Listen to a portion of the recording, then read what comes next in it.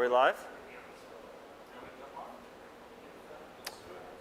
Welcome to the Bitcoin Magazine Halving, a live stream pre-show powered by Kraken. I'm Pete Rizzo, editor-at-large at Kraken, editor at Bitcoin Magazine, and Bitcoin historian on X. And of course, we're making Bitcoin history today, celebrating the 4th Bitcoin Halving. Tonight, a distributed peer-to-peer software will update its monetary policy. A peaceful transition will take place in the central bank of cyberspace, and we'll be counting down the 21 top moments of the last epoch. You know the stories from the last 4 years. The boy genius who borrowed millions, defrauded politicians, and is now in prison. The president who defied global elites and put his nation on a Bitcoin standard in the GigaChad, who built a 200,000 Bitcoin treasury. Despite the jeers from Wall Street, we'll be counting down these moments and more over the next 21 Bitcoin blocks, and joined by some very special guests, of course. We've got Mr. Matt Odell, founder of 1031 VC, and to his right, Mr. Dylan LeClair, host of Dylan LeClair Live. Guys, want to back it up here for the folks at home. Maybe there are some people who was their first halving. What's a halving? What are we celebrating? What's going on out there, Matt? It's good to be here, Pete. Love to have you. Thanks for having me. Great intro. The Bitcoin halving is something that happens programmatically every 4 years, roughly every 4 years. It's based on Bitcoin block time, which is probabilistic. But essentially what happens is miners are making money through two ways. They're making money through the mining subsidy, and they're making money through mining transaction fees. And roughly every 4 years, that mining subsidy splits in half. And that's what we're here to celebrate today. Dylan, why don't you take it from there? Obviously, you're going to bring more of the markets-based perspective. Yeah, well, I think the debate that everyone likes to participate in is it priced in or is it not? This event is obviously well known in advance. I think more so everybody thinks about the supply side. I think this is more, I think of Bitcoin as having terminally 21 million units, and this is much more of a demand event in the future. We're all coming to educate the world about programmatic monetary policy, and rules are not rulers. So this is a fun day, historic. A holiday that really separates us from Wall Street, separates us from the Federal Reserve, from the status quo. Blocks have been coming fast. Let's talk about the state of the mempool right now. We've got 21 blocks remaining, 10 blocks in the last hour.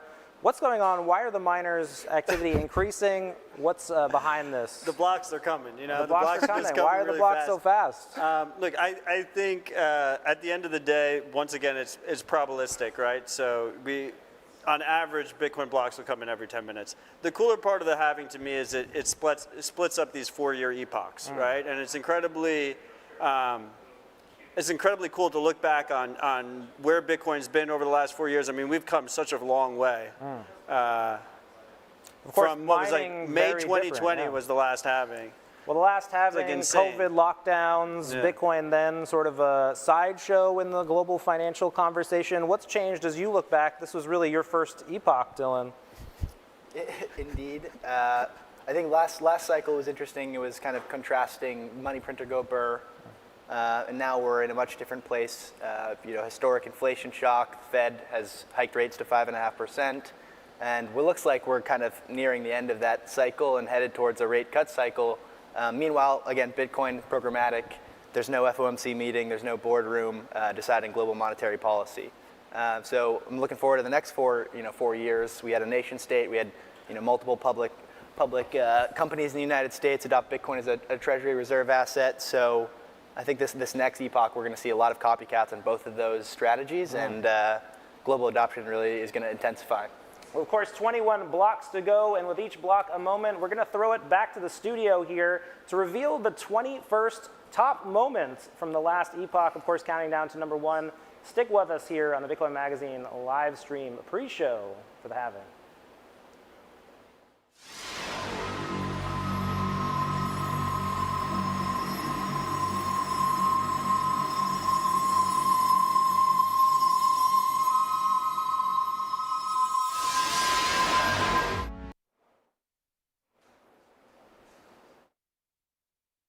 Joined here by host of Simply Bitcoin, Nico.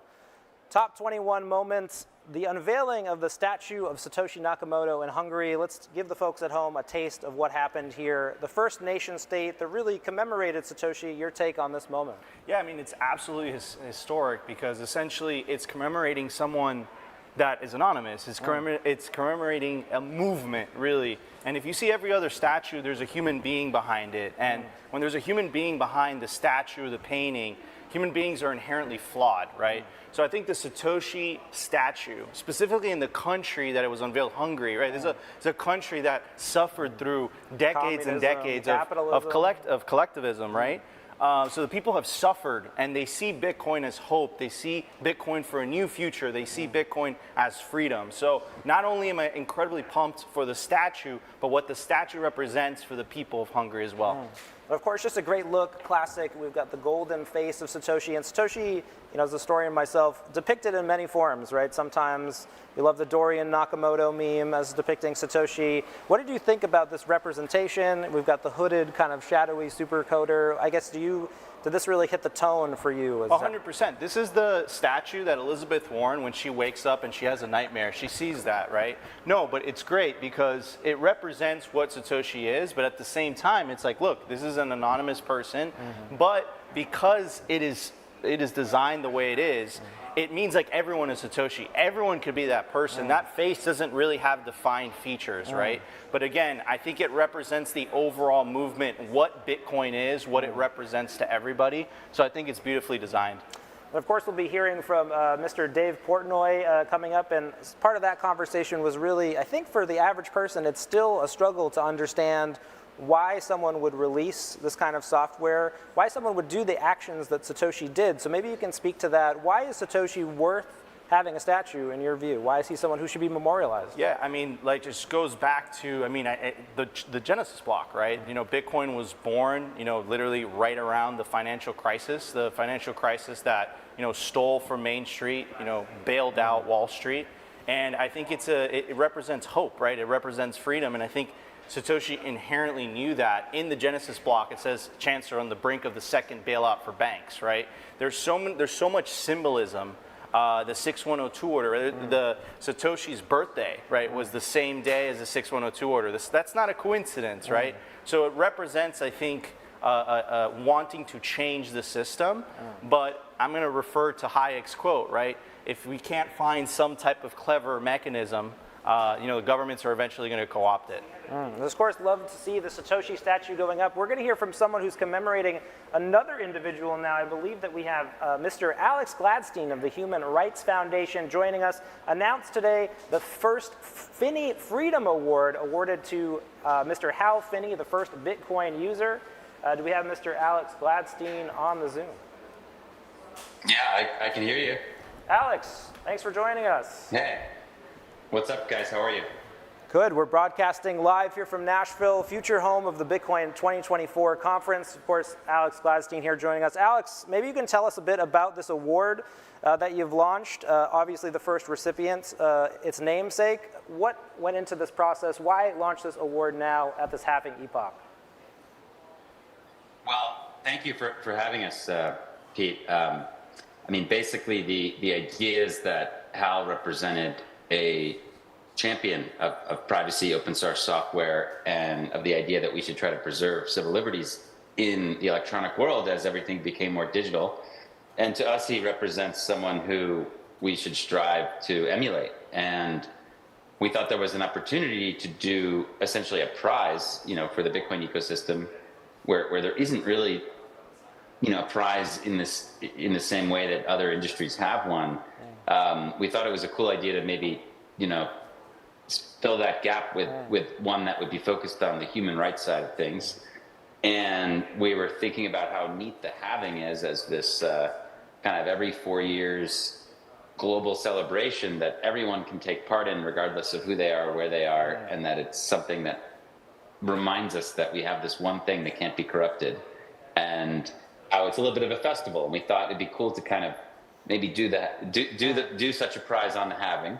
And then we thought it would be neat to have essentially the prize commemorate whoever did the most in each halving era for human rights and Bitcoin. And obviously, when you're looking at the 2009 to 2012 era before block height 2110. It's only one answer. It's how, right? So we got the opportunity to talk to the Finney family. They were very interested. We wanted to, of course, do it with their approval. We've been able to collaborate with them and set up something that we hope can last, obviously for more than 100 years, and something that can both sustain Hal's legacy and help people remember who he was and what he did, and B, inspire other people to be like Hal. I mean, I think that's really the idea. The fun thing is it's Bitcoin native, so of course the prize today is significant. Right. $65,000 is significant. The first one will go on brand's direction to charities that are doing things that the Finney family think are worthy. And then each successive one will be one Bitcoin, which of course in 40 years, might be the largest cash prize in the world. So we're pretty excited about it. All that Bitcoin's locked up, in an address that anyone can look at, and that's going to be really interesting to see how this develops over the years. Yeah. Well, amazing, and congratulations. For the people at home, how do they follow along? Is this something they can participate in? If you're going to unveil the next Finney Freedom Award, when does it get unveiled? Is there a selection process? Maybe you can tell us a little bit about the thought that's going to go into this. Well, look, ultimately we wanted to figure out a way to protect the prize. And, look, the Human Rights Foundation and the Finney family are, ephemeral creatures in the grand scheme of things, right? And we're talking about 120 years here. So we wanted to find a way to make sure that the virtues and values behind Hal lasted beyond us. So what we figured out is we could put together a committee of people from different backgrounds in Bitcoin. So education, code, software development, investment, and commerce, activism, and kind of put them together and then make them nominate their successor every 4 years. So basically, like, if you have someone on the committee today, and you can read about the members on our site, that person is going to nominate someone who they think reflects their values, to do the next 4 years. And then this will be the way it goes. So there'll be like a genealogy of intellectual, similarity over the years. So we're excited about that. As far as how we jumpstart the prize, obviously we needed to figure out a way to give the first few away pretty quickly. The 2028 one will be given away on the 2028 halving for the 2024 to 2028 era, and then moving forward it'll be very simple and it'll go all the way till the issuance ends. But for the first few years we needed to create a Genesis committee, and they're going to help us select the laureates for the 2012 to 16, 16 to 20, and 20 to 24 eras. And we're going to announce those on Running Bitcoin Day over the next 3 years. So every January 10th for the next 3 years, you'll get a laureate. Now, a laureate could be an individual, it could be an organization, or it could be up to 2 people. That's the noise. We just found another block. Yeah, There's 20 blocks to go until the halving. Let's go, Just want to baby. give the listeners a bit update, but you were saying, Alex. No, it reminds me of that scene in Silicon Valley where he's got the heavy metal music every time Bitcoin goes past a particular price. We're down to the wire here. Alex, congratulations, and thanks for all the work you do with the you, Human buddy. Rights Foundation, and congrats on the award. Where can people find out more info on what's going on?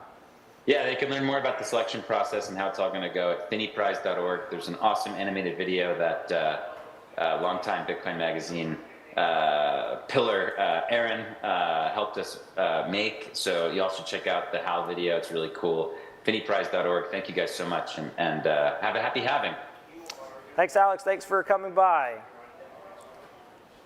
All right, 20 blocks to go.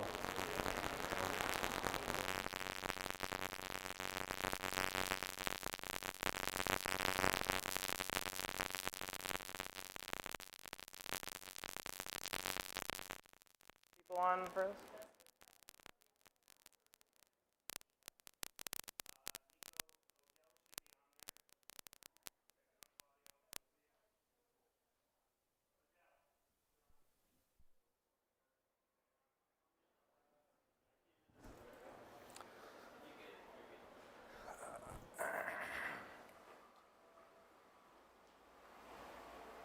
Are we, I can't hear anything.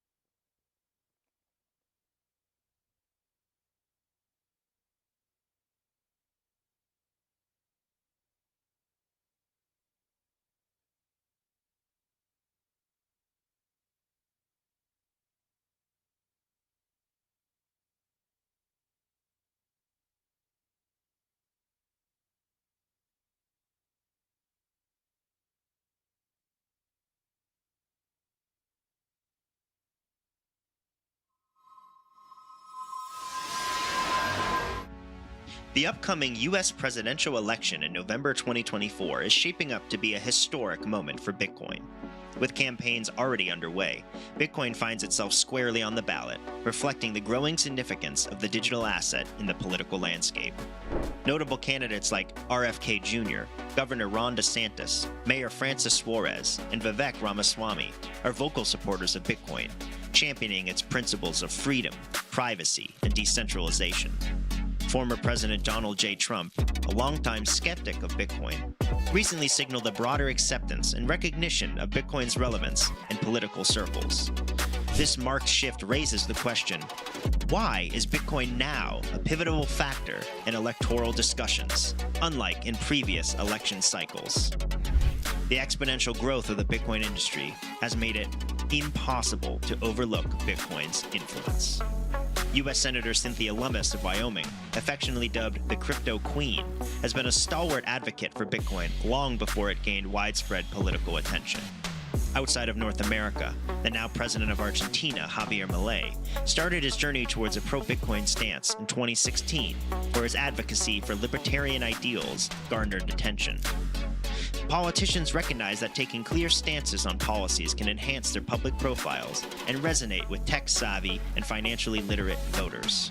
As candidates gear up for the campaign trail, their positions on Bitcoin and crypto-related policies will undoubtedly shape voter perceptions and electoral outcomes.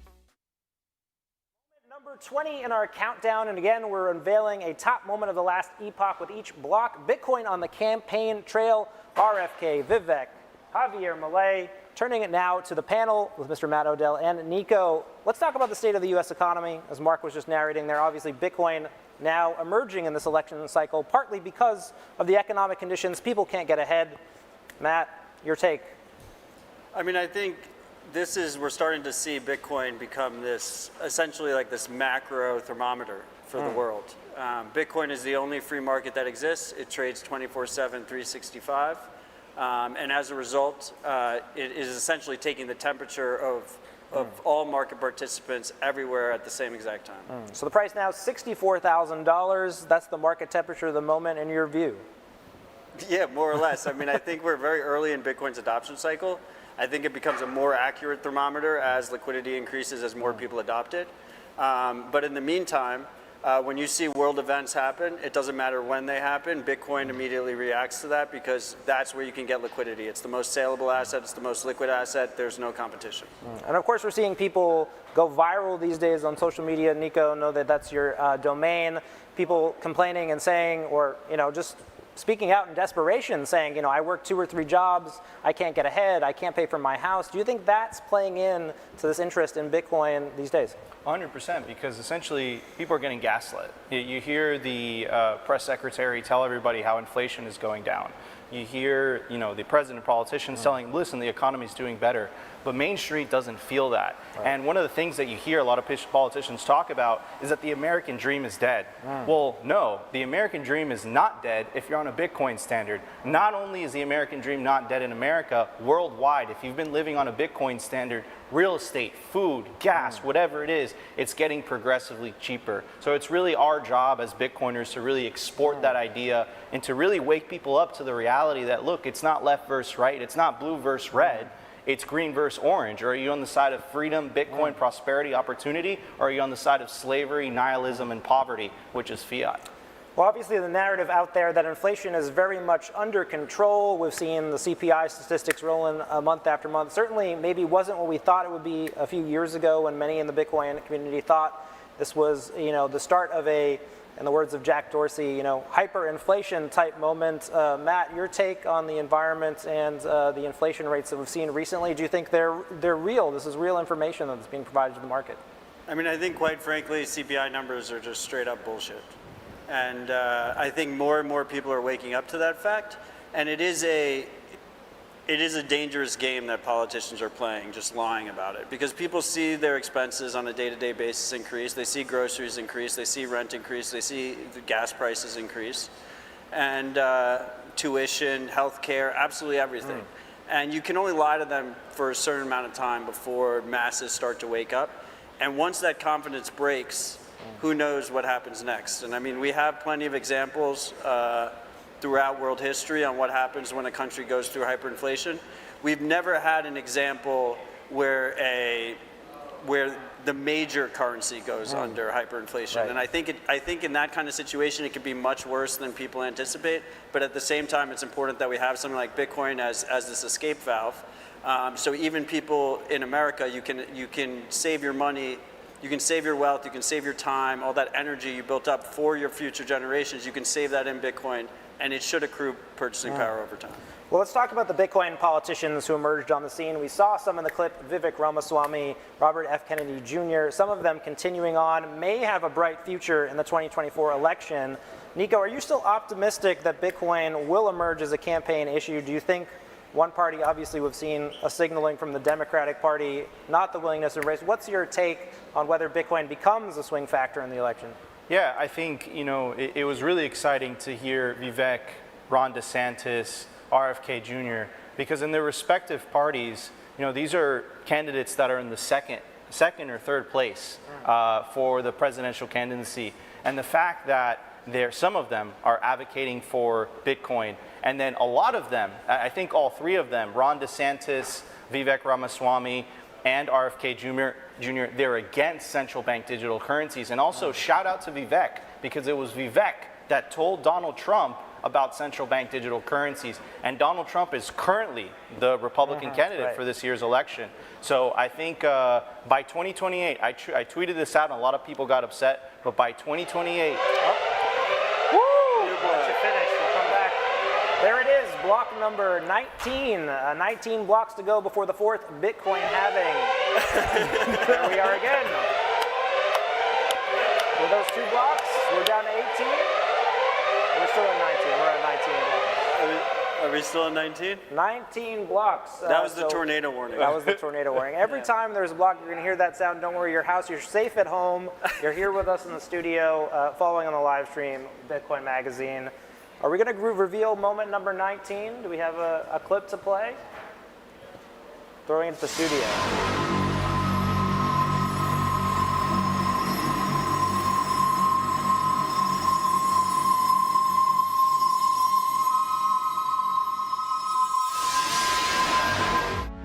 The transformation of the quaint coastal town of El Zonte in southern El Salvador into a bustling hub known as Bitcoin Beach signifies a pioneering venture into the realm of circular Bitcoin economies.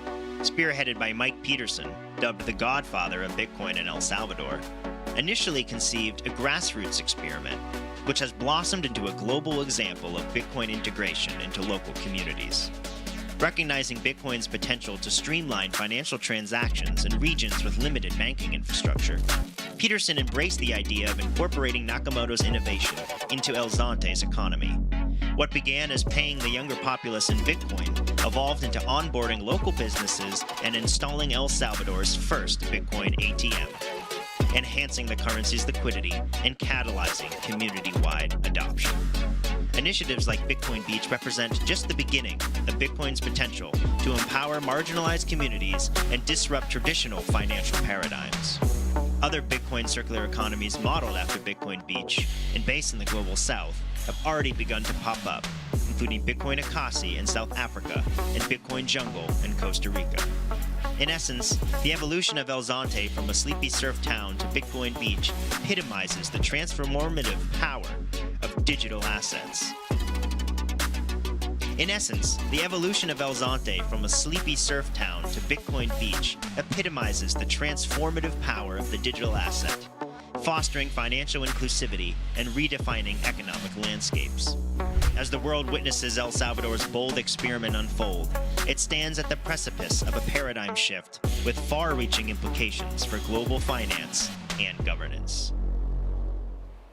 Welcome back to the Bitcoin Magazine. Having a live stream priced $64,000 on Kraken. That was moment number 19, Bitcoin Beach, the signal that swept the country, that embraced the Bitcoin standard. Want to throw it over to you, Matt and Nico. You've seen firsthand what's happened in that country and the Bitcoin embrace. Why don't you tell the viewers at home just how transformational this has been? Well, I think what people don't realize about the El Salvador story is it's not a story of a president just deciding unilaterally that they're going to move to a Bitcoin standard. It's really a story of a grassroots Bitcoin community Bitcoin Beach, El Zonte, pushing forward a Bitcoin standard from a grassroots point of view to the point where the government had no choice. They could either crack down on it or they could accept it, and they chose. Well, not just accept it, but just to supercharge it. Even. Supercharge it, fair enough. But I mean, the key here, I think, is this is how Bitcoin gets adopted. Bitcoin gets adopted from a grassroots first approach. It gets adopted at the local level, and then the higher levels up, they can't ignore it anymore. The best way to play the game is to adopt it and to embrace it. We're certainly seeing more countries, more areas follow the El Salvador model. Nico, want to get your take. Bitcoin Jungle, Bitcoin Beach, how was it there? What are you seeing around the world? Yeah, so I just got back a week ago or so from El Salvador, and it really represents hope for the entire region. I really didn't know what to expect until I got there. One of the first things that I did when I got to customs is, can I pay in Bitcoin? And to my surprise, the custom official said, Bitcoin or Lightning, in an accent, of course, Bitcoin or Lightning? And it blew my mind, right? And I started talking to the locals and asking them questions about Bukele, asking them questions about Bitcoin. And one of the things that I've noticed is a lot of the established, whether it's like, restaurants or companies or hotels, they have the Chivo wallet installed and they're ready to receive Bitcoin on-chain and they're ready to receive Bitcoin on Lightning. And I think countries around are looking at what El Salvador is doing. And the reason that I believe that's the case is because when they made Bitcoin legal tender, they fixed the base layer of society. Now it's based on sound money. And I think as time progresses, you're going to start to see more secondary effects of a society that's based on a sound money standard. Therefore, it fixes the incentive structures in the process. Isabella, I want to turn it over to you and your thoughts. Obviously, you travel the world. You're at Bitcoin conferences, maybe don't have direct experience with what's happened in El Salvador, but maybe you can speak to just what's happening in the region. How was this event perceived? Obviously, Bukele coming under threats from some of the global elites. I guess, what's your take on how the region of Latin America broadly is looking at what El Salvador is doing? Well, honestly, I think El Salvador has inspired a lot of countries. I can speak for myself. It inspired me to start a mini Bitcoin school in Isla Mujeres. It's this little island off the coast of Cancun, of Mexico. It's by Cancun. You go to Cancun and you take a ferry, and it inspired me to try to orange pill the island because it's our job to do it. Yes, most of us are on Twitter talking about it. We got to orange pill everybody. But how many of us have actually gone out, done the work to these people that need it the most? And honestly, my props go out to El Salvador because third world countries have a lot of issues and we don't realize it until you're there on the ground. One of the issues that I've noticed is not many people know how to read. Right. And something we take for granted.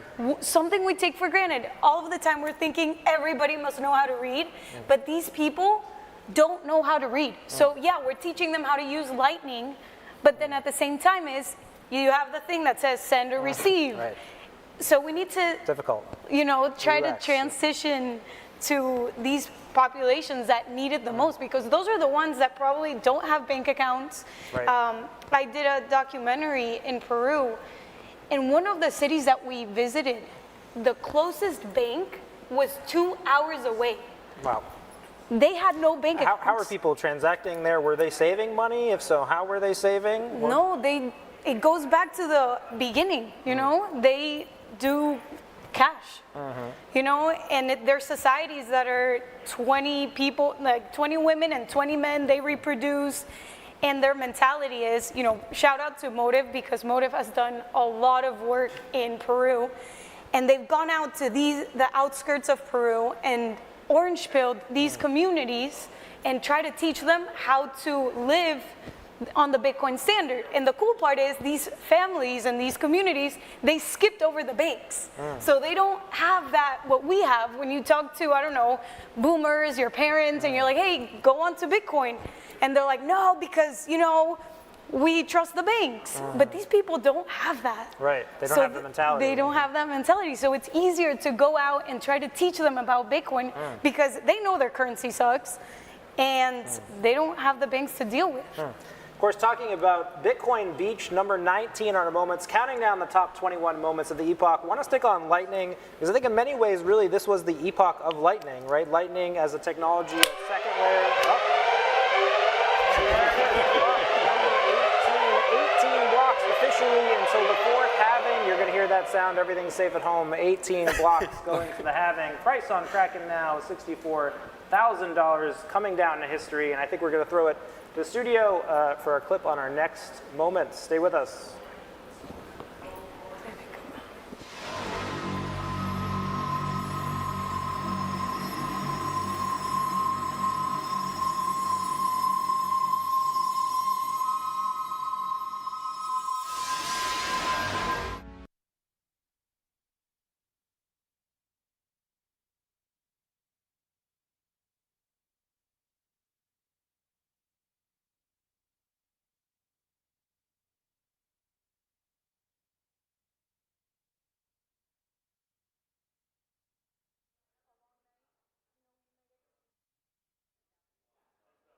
Am I reading that?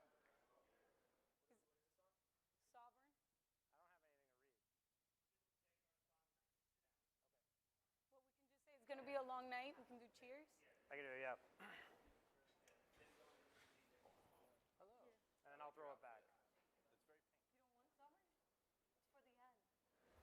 You gotta hold it. No? Are they bad or something? Dude, that alarm like scares the shit out of me, bro. I'm like, holy fuck. It's like a fucking tornado. Yeah, dude, it's crazy. Oh yeah, that's one thing to know about Nashville. We have tornadoes here. Oh, really? Well, we do have hurricanes in Florida, so.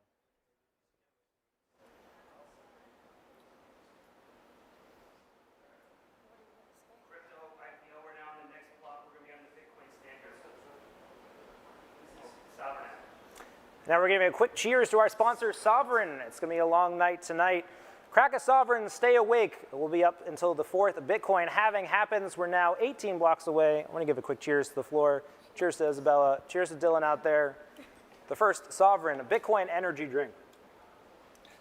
Stay with us here in the studio. We'll be right back.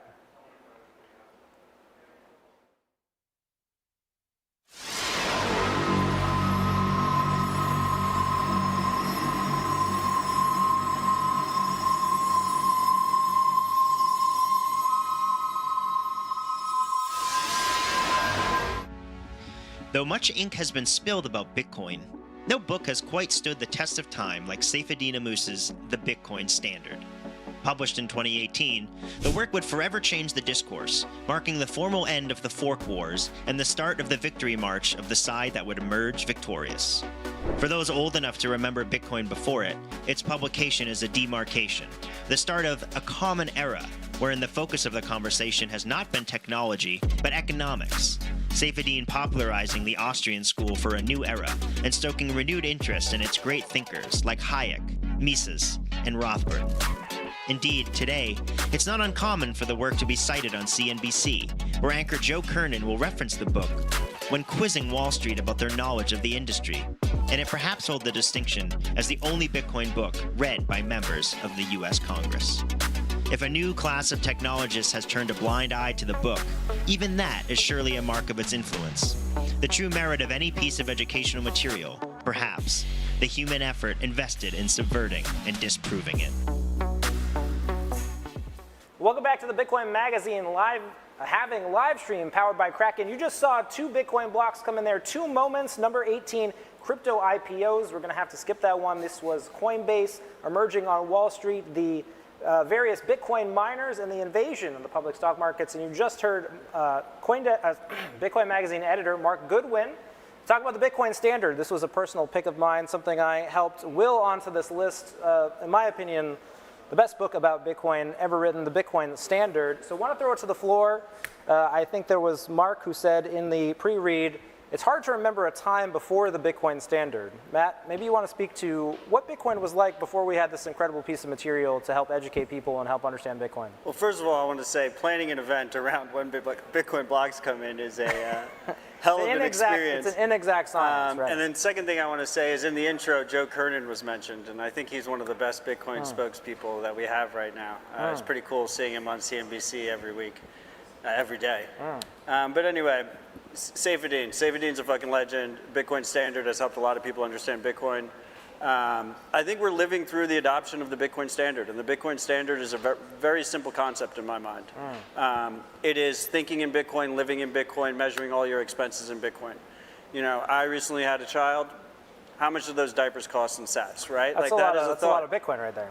Yeah, you got to think about that, right? Every single decision you make in your life should be measured on opportunity cost, and that opportunity cost should not be a measurement stick that can be debased at will. It should be something that's hard, that's fixed, that's sound, and that's the Bitcoin Standard. Let's talk about the book. What do you think the book achieved that really wasn't present in the culture before? Nico, are you familiar with the work, and can you speak to, you know, really why it's become the standard of Bitcoin books? Yeah, I mean, you refer to it, right? If someone were to ask you, like, why Bitcoin, why this, and they're intellectual, they're someone older, you give them a copy of the Bitcoin Standard, really opens their eyes. And if you connect it with, not only do you give them a copy of the Bitcoin Standard, you give them a copy of the Fiat Standard, and then it compares and contrasts. And you know what's really funny, too, is that the Bitcoin Standard, and I think it's poetic as well, is actually thinner than the Fiat Standard, right? And that would be his subsequent work, correct? Yes, correct. And that's just because it takes a lot more words to explain Clown World, explain the current system that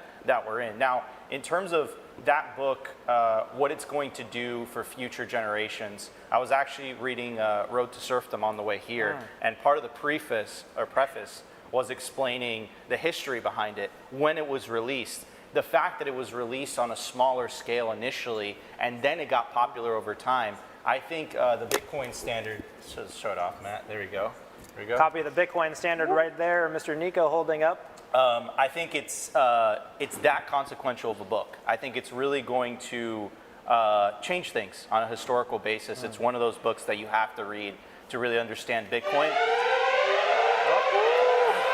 The miners are working hard tonight, working overtime. Bitcoin block number 16 just coming in. Of course, we've got a while to go here on the Bitcoin Magazine. I don't mean to Halving interrupt, Livestream. but Interrupt. Mandibles is the best Bitcoin book of all time. Oh, okay, right. Well, we've got a slight grievance there. We'll take it up with the editorial team. So block 16 to go before the fourth Bitcoin halving. So we're going to throw it back to the studio to reveal our next moment. We'll be right back with you in a minute here at the Bitcoin Magazine Halving live stream.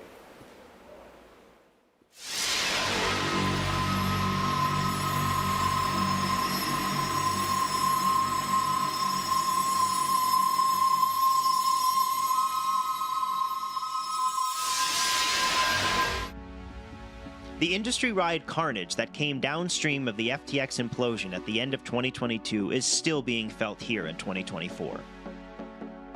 The sudden collapse of Terra sent shockwaves through the crypto industry. According to Elliptic, holders of UST and Luna lost a total of $42 billion. Take, for example, the Terra Luna collapse. The nonprofit organization holding Terra's Bitcoin reserves, the Luna Foundation Guard, sold over 80,000 Bitcoin over a single week in an attempt to acquire Terra USD to defend its crumbling US dollar peg. Not to be outdone by LFG and FTX, crypto firm BlockFi also filed for bankruptcy due to contagion from the FTX fallout. BlockFi had been one of the first firms rescued by former billionaire Sam Bankman-Fried's FTX earlier that year. Voyager, another crypto lending targeting consumers, also filed for bankruptcy protection due to losses stemming from its exposure to the crypto hedge fund Three Arrows Capital, which had defaulted on its loans, affecting both Voyager and BlockFi negatively. In July 2022, the Celsius network also disclosed that it had filed for Chapter 11. The crypto lender gained attention after it froze customer accounts, attributing the action to extreme market conditions. Today, FTX new CEO, John Ray, has highlighted the complete failure of corporate controls and the absence of trustworthy financial information in the firm's bankruptcy filing, comparing it to the Enron situation, of which Ray also led during its bankruptcy. Gross negligence and missing or stolen assets were revealed during the bankruptcy proceedings, impacting over 1 million creditors associated with FTX.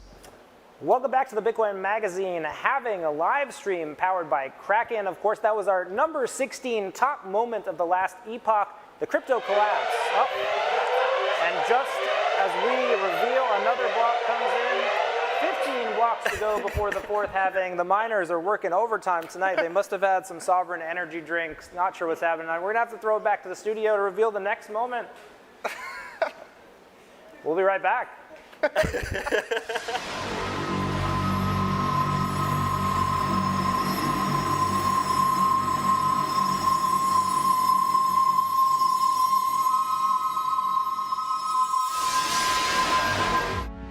In a significant legal ruling, a judge at London's High Court declared that Craig Wright, an Australian computer scientist who had long asserted himself as the elusive creator of Bitcoin, was not Satoshi Nakamoto. This ruling followed a legal clash with the Crypto Open Patent Alliance, or COPA, aimed at preventing Wright from suing Bitcoin developers and seeking confirmation that he was not Satoshi. Many cryptographic pieces of evidence presented by Wright have either been debunked or impossible to verify independently.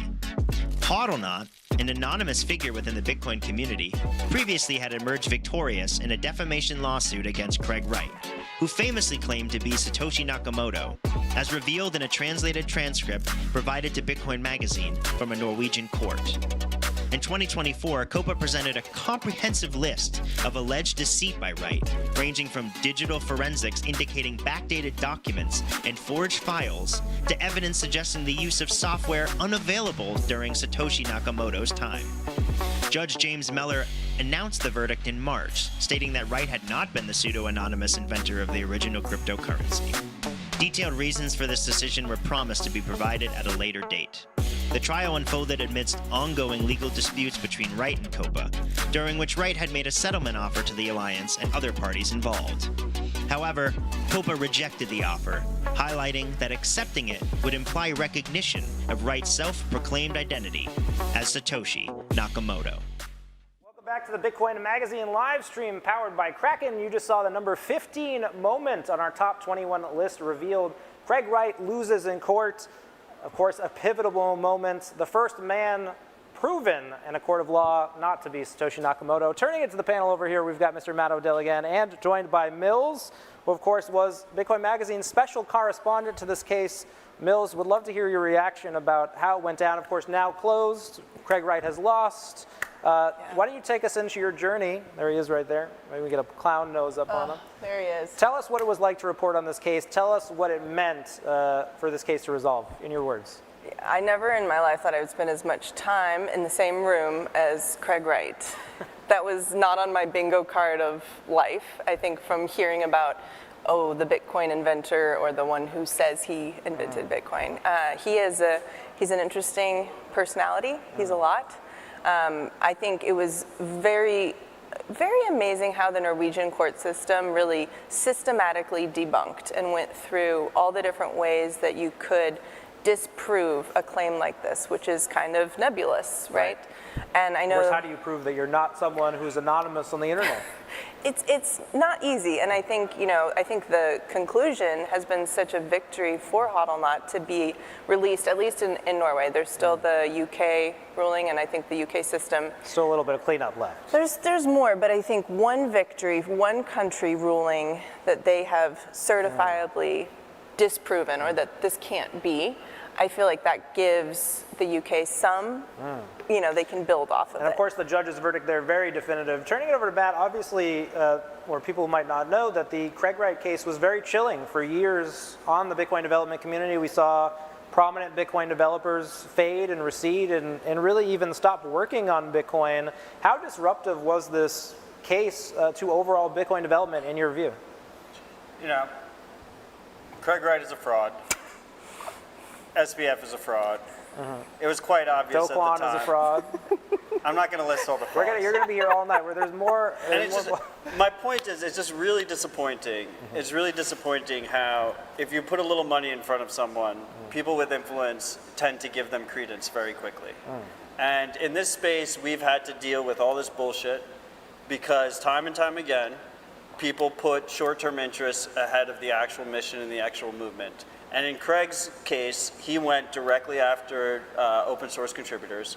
He went after open source contributors who often work for free. They dedicate their time, their very scarce time, to Bitcoin without making any real monetary gain. I mean, sometimes they get grants, but it's few and far between. and he was going after them individually. He was trying to say that they had liability over the code. And the most crazy part of the whole thing is the way that Satoshi designed Bitcoin was that anyone could verify, anyone could prove to the world in a trust minimized way that they owned a certain amount of Bitcoin and which Bitcoin they owned. And from the very beginning, Craig never proved that he owned any substantial amount of Bitcoin, and never proved that he owned any substantial amount of Bitcoin that was early on in Bitcoin's history. And he that said, should have But been he was obvious taken to seriously. people. well, right? he said in court very, very strongly that he would never. Well, maybe you can tell us, fucking Mills, ridiculous. reporting It's on this absolutely case. insane. Maybe you can take us, did you get a taste of his psyche? Obviously, now we know that this person was lying. We now know that he, for years, has been fraudulently claiming that he is Satoshi. Did you get a sense of what kind of person, what motivation, what drives someone to do that? Because I think for folks at home, it sounds incredible that someone would go through all that. I mean, there's the talented Mr. Ripley, right? There's all these shows where someone has created a whole universe and a world, and I think on some level they believe it. And I definitely remember some long court days would turn into some nights talking to the cameraman, like, is it weird that I'm having these thoughts or these doubts? And like, have I ever considered that Craig Wright could have invented Bitcoin? Like, could he be Satoshi Nakamoto? And I think the Norwegian court system did a very good job making sure that that was taken into account. But at the end of the day, I think he really does believe it himself. I think he has constructed an ideology that makes sense and works for him. Well, Matt, turning it over to you. No way. No way. Well, doesn't it speak on some level to the cult of personality around some of these crypto coins, some of these crypto companies, bringing it back to the crypto collapse? Do you think that, you know, people see it? Oh, that was a... Is that a real? Who was that? There you go, okay. 14 blocks to go before the Bitcoin halving. You're watching the Bitcoin magazine having live stream powered by Kraken. 14 blocks to go. Of course, on Kraken, the Bitcoin price, $64,366. Kraken just released self-custody app. You can go check that out at home. We're going to have to throw it back to the studio to talk about our 14th moment and the big reveal coming up. Stay with us. Craig knows he's a fraud.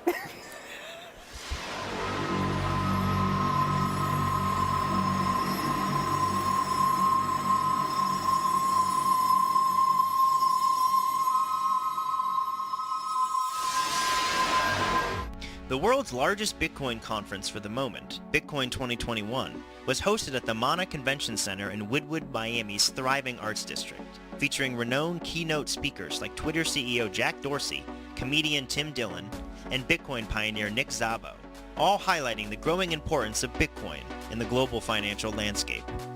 The City of Miami Mayor Francis Suarez played a pivotal role in bringing this prestigious conference to South Florida, transforming Miami into a hub for technology and innovation. The city's humid, sticky heat welcomed the over 20,000 attendees to Bitcoin 2021, marking the largest Bitcoin conference globally and the first major in-person business event since the pandemic's onset. The gathering was a celebration for the digital currency, attracting traders, investors, and enthusiasts from all corners. The event gave off an electrifying energy as people reveled in the novelty of being together again, unmasked and immersed in discussions about Bitcoin. During the conference, El Salvador's President Nayib Bukele unveiled plans to make Bitcoin an official legal tender in his country. In a message played at the conference, Bukele announced his intention to submit legislation to Congress for this purpose. As the sun set on Miami, Bitcoin 2021 epitomized a convergence of finance, technology, and communal celebration, signaling a new era of mainstream cultural adoption of the orange coin and inspiring a multitude of Bitcoin conferences across the globe in the years since. Welcome back to the Bitcoin Magazine Halving Livestream powered by Kraken. That was moment number 14. Bitcoin 2021, of course, a pivotal moment, certainly a conference that I will never forget. Bitcoin was soaring, emotions were high, and we've got a special call-in guest who was there, and you may remember him from making a very special speech that, in my opinion, as Bitcoin historian, put him in the history books. We're going to turn it over to Mr. Matt Odell, interviewing Jack Mallers, CEO of Strike, going over to the second camera. We'll be right back with you.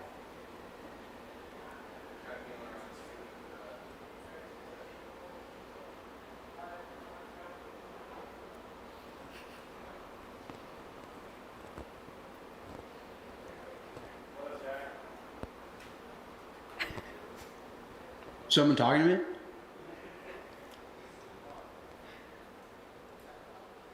Jack, can you hear us? We're live in studio here at the Bitcoin Magazine Halving Livestream. Can you hear us? I can hear you, my friend. What's going on, Pete? Awesome. Well, you were supposed to be having a chat with Mr. Matt Odell right now. Matt, can you give us a little mic? Give us a... Hey, Jack. How's it going? What's up, buddy? It's going well. How you doing? We're doing great over here. We're talking about Bitcoin 2021. We're talking about the fucking conference. And now you can see me. Look That's at why I you. was You look confused. sharp. Thank you, sir. Thank you, sir. You're a brother. We were talking about the Bitcoin 2021 event back in 2021. Absolutely ridiculous in Miami. You were on stage. You announced legal tender in El Salvador. What is that moment to you? Oh man, I was crying. I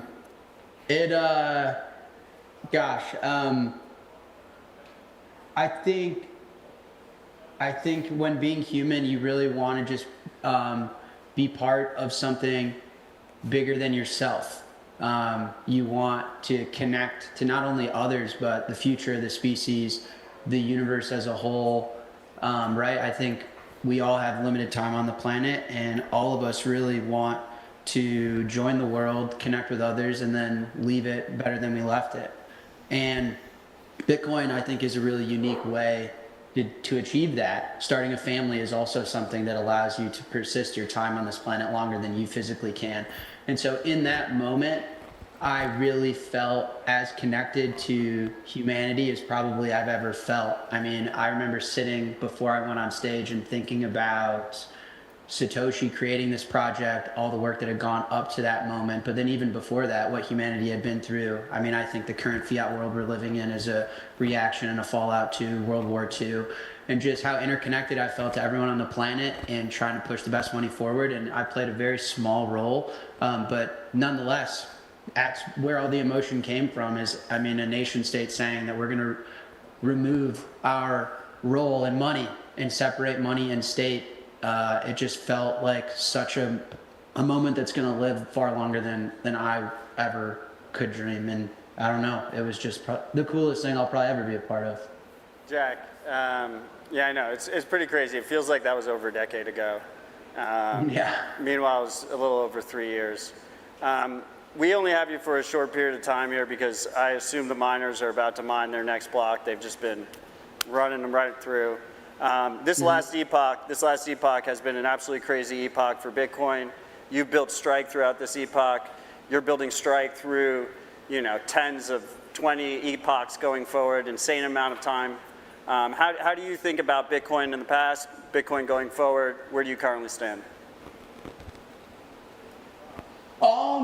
That's a good question. I mean, I think the biggest meme, the biggest story and arc going into the next epoch is the deficits, is the global debt to GDP. I think this is the first time in the history of modern day financial markets where the global bond market's being challenged significantly. And that's the holy mother of all of them, right? The reason that none of us actually have our bank deposits is because the banks hold bonds and the bonds are underwater. So they're gonna have to save those. So high interest rates are inflationary, low interest rates are inflationary, the fiat system is utterly and completely fucked. And so I'm just happy to be licensed and able to help and build products for Bitcoiners. So I think that's the narrative going into this cycle, is it's mission abort fiat. Even if you're on fucking Wall Street, they can't even fake it anymore. They know how rigged the game is because they rigged the game and now they want Bitcoin. So I'm just happy that we can serve global products to the biggest markets in the world and help people get into a better monetary system. So one of the massive things about this epoch is that we've had all the ETFs launch. When you think about Strike, if someone has a Charles Schwab account and they can just easily buy the BlackRock ETF, why should they consider Strike over BlackRock? Well, I mean, physical Bitcoin, I'd rather own MicroStrategy than fucking an ETF.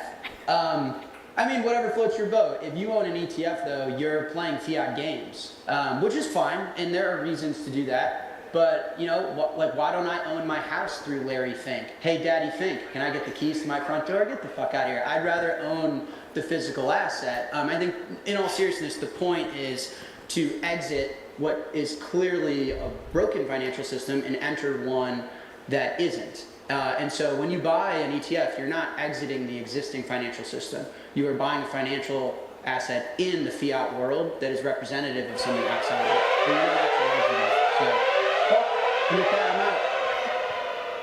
Thanks for joining us, Jack. To you, got it, Rizzo. buddy. Pop button. I love One you, more Jack. button for me. There you have it. 13 blocks to go before the fourth Bitcoin halving. Thanks for joining us, Mr. Jack Mallers. Go check out Strike. We're going to send it back to the studio for moment number 13, the reveal. Stay with us. We've still got 12 moments to go, counting it down to the number one moment of the last Bitcoin epoch. This is the Bitcoin Magazine Halving Livestream powered by Kraken.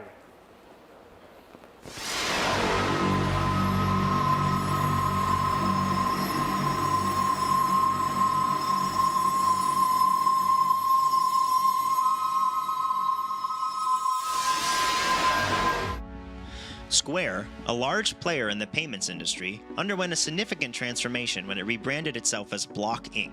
This shift, effective December 10, 2021, highlighted the company's expansion beyond its traditional credit card reader business into the emerging financial revolution that is Bitcoin.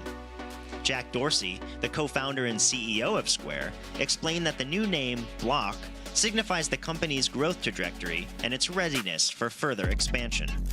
As part of the rebranding effort, Square Crypto, a division dedicated to advancing Bitcoin via tools like the Lightning Development Kit, was renamed Spiral. Dorsey's decision to step down as CEO of Twitter allows him to focus more on Block's expanding portfolio, particularly regarding his interest in Bitcoin, which eventually led him to his even more recent interest in Nostr. Square experienced significant success in 2020 as digital payments gained prominence, positioning the company as a key player in the evolving landscape of Bitcoin and legacy payment providers. Explaining the rationale behind the name Block, the company highlighted its various connotations, including building blocks, local businesses, community gatherings, blockchain, coding sections, and the idea of overcoming challenges. Notably, Dorsey's Twitter bio only includes #Bitcoin, reflecting his deep-rooted fascination with the digital asset. In the news release regarding the company's name change, Dorsey emphasized that despite the rebranding, their mission of economic empowerment remains unchanged. He stated, "No matter how we grow or change, we will continue to build tools to help increase access to the economy." Welcome back. The blocks are coming fast and furious here ahead of the fourth halving. We just heard from Jack Mallers, CEO of Strike, turning it now for moment number 13. Jack Dorsey rebrands Square as Block, taking a public company, embracing the Bitcoin identity. Let's talk about how huge that moment was. Matt, I know that you've watched this unfold. Could you have ever imagined 4 or 5 years ago, 6 years ago, a company of this size would embrace Bitcoin with this much passion? Your take? I mean, I still think it's a little bit unreal. Jack Dorsey has quietly turned Block, formerly Square, into the largest Bitcoin business in the world. And I think he's done it with very little fanfare. I think there's been a little bit of intention there. This was a moment that I pushed for a lot in the editorial room because I think Jack doesn't really get enough credit. I mean, but it's intentional, right. I think. I think he likes being the quiet juggernaut. You know, and they have so many different initiatives. They have their decentralized exchange. They obviously have Cash App, their brokerage service. They have BitKey, their new hardware wallet that's designed to basically make it foolproof. If you could try to lose your money and you still probably won't lose your money. They have their mining initiative. There's so many different initiatives. They have Spiral, where they're supporting open source contributors. Jack personally has supported OpenSats, the nonprofit I co-founded. But as significant as what they've done, in some ways, what they haven't done speaks also as loudly. Nico, your take on Block, just compared to some of the other organizations out there that maybe have taken a more diversified approach to their, quote, crypto, worldview. You know, what's really interesting about Jack Dorsey is his experience with Twitter. And, as you guys know, the Twitter files came out and it was made public how much pressure governments were putting on that platform in order to censor. And it's interesting because as soon as he left, he started supporting protocols where you cannot censor. So, Bitcoin, Nostr now. Correct. Right. Jack Dorsey is a huge fan of Nostr. Jack Dorsey is a huge fan of Bitcoin. And I think that came into his thinking behind rebranding Square to Block. He really saw the writing on the wall, and came to the inevitable realization that I think Elon is going to come to, by the way. Oh, wow, it's a big prediction. That is a big prediction. But that unless it is truly decentralized, unless it's a protocol, I think governments and powerful institutions will inevitably corrupt it and will inevitably censor it. Well, I'm drinking a Sovereign. We're staying awake, counting on the moments. I'm going to throw it over to the side studio. We have reporter Isabella Santos, and she's going to give us a look into the world of Bitcoin fashions. Stay tuned. That is right, Rizzo. Thank you. We're going to go back in time and discuss all the famous people that we've seen wearing Bitcoin merch. Since we were talking about Jack Dorsey, of course, we have to highlight that he's been the biggest influence in fashion. We've seen the iconic Satoshi shirt. He's made everybody shave their heads, grow the beards, wear the Birkenstocks. Am I right? Can we see a picture? This was from the Super Bowl in 2024, and I think it was Nico that tweeted that he represented the bull market in the Super Bowl 2024, because in the Super Bowl 2023, we could have seen him with the shaved head. He wasn't wearing the gold chain. We were in a bear market. Let's see the other fashion icon repping Bitcoin, Peter Schiff. Come on, is this image real or is it fake? I don't know, guys. I think he low-key likes Bitcoin. Who else do we have? Oh my goodness, this iconic moment, Kanye West. You know why it was so iconic? Because this was taken after JP Morgan kicked him out of their own bank. They were like, listen, Kanye, you're not going to be part of our bank system. And you know what Kanye said? He was like, you know what? I don't need banks. I need Bitcoin now. Who do we have now? What? Snoop Dogg? If you can zoom in, his little pin. Is that a pin? Bitcoin keys. Right there you can read Bitcoin. I love Snoop Dogg, and of course he has to like Bitcoin. He should make a Bitcoin song. Snoop Dogg and Bitcoin. Who do we have now? What? Tony Hawk. He was in the Bitcoin conference 2021. He's a legend, and I think he retired now, and fiat. Amen, Tony. Of course, Elon Musk repping the evolution of money t-shirt. As you can see, we've gone through all of these exchange items, and now we're transitioning over to Bitcoin. If Elon Musk, Jack Dorsey is wearing and repping Bitcoin, why are you not? The smartest people in the world. Who else do we have? Oh, of course, we have Marge from The Simpsons. She was wearing the earrings. I haven't seen Bitcoin earrings yet, but I have seen Bitcoin dresses. Maybe that's going to be trending sometime soon. Who do we have? The investor, Bill Miller, repping a Bitcoin hat. We've seen Bitcoin in mainstream media. We've seen it, as you can see it in CNBC. We know the suits have Bitcoin. So this epoch is going to be very, very interesting.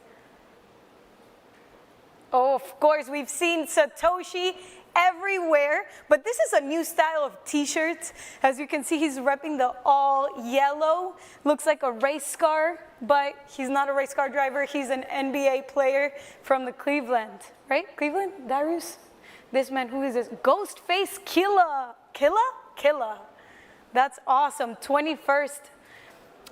I like how they made that symbolize Bitcoin. 21 moments, and we're living them here right now. And I think that's it for me. I'm going to pass it over to Pete Rizzo. Is he wearing Bitcoin merch? I see some Crocs in there. We've got some Bitcoin Crocs on the table. Oh!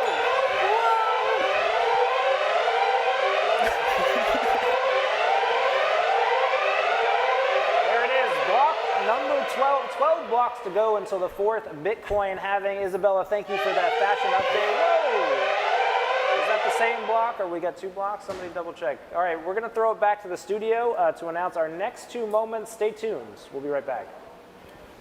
Was that 2 blocks in the...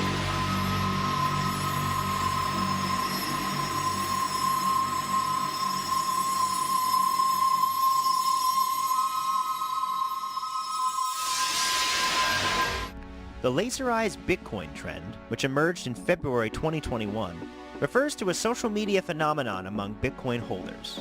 Participants in this trend edited their profile pictures by adding a laser eyes effect, often accompanied by the hashtag LaserRay until 100K. This hashtag signifies their commitment to keeping the altered profile pictures until the price of Bitcoin reaches $100,000. Notable laser eye profiles included Tom Brady, Michael Saylor, Paris Hilton, Elon Musk, Cynthia Lummis, and Caitlin Long, and the Winklevoss twins, and many more.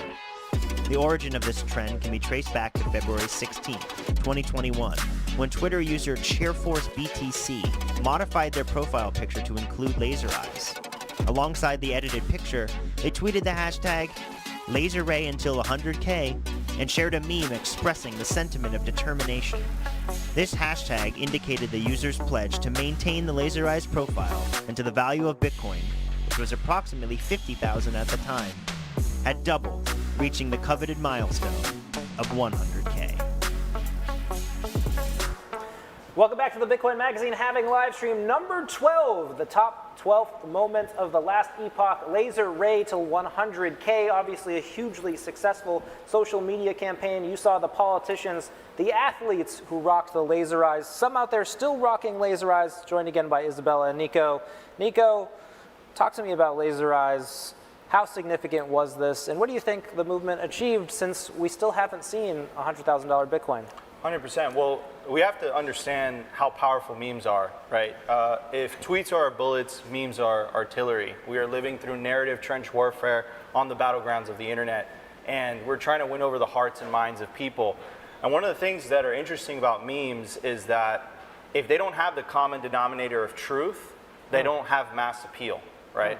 And the laser meme was incredibly powerful in the sense that you had celebrities, you had, I think it was Tom Brady, you had Cynthia Lummis, you had a politician, you had Nayib Bukele, the president of a country, you know, adopting this meme on a single mission of, look, I am a Bitcoiner. I support this movement, even if a lot of them didn't completely understand it. Well, we've seen some dilution, right? We saw Joe Biden come out recently with laser eyes. You know, no Bitcoin announcements yet, per se. That's as soon as I took mine off as soon as that happened. Okay, all right. So you're no more laser eyes. But it was very powerful. Now, what I'm interested to see is what happens when we hit 100K.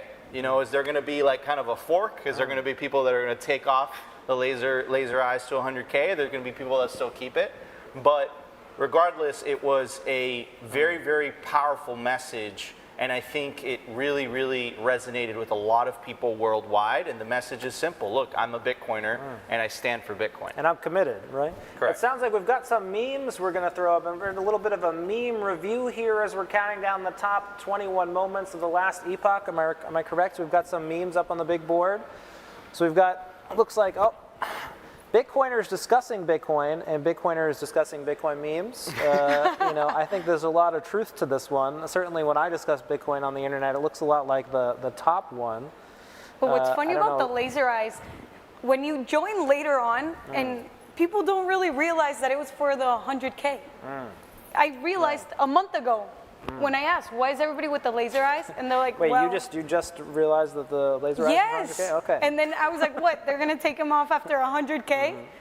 Yeah, I hope they up that number. 100K is a rookie number. So you think the laser eyes will continue over time? I hope so. I hope they move it to 1 million.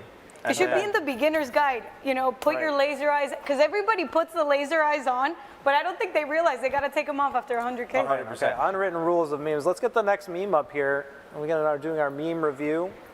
Yeah, so again, like Pete, what I was telling you, I'm sorry to interrupt you. No, but what I was telling you is this is so powerful. How much would you have to write to represent this image? I don't know. I've written a lot, and people still don't seem to understand Bitcoin. Well, I love your stuff, for the record. But this is what I'm telling you about the power of memes. You see this, and it literally takes you, you know, a couple seconds to really understand what it's saying. Look, if I'm living on a fiat standard, that's so funny to have Donald Trump those at the people very look pretty hungry. have Donald Trump at the very right.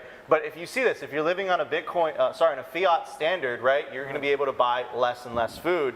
if you're living on a Bitcoin standard, I don't know why they have a Cybertruck. I give this meme a thumbs down. But Well, now we're rating, I guess. it will be able to buy you more stuff. You know, like It's like Bitcoin, you get more, fiat, you get less. Yes. We like the meme. 100%. Well, with $20, I bought a smoothie here in Nashville. One smoothie worth $17. I hope How it was wild a good is that? smoothie. I heard someone spent 10,000 Bitcoin on a pizza once, too. Well, you know, we're getting there. Let's get the next meme up here. We're counting down the memes. Laser Eyes. This one is, okay, Candle. This was actually a Bitcoin Magazine original, I believe.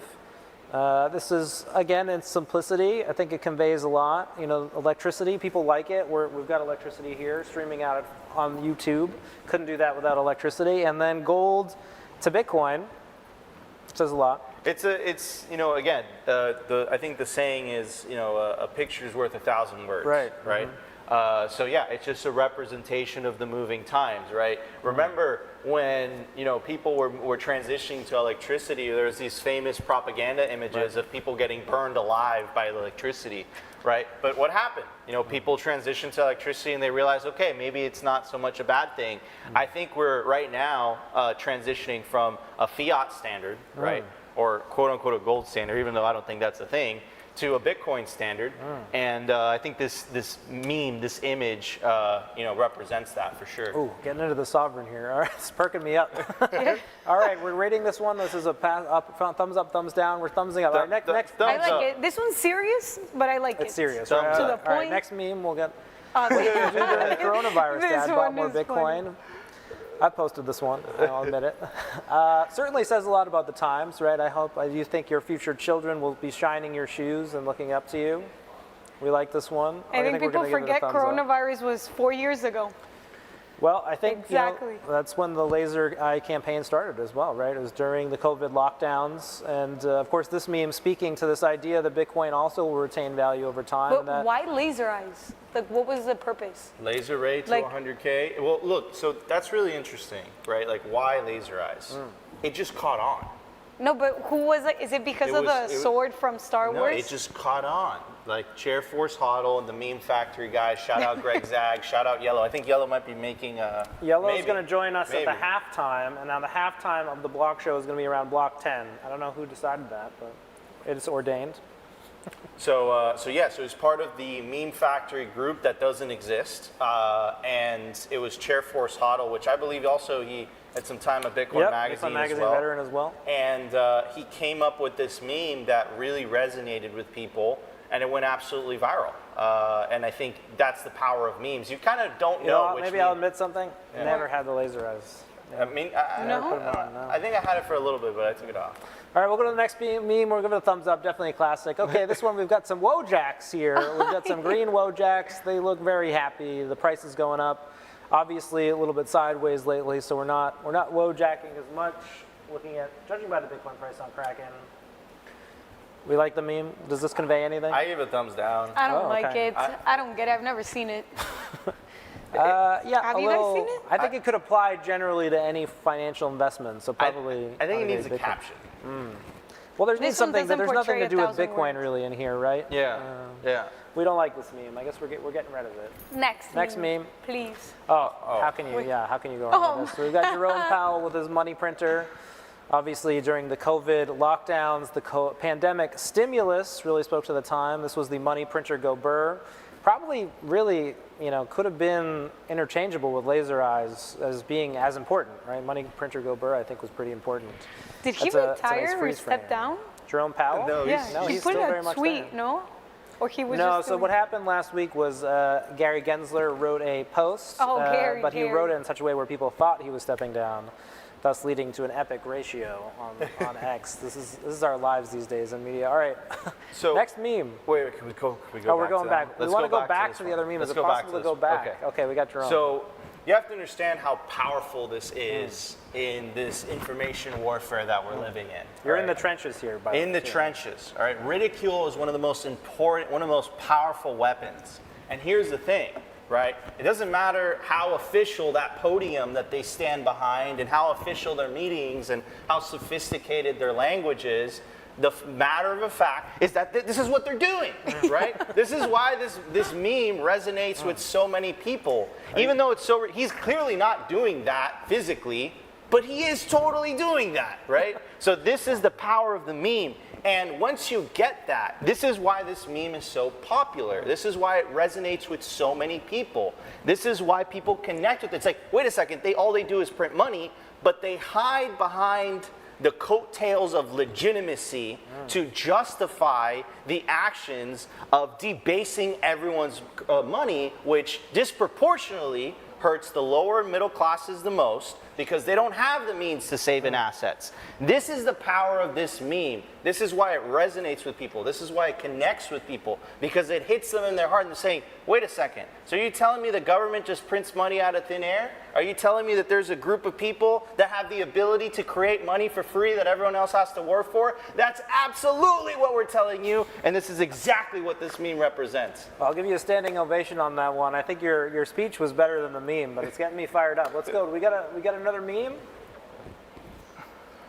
We do. Okay, a minute for the technology. This one hits hard. This is a bit of a self-abrasive one. Maybe making fun of Bitcoiners a little bit for how they say they're in it for the technology, but they, this guy's certainly got a lot of golds. Thoughts on this meme? I think, I don't like it. It's good to have a self-reflection on yourselves, right? I think we're going to hear later from Mr. Dave Portnoy joining us from a conversation earlier, and he doubts that Bitcoiners have good intentions. He straight up told me in his conversation, and you'll hear him in his own words later, saying that he's in Bitcoin to make U.S. dollars. He doesn't think that the altruistic intentions of the Bitcoin community, the crypto community, are there, and he's not buying it. So maybe he'd like this meme. What are your thoughts to the panel on that? Yeah, Bitcoin's really interesting in the sense that it has an aligned incentive structure model, meaning node operators aren't running nodes out of the goodness of their heart. Miners aren't mining Bitcoin out of the goodness of their heart. They're all doing it out of the pursuit of profit. Even Bitcoin evangelists, you love doing it and you get into it, but you're doing it because you have a stack of Bitcoin, right? It's an aligned incentive structure system. And if you're coming from the fiat system, it's a misaligned incentive structure system. So people like Dave Portnoy, that I think, Isabella, you were touching on this a little bit earlier, that have been living in this fiat matrix the majority of their lives, they can't comprehend a system where everybody wins. That is incomprehensible to them. And I would give this a thumbs down because I don't think I would apply this to altcoiners mostly, but I wouldn't apply this really to. Because if we don't like the meme, next meme. To Bitcoiners. But then we have another meme. It does have a point because most people get in it for, let's be real, most people come in it for the wrong reasons, but they stay for the right reasons. Wow. Because once you do the work, you can't deny it. Do we have another meme? More memes? We need more memes. Waiting for the right time to buy Bitcoin death. Well, hopefully we're not scaring people at home, but this is, right now the price of Bitcoin on Kraken, $64,000. Dave also told me, and you'll hear it in his own words later on the stream, he doesn't want to buy it at an all-time high. He's waiting for the dip, and this might be him. So what would you say to the folks out there who are sitting on the sidelines, Isabella and Nico?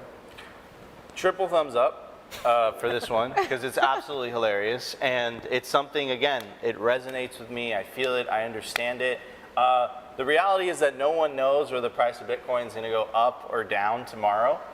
We generally have this consensus that it's going to go up and to the right, but if anyone tells you when and how, and they have no idea. Odell, who's here with us today, has a saying, stay humble, stack sats, DCA over a long period of time. And that tends to be the best strategy. If you kind of try to time the tops and the bottoms, I've met a lot of people in Bitcoin, and the vast majority of them absolutely wreck themselves in the process. And I think what this meme represents, and I think this last run up where we went from 16K ripped 6 or 7 months all the way to 74 or whatever it was. That could have been you, bro. You never got your 16K Bitcoin, so it's probably a good idea to get some just in case it catches up. What I said to Dave, I said, every Bitcoin price was once an all-time high. Myself, I joined the industry as a journalist in 2013. I once saw a $50 Bitcoin price. Obviously didn't buy, which is the bane of my existence now. But it's true that in the future, $64,000 might look very affordable. Isabella, your take? Well, my take is when we just reached the all-time high, I got mad anxiety and I started purchasing, asking my mom and my brother, hey, can I borrow some money? I need to buy more Bitcoin, because my thought was, this is gonna go higher and higher and higher. So I've never been in a bull market, and when,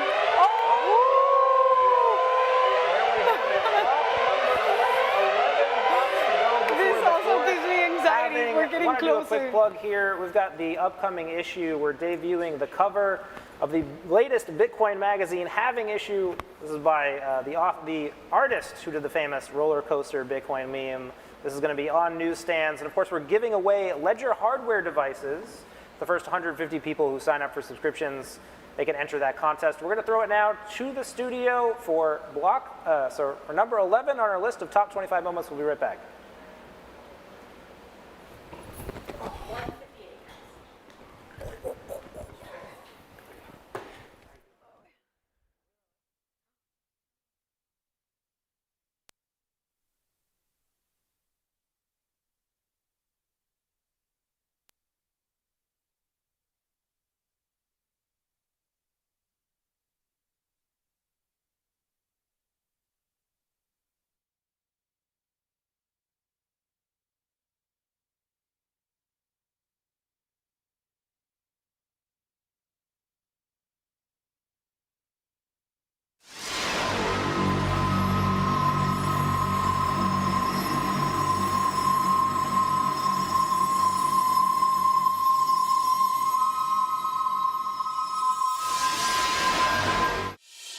Ordinals is an innovative open-source project introduced by Bitcoin developer Casey Rortimore, consisting of two main components, ordinal theory and inscriptions.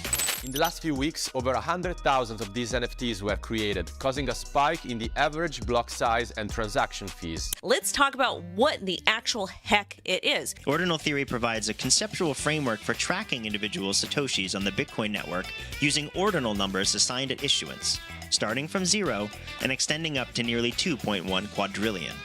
Thus, each Satoshi is associated with a specific ordinal number, creating opportunities for numerical patterns, repetitions, and interpretive iterations. This approach allows users to scan their Bitcoin wallets for rare ordinals, or those linked to significant events, adding a layer of depth and personalization to Bitcoin transactions. The initial mainnet release, ORD 0.4.2, at the start of 2023, was a specialized Bitcoin wallet that enabled users to inscribe arbitrary data into Bitcoin transactions, leveraging the witness Merkle tree within a Bitcoin block. This functionality is achieved by programming specific transaction signing rules within the protocol consensus, allowing users to include various types of data such as text files, images, or program scripts. Because inscriptions created using ordinals are associated with specific Satoshis within transactions, users can sentimentally value certain Satoshis over others. Marketplaces, developer communities, art collectives, and even print magazines have all been created solely to celebrate the impact ordinals has had on the culture, not to mention the literal blockchain of Bitcoin. Welcome back to the Bitcoin Magazine, having a live stream powered by Kraken. That was moment number 11 in our countdown of the top 21 moments of the last epoch. The dreaded inscriptions, ordinal theory, the current center of the Bitcoin culture war, joined by another guest here who's appearing for the first time, Mr. Shinobi, technical editor of Bitcoin Magazine, and Isabella. So, what? There we go. This is happening And so just like fast. that, the Bitcoin blockchain has a mind of its own. There it is, the announcement of Block 10. There are officially 10 blocks to go before the Bitcoin halving. I believe this is our halftime announcement. Stay with us. Number 10 coming up.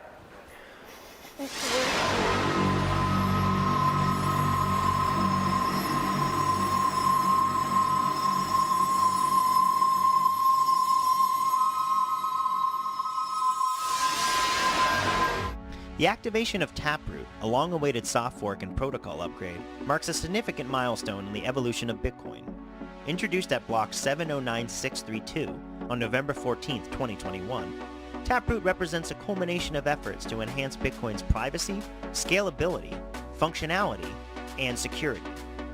Taproot is a convergence of multiple technical innovations spanning Bitcoin's history into a singular upgrade. Taproot integrates various technical innovations, including Schnorr signatures, which replace the traditional ECDSA scheme for digital signatures. Schnorr signatures offer improved efficiency and privacy, enabling more lightweight and complex smart contracts. This upgrade holds promise for facilitating cheaper and more data-efficient multi-signature transactions, thereby expanding the capabilities of Bitcoin transactions. Privacy has long been a concern for Bitcoin users due to its transparent transaction history, and Taproot addresses this issue by enabling the concealment of details in more complex transactions, such as those funding and closing channels on the Lightning Network. This enhancement increases transaction privacy and reduces the distinguishability of certain transactions on the blockchain. Scalability is another area where Taproot makes strides. By reducing the data size of transactions through Schnorr signatures, Taproot also contributes to optimizing the utilization of block space. Taproot not only unlocks new possibilities for developers, but also sets the stage for future innovations and solutions.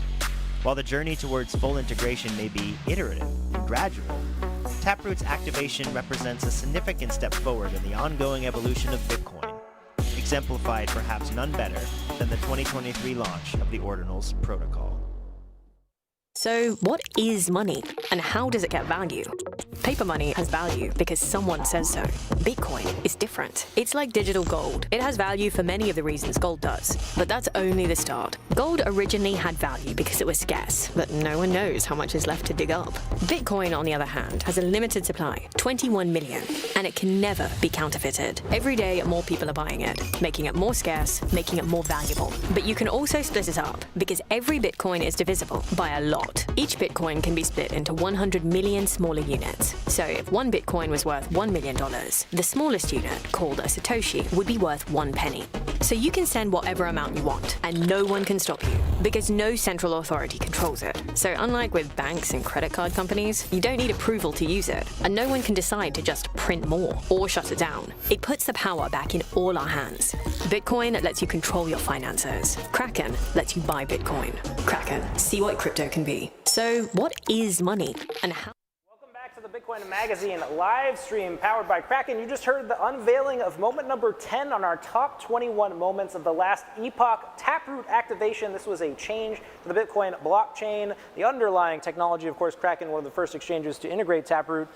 Odell joining us again. Shinobi, why don't you give us your first words, Taproot activation. Why was this worthy of being in the top 10 moments of the last epoch? Well, I mean, we just don't really perform upgrades to Bitcoin that frequently anymore, and so, you know, obviously that alone, but just the scope of what was included in the upgrade. Schnorr signatures was the first component of it. So forgotten in the recent melee in the culture. Ignore all the technicalities, but we used to use ECDSA signatures, which is a specific protocol for cryptographic signatures. And Schnorr signatures is a much simpler, safer to do things with protocol that has actually been discussed amongst developers as early as 2012, 2013.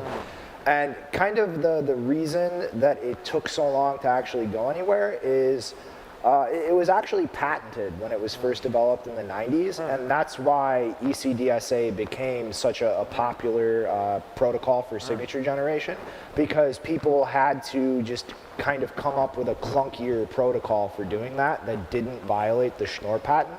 And I believe it was just before Bitcoin actually was launched that the patent lapsed on Schnorr signatures. So Taproot was kind of Bitcoin developers finally coming together and fleshing out a concrete, proven safe protocol for generating Schnorr signatures. And then the other aspect of the upgrade. Well, Bitcoin upgrades, of course, slow and thoughtful, source of a lot of criticism in the space. Matt, want to throw it over to you. Taproot activated. There's a lot of interest and thirst in the community for maybe something else. What are your thoughts on just the state of activation post Taproot? I know a lot of people out there might think somewhat negatively of the upgrade these days. Rizzo's really scarred by how fast the blocks are coming in, so you were a little bit long-winded on your answer. So too long for this it has show, now come to me. You guys need to take some sovereigns and just. I think shitcoiners and Bitcoin deniers believe that Bitcoin being hard to change and slow to change is a failure of Bitcoin.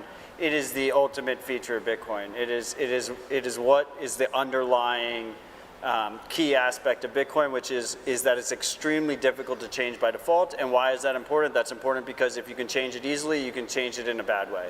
And no one wants the foundation of the global financial system to be changed easily in a malicious way. But certainly there's a lot of technical proposals gaining steam, a lot of enthusiasm for covenants. Vortex on the What Bitcoin Did show going out there and saying covenants will happen, this will be the next upgrade. Shinobi, can you speak to that thirst, that interest? Developers want to move Bitcoin, in their view, quote, forward. Well, I mean, part of the irony of like what's going on now post taproot with the inscriptions, which we weren't able to get into, is taproot was specifically designed to support easier and more numerous upgrades to Bitcoin. And it was after taproot was actually activated and deployed, everybody kind of got mad and hesitant, and this whole thing that was designed to facilitate much more seamless upgrades, nobody wants to actually upgrade anything anymore, which is kind of a really ironic point. Well, I think in some ways people feel like, and this is speaking to the negative sentiment, that taproot might have been missold, that it wasn't thoroughly tested.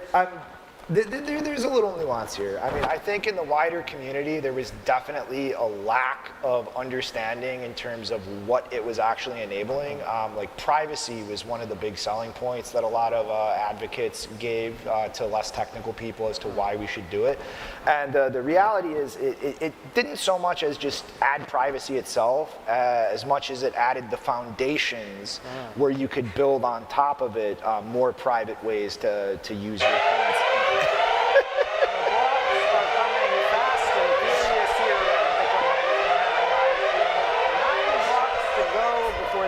The Bitcoin halving, the block reward cut in half from 6.25 to 3.125. We'll figure it out in post. Going now to the moment number 9, the unveiling. Stay with us. Top 21 moments of the last epoch.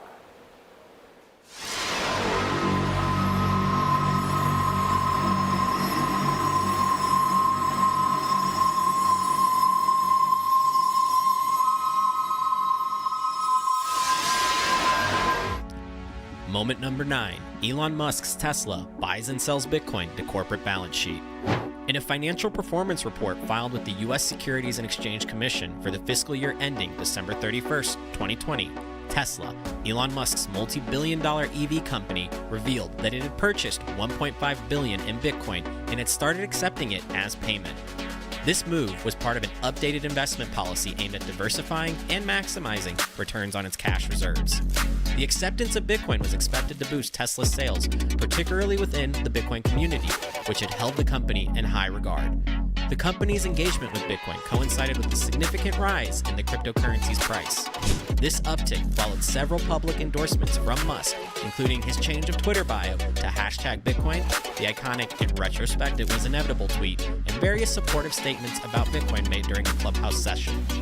Tesla's announcement occurred shortly after the Bitcoin for Corporations conference, hosted by MicroStrategy, which led to a trend of many institutions beginning to allocate treasury assets to Bitcoin.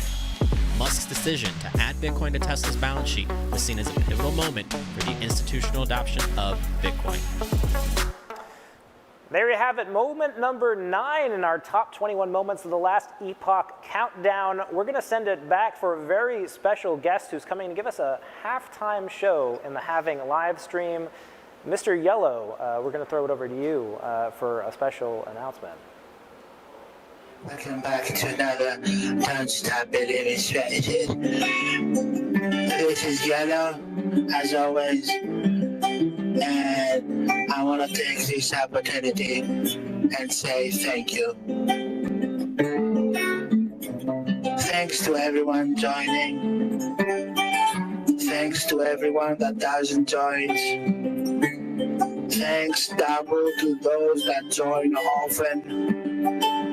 Thanks more to those that joins every day. Thanks to those that never joined.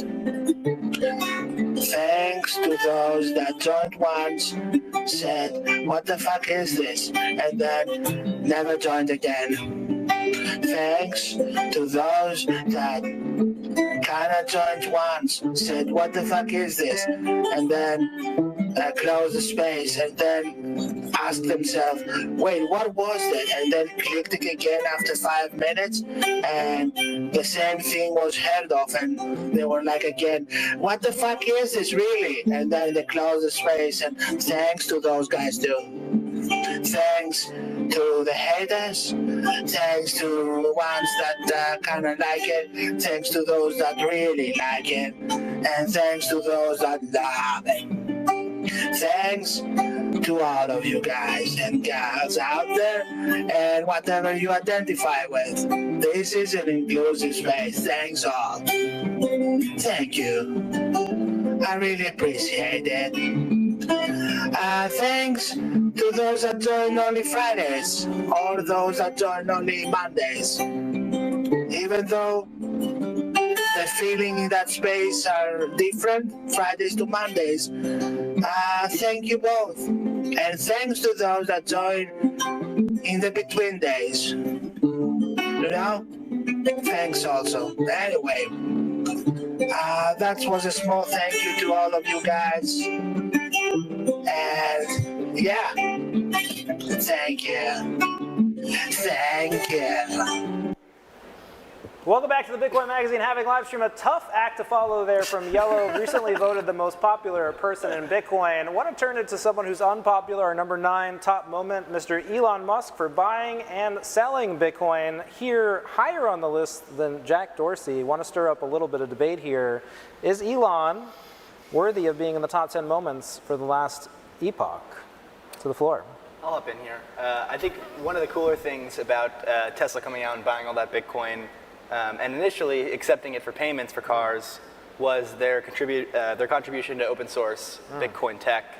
They set up a BTC Pay server. Of course, the dog tag on Mr. and Matt Odell there. And they did ultimately contribute some. I think they contributed a pull request or two. That's better than a financial contribution. They actually found a vulnerability in BTC Pay server because Elon didn't want to accept Bitcoin using a third party. He wanted to do it the right way. So they tried to integrate BTC Pay server. This is some rare praise for a man who, in many ways, played with the Bitcoin community like a dog toy and then spit us out.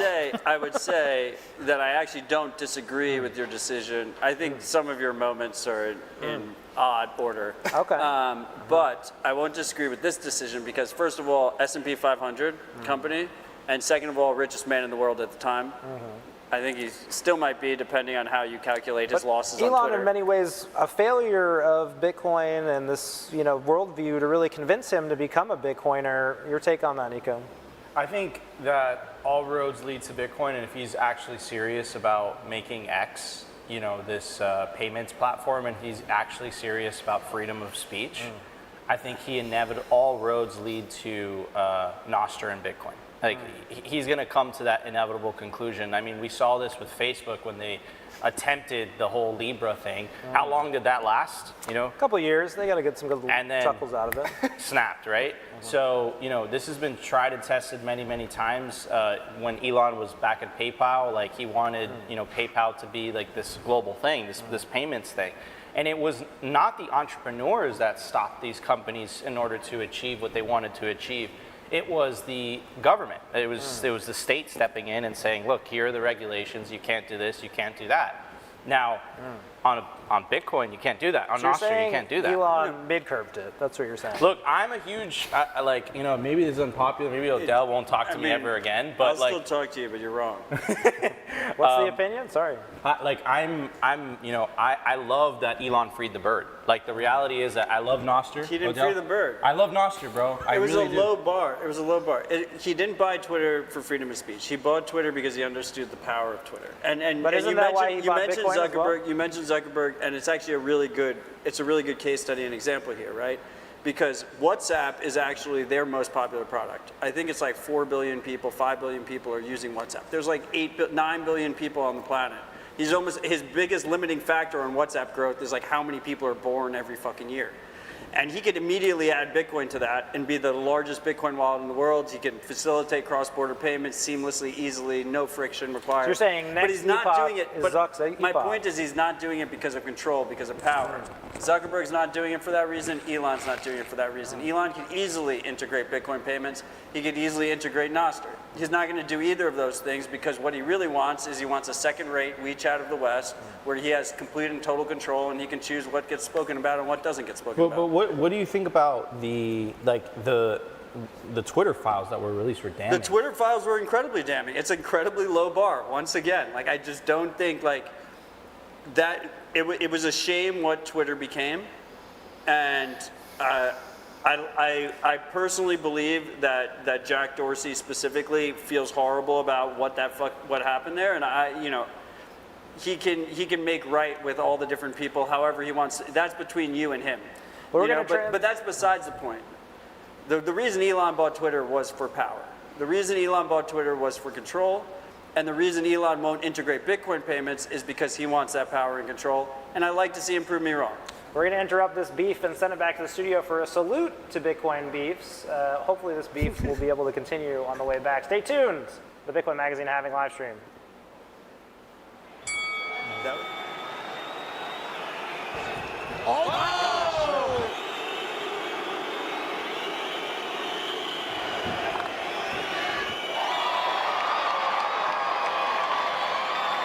We're gonna go to a second round. Woo! Here we go. Nice combo from BitBoy. Oh boy. BitBoy's locking in. Haymakers. Oh no! God, listen. I'm going back to the cup.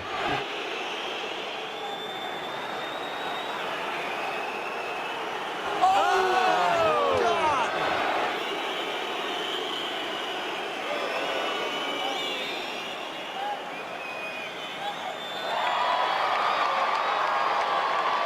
And winner, Ben the Big Boy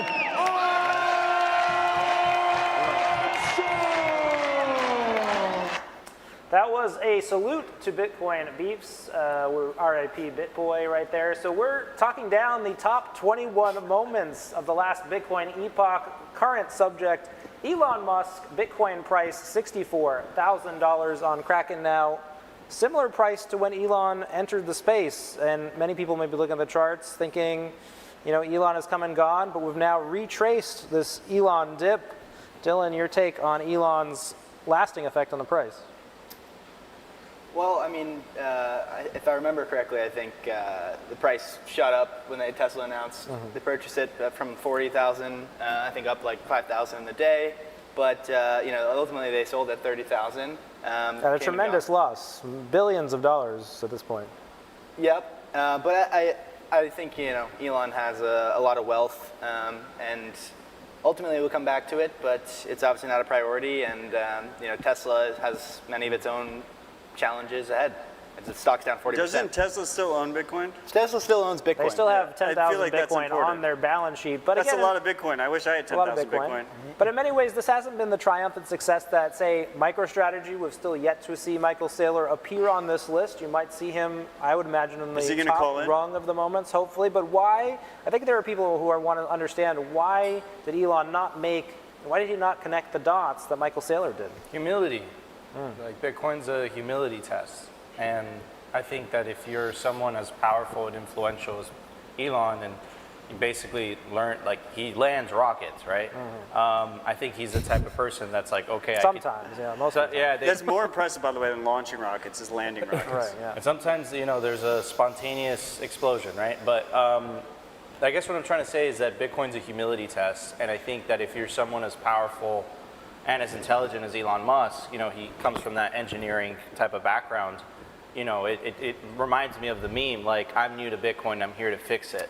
Well, I think one of the things I often talk about is that it's hardest almost for people with some intellect to understand Bitcoin because their instinct is to improve it and to think that they can improve it. Odell, I wonder if you could speak to that aspect, this mid-curving, and where Bitcoin falls on the curve. I will say the mid-curve meme is my single favorite meme. Well, sorry we didn't get it in the meme slideshow. Maybe you yeah, can you tell guys about had so much time. The miners gave you guys so much time. There's no mid-curve meme. The miners are they giveth and look, taketh. I think what's hard for engineers to grasp about Bitcoin is like it's not perfect, but it's good enough. And there's so many things in humanity that, you know, have massive significance and change the world that are just good enough. And I would think like the internet is one of them. Email is one of them. Like we live, like cars, you know, like people die it's the most common way of dying probably. It's up there. I don't know. I'm not a statistician. But like we rely on the cars, right? They're not fucking perfect. They're good enough. Same with Bitcoin. And it's hard for people to grok that. They always want perfect. Dylan, turning to you, what does the redemption arc look like for Elon Musk? If you were his Bitcoin advisor, if you were taking on the mantle of telling him, Elon, this is the strategy that I would run with my company, what would you say to Mr. Musk? If I was the CFO of Tesla, I would sell some stock and I would stack some Bitcoin. That's always, for every company in the S&P 500, that should be a strategy in their toolkit. Most every company, most every equity is overvalued in Bitcoin terms. And that's the unit of measure they should be thinking in. I would go further than that. I mean, every single CFO at every single company, their only job should be to stack as much Bitcoin as possible. That's something that Saylor has done incredibly well. I mean, people don't realize this was Saylor's epoch. Like he came in after the halving, after the most recent halving, and he fucking dominated. He realized that the number one goal of every single corporation on this planet should be to stack as much Bitcoin as possible. That might sound crazy right now. It will not sound crazy in 10 years, and it is the only focus that people should have from a financial point of view. But if we were having this conversation, of course you should focus on family, of course you should focus on friends, but on a financial point of view, the number one goal should be to stack as much Bitcoin as possible and not get wrecked in the process. If we were having this conversation 3 years ago, there would have been a lot of excitement that there would be the next MicroStrategy, and we're still waiting for the next MicroStrategy. So then if the goal is to acquire Bitcoin, if that's the best thing we can do as investors, people with money, if we're storing our labor and time, what's the holdup? There's many MicroStrategies. That's what people don't realize. They're just small companies. They're not publicly traded companies. There's like Michael Saylor is the only one that is actually publicly traded that had the balls and the control of his company to be able to fucking pull it off. But there's a bunch of startups, there's a bunch of privately held companies that they're mission focused on doing it.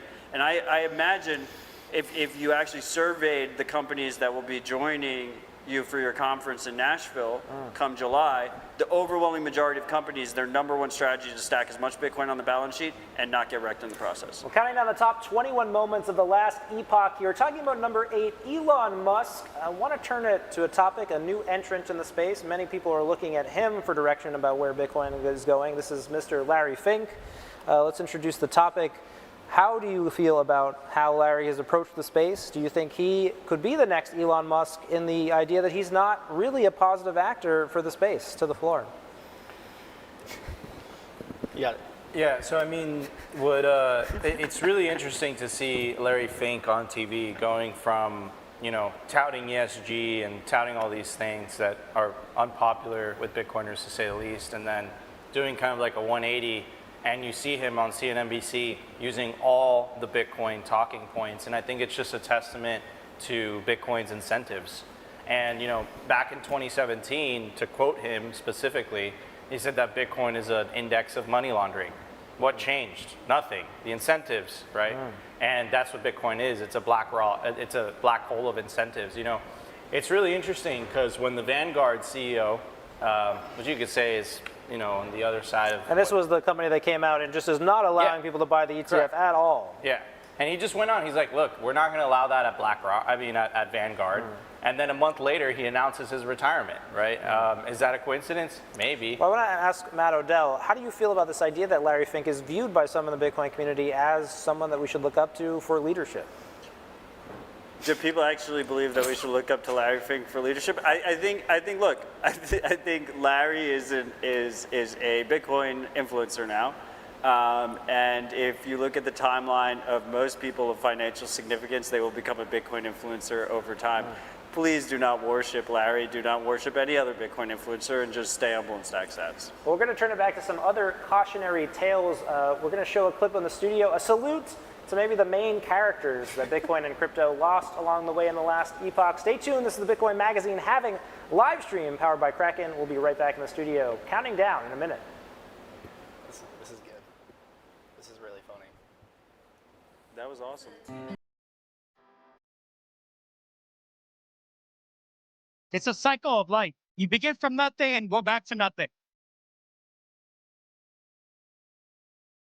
Disgraced crypto firm CEO and international fugitive Do Kwon has been indicted by U.S. prosecutors on fraud charges. Terraform Labs co-founder Do Kwon has been charged with fraud by U.S. prosecutors. Kwon was arrested trying to board a flight.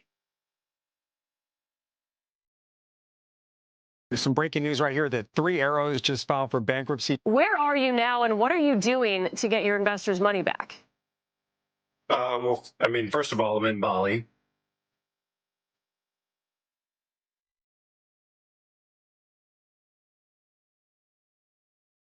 Voyager's big announcement today comes just a few days after the once very prominent crypto hedge fund Three Arrows Capital defaulted on a loan to Voyager worth more than $670 million.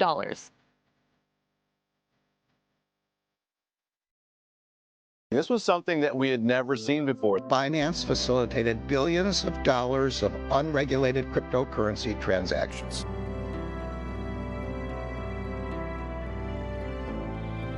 Sam Bankman-Fried is really becoming the industry's lifeline. Do you know SBF? Sam Bankman-Fried. Sam Bankman-Fried. Sam Bankman-Fried. I think it's cool that the guy has just initials. You've been now described as the JP Morgan, if you will, of the crypto business. There's comparisons to Warren Buffett back in the financial crisis. Do you think he understood what he was doing? I've just never seen an utter lack of record keeping. Sam Bankman-Fried is out $500 million. That's a real number. That's a real number. FTX founder Sam Bankman-Fried was sentenced to 25 years in federal prison. I just want to let you know, jail's not that bad. It's not the worst thing ever. I hope it doesn't happen, but if it does happen, it's not that bad. Sam?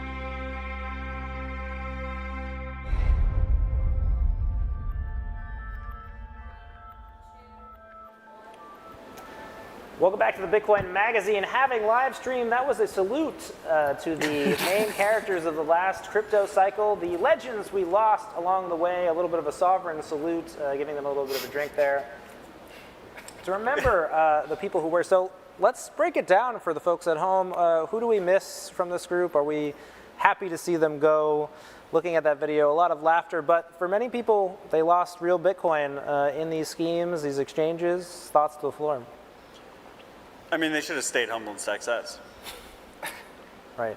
But don't you feel there's always going to be this interest from new people, right? A lot of the people in that video were new to Bitcoin, right? They were excited. In the case of Luna, they built an alternative protocol that was designed in many cases to allow him to buy Bitcoin, and that didn't work out, right? Rizzo, I know you're the host here, but you were super optimistic on Do Kwon.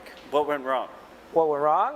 Well, in my view, I think the stablecoin protocol was not functional. But I think the idea of people buying Bitcoin is generally, as you said, positive, correct? And we can never control the actions of the people who are buying Bitcoin. There are always people buying Bitcoin for bad reasons, correct? I think if you have a proper free market, this is what's going to happen. It's a natural side effect of free markets. Is people will touch the stove, they will get burned, and then they will learn do not touch the stove going forward. And unfortunately, that's a thing that we have to witness in Bitcoin time and time again. We will witness it this epoch. I think if people think these were the big ones, I mean, there's going to be even bigger ones going forward.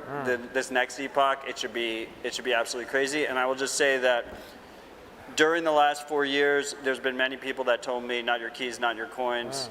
This idea of holding self-custody Bitcoin, holding Bitcoin yourself, not trusting third parties, simply staying humble and stacking sats was FUD. That Mt. Gox was this old case study, this old example, and that the ecosystem has matured past this point. Free markets is the Wild West, and that's what's going to happen, and you need to watch out for yourself, otherwise no one's going to watch out for you. Well, I'd just like to point out there are still major stablecoins that are purchasing Bitcoin. In the case, Tether recently announcing its strategy to take the US dollar stablecoin proceeds from operating that, the treasuries that it's buying, and they're putting those proceeds into Bitcoin. Is that something that you are optimistic about, or how do you feel about fact? I think that's a little bit different.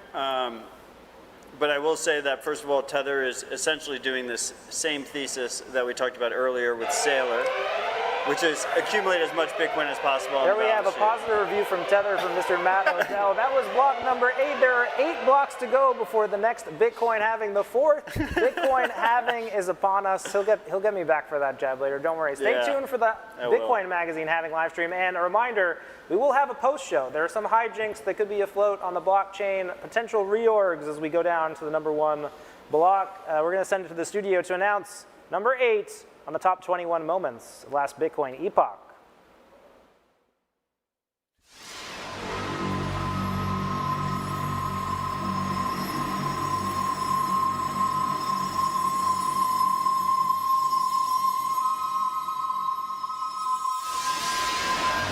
Unchained is a financial services company focused on Bitcoin for a Bitcoin world.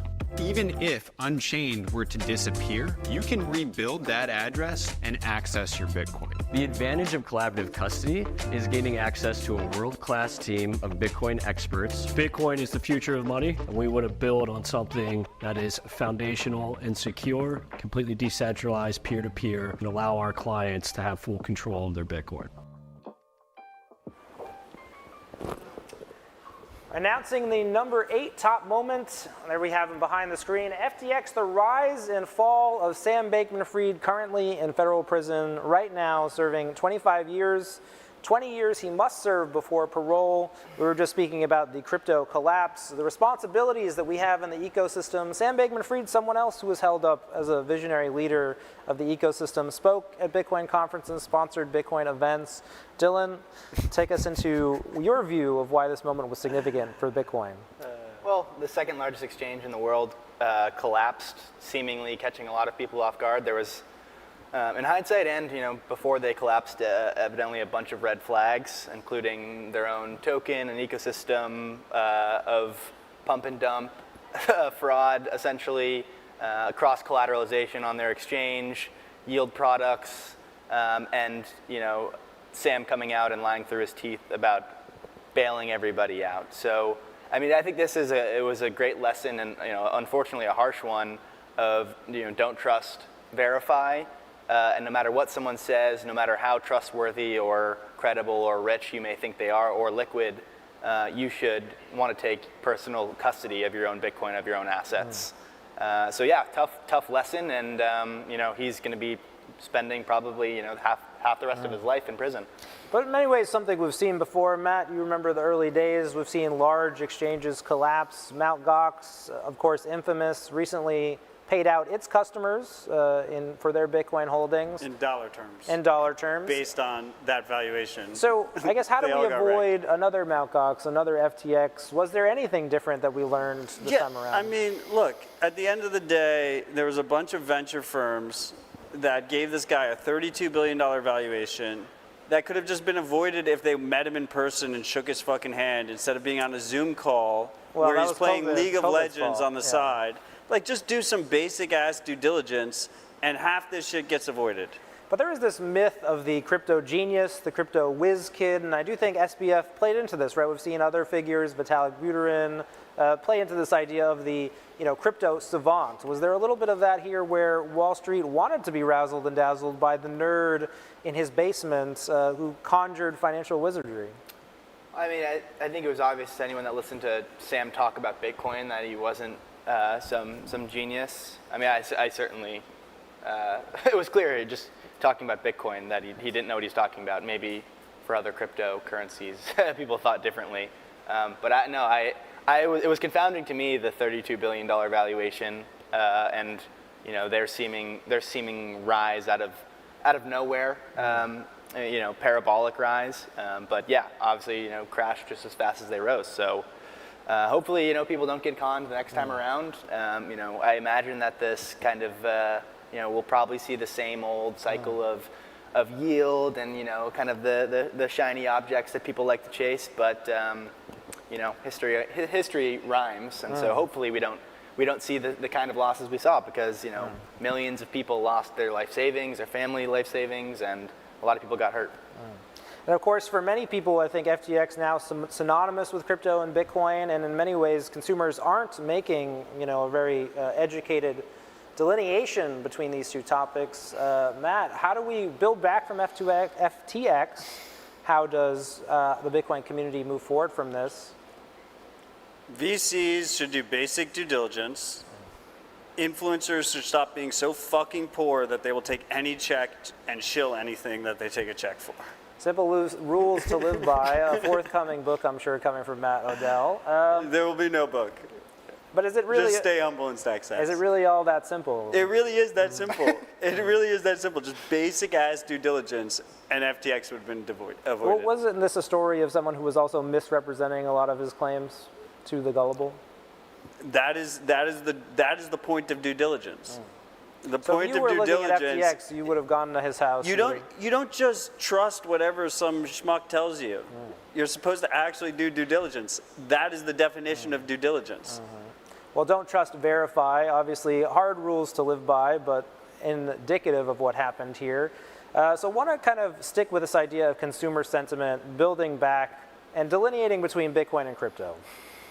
How do we get that message across as a community in a convoluted environment where you have SBF, Elon Musk, and now the rise of, as we'll see with this coming halving block, shitcoins, alternative cryptocurrencies coming to Bitcoin? That line is blurring even within the Bitcoin technical environment. Is it possible for Bitcoin and crypto to continue to be separate communities? Matt?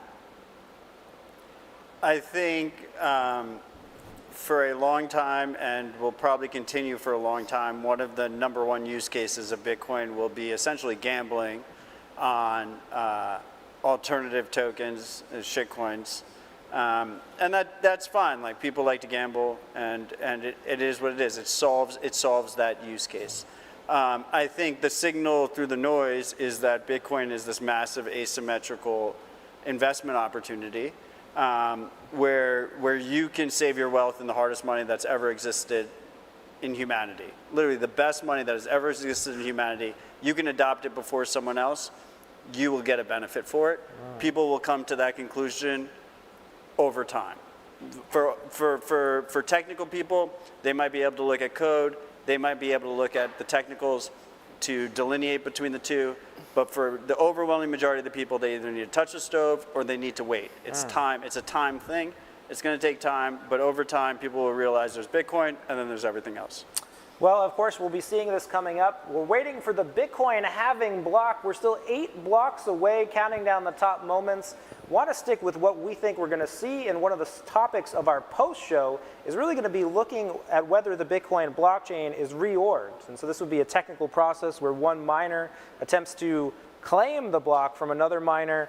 Can someone talk about what's going to happen and why this reorg is taking place? Why are we going to be watching this, and what do we think might happen, Dylan?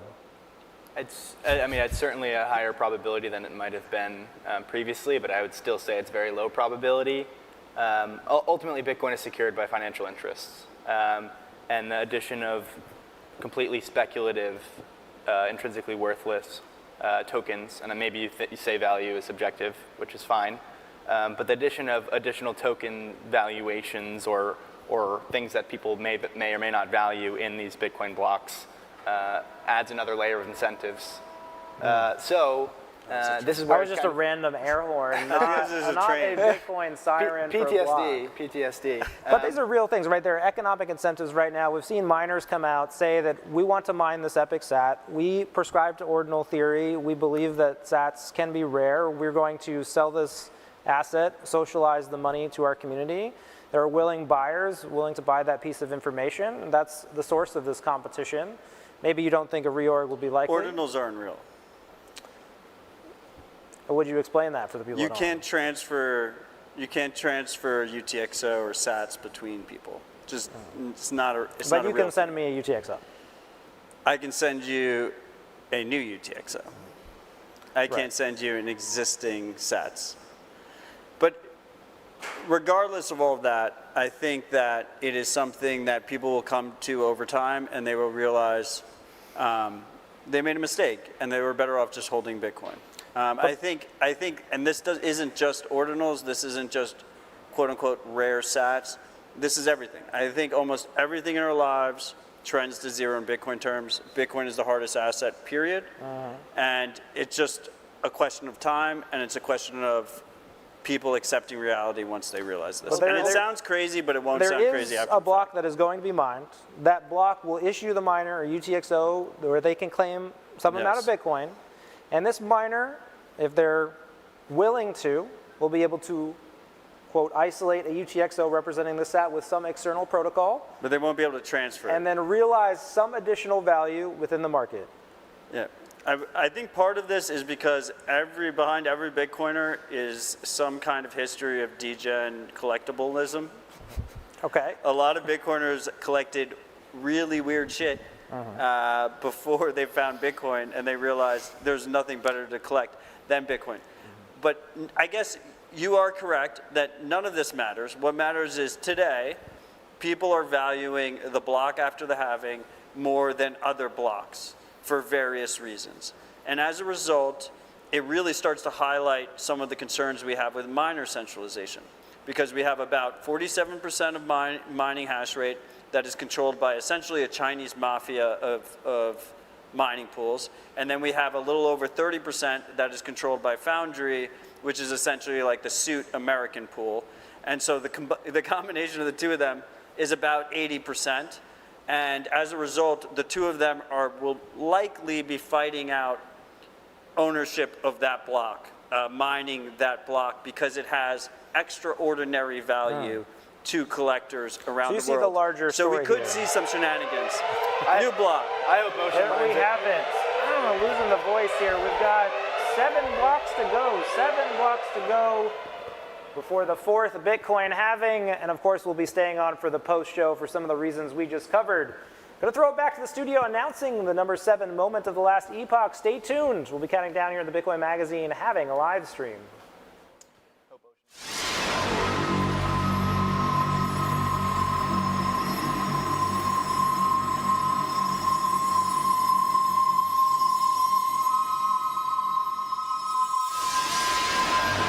Moment number 7, Bitcoin price hits all-time high above 69,420. Bitcoin has surged back into the financial spotlight by surpassing its late 2021 all-time high of $69,420 in March 2024, showcasing its enduring strength and the deepening integration of Bitcoin into mainstream and institutional finance. The journey to this new peak was built on significant 2021 milestones, including Tesla's major investment and a broader institutional embrace, which initially pushed Bitcoin beyond $60,000 and sparked widespread investor interest. Despite a typical consolidation phase following its 2021 high, Bitcoin's fundamentals remain robust, supported by persistent institutional interest and increasing recognition as a legitimate asset class. March 2024 marked another historic moment for Bitcoin as it broke past its previous record, driven by macroeconomic factors, geopolitical influences, and a resurgence of investor confidence. This climb was notably supported by the U.S. Securities and Exchange Commission's approval of spot Bitcoin exchange-traded funds, which significantly bolstered investment inflows. Having reached its prior peak of $69,010 nearly 3 years earlier, the latest milestone at 846 days later highlights Bitcoin's remarkable achievements and growth. Looking forward, Bitcoin faces an exciting yet unpredictable future, with potential shifts in regulation, technology, and economic conditions likely to influence its path. The numbers are out. We get a look at the inflation. How do they look? Well, not so great. Okay. Nonetheless, Bitcoin's ascent from obscurity to mainstream acceptance marks a significant chapter in the evolution of digital finance.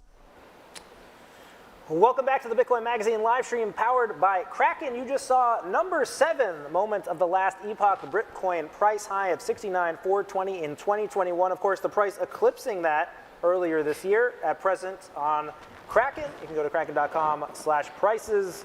Bitcoin around 64,000 as we count down to this halving.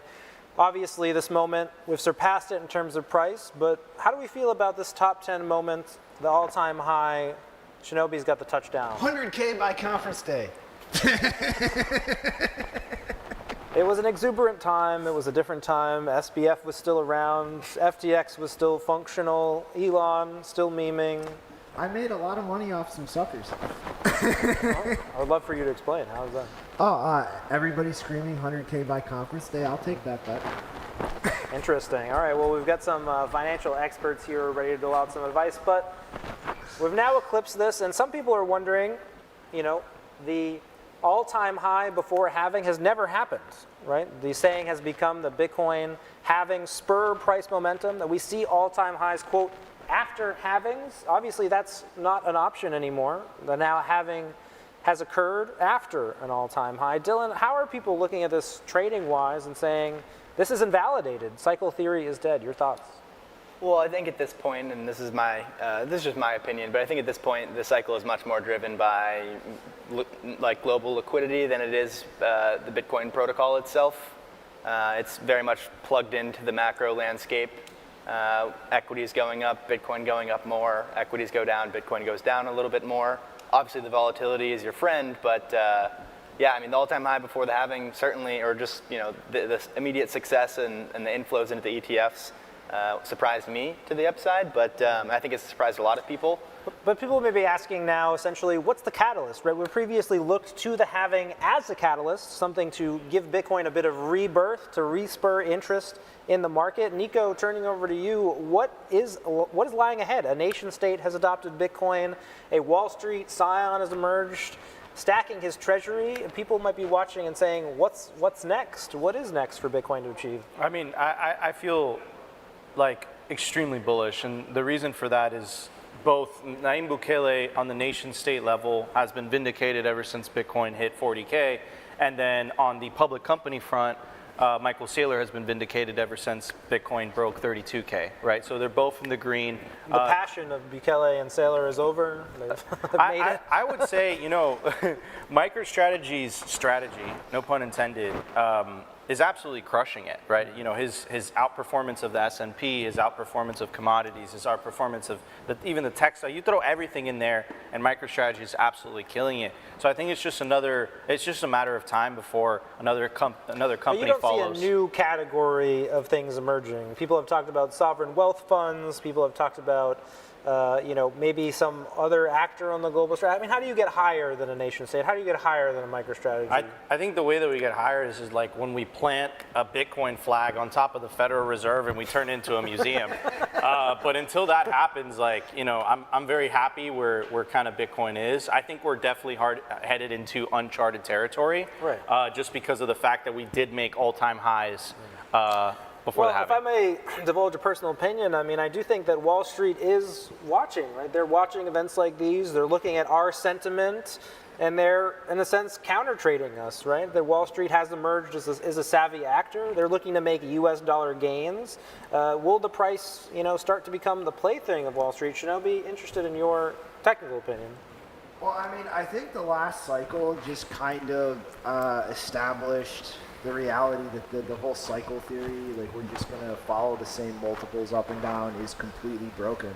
And, a lot of people have been saying that for a very long time. Like, the bigger this space grows, you need more and more liquidity to have that same type of multiple run up, like to be able to cushion things coming down. And the reality is that the scale we're at with the ETFs, the level of inflows and liquidity that's bringing, like, this is a wildly different game than it was back in 2013, 2017. It's not a toy just being pushed around by retail and a few Wall Street rejects anymore. Like, the actual big boys are here now. And the entire market structure is going to change and reflect that. And I think the last cycle, like, everybody's exuberance of we're going to just smash through 100K and it's in the bag, 250K, 500K, and then we didn't even hit 100K. Well, in many ways, the story of Bitcoin is an asset that emerged with zero value, was worth pennies. It did skyrocket. We have these numbers. I guess as you look to the future of Bitcoin's price performance, I guess, Dylan, are we slowing down? Are we in a maturation phase? Are we climbing the S curve? Do people have to have patience? Well, when you ask what's the next catalyst, it's always people buying Bitcoin, people buying more Bitcoin with more dollars. The reality is that the fiscal situation in the U.S. is the worst it's ever been. Interest rates are still at 5%, and we're running deficits at a rate we've never ran before. So when you're looking at catalysts or these Wall Street players are asking, well, what's the catalyst if not the halving, or if not XYZ event? Well, the catalyst is perpetual debasement of dollars and Bitcoin emerging as a liquid vehicle to escape that. Well, we're going to let Dylan break that down for you. He's going to head over to stage B. He's got some charts to present about the future Bitcoin price. Dylan, if you could head over there. Sticking with the floor for just a moment. We have moments to go. 7 up. We have made Dylan get up for no reason, it seems. 6 blocks to go until the 4th Bitcoin halving. We're going to throw it to the studio for moment number 6. Stay tuned to the Bitcoin Magazine, a live stream powered by Kraken.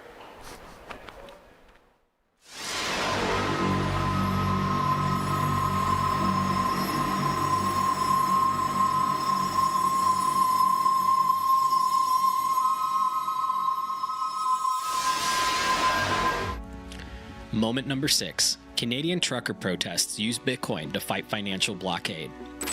In Canada, a massive convoy of trucks, estimated in number between 35,000 to 50,000, stretched over 70 kilometers, took to the streets to protest against Prime Minister Justin Trudeau's COVID-19 vaccine mandates. They became known as the Freedom Convoy. This Freedom Convoy honked incessantly, expressing widespread discontent among supply chain workers about vaccine mandates and border restrictions that impacted trade. The convoy, driven by both medical concerns and perceived infringements on rights, attracted significant attention and support, raising over 10 million Canadian dollars on GoFundMe before the platform halted donations due to political pressure. This spotlighted the potential for decentralized platforms like Bitcoin to play a role in such movements. Leaders like Benjamin Ditcher and Tamara Litch highlighted that despite media portrayals, most truckers were vaccinated and their protest was peaceful. They aim to maintain a narrative of truth, peace, and love, advocating for the restoration of rights as per the Canadian Charter. The protest also served as a platform for Bitcoin advocates to educate and collaborate, reinforcing the unity among various groups standing for freedom.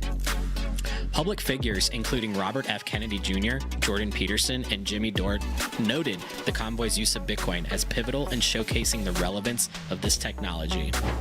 The Freedom Convoy symbolized a significant grassroots movement, emphasizing the power of unified action and financial autonomy against government overreach during crises. There you have it, moment number 6 of the top 21 moments of the last Bitcoin epoch. The Canadian truckers giving a quick plug to the new Bitcoin Magazine on newsstands now. The Halving Issue. Go and subscribe for your chance to win a special edition ledger, Halving Edition, Bitcoin Halving Edition.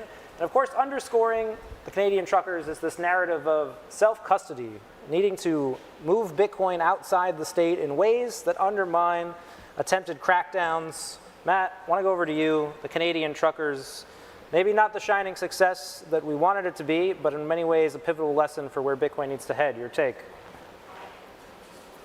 Bitcoin is not for the transactions you can make anyway. Bitcoin is for the transactions you can't make without permission. And this was our moment. And for me, this one really hurt because I feel we failed. I feel we failed people who actually needed Bitcoin, and we just weren't there, and the education wasn't there, the tools weren't there, and we can do better. And it should be a lesson to all of us, Bitcoiners around the world, that we need to do better and we must do better. Was this a failure, in your words, of technology, of the people assembled? Can Bitcoin still be a tool for protest that routes around government actors? Shinobi, your learning lessons. Yeah, I mean, I think the two biggest failures in how this was executed was just the complete lack of using any type of privacy tool. Like, you actually have to proactively, in the way that you structure your transactions, interact with the network, take steps to obscure the transactional history and the connections between things. And the people involved in raising this money and trying to get it to the truckers didn't really follow through with that. They didn't take the necessary steps to add that layer of protection. And another aspect of it is just the global nature of Bitcoin. anybody anywhere can hold a key to a wallet. But all of the key holders who were involved with this were Canadian citizens who could be subjected to the Canadian legislative process, the law enforcement, and that's ultimately what wound up happening that led to these funds being seized and handed over to the police department.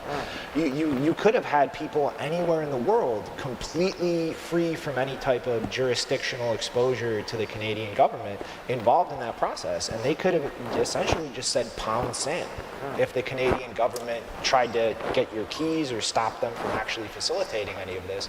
But nobody involved really took the steps to take advantage of those properties of Bitcoin that would have let this actually be successful in helping the truckers fund themselves to continue the protest. So it sounds like you're saying this could have been a success. Obviously, case studies will be written about the Canadian truckers and what they went through. Nico, your thoughts on how we move forward, what's being done post the Canadian truckers to send the message that Bitcoin can be there in times of need?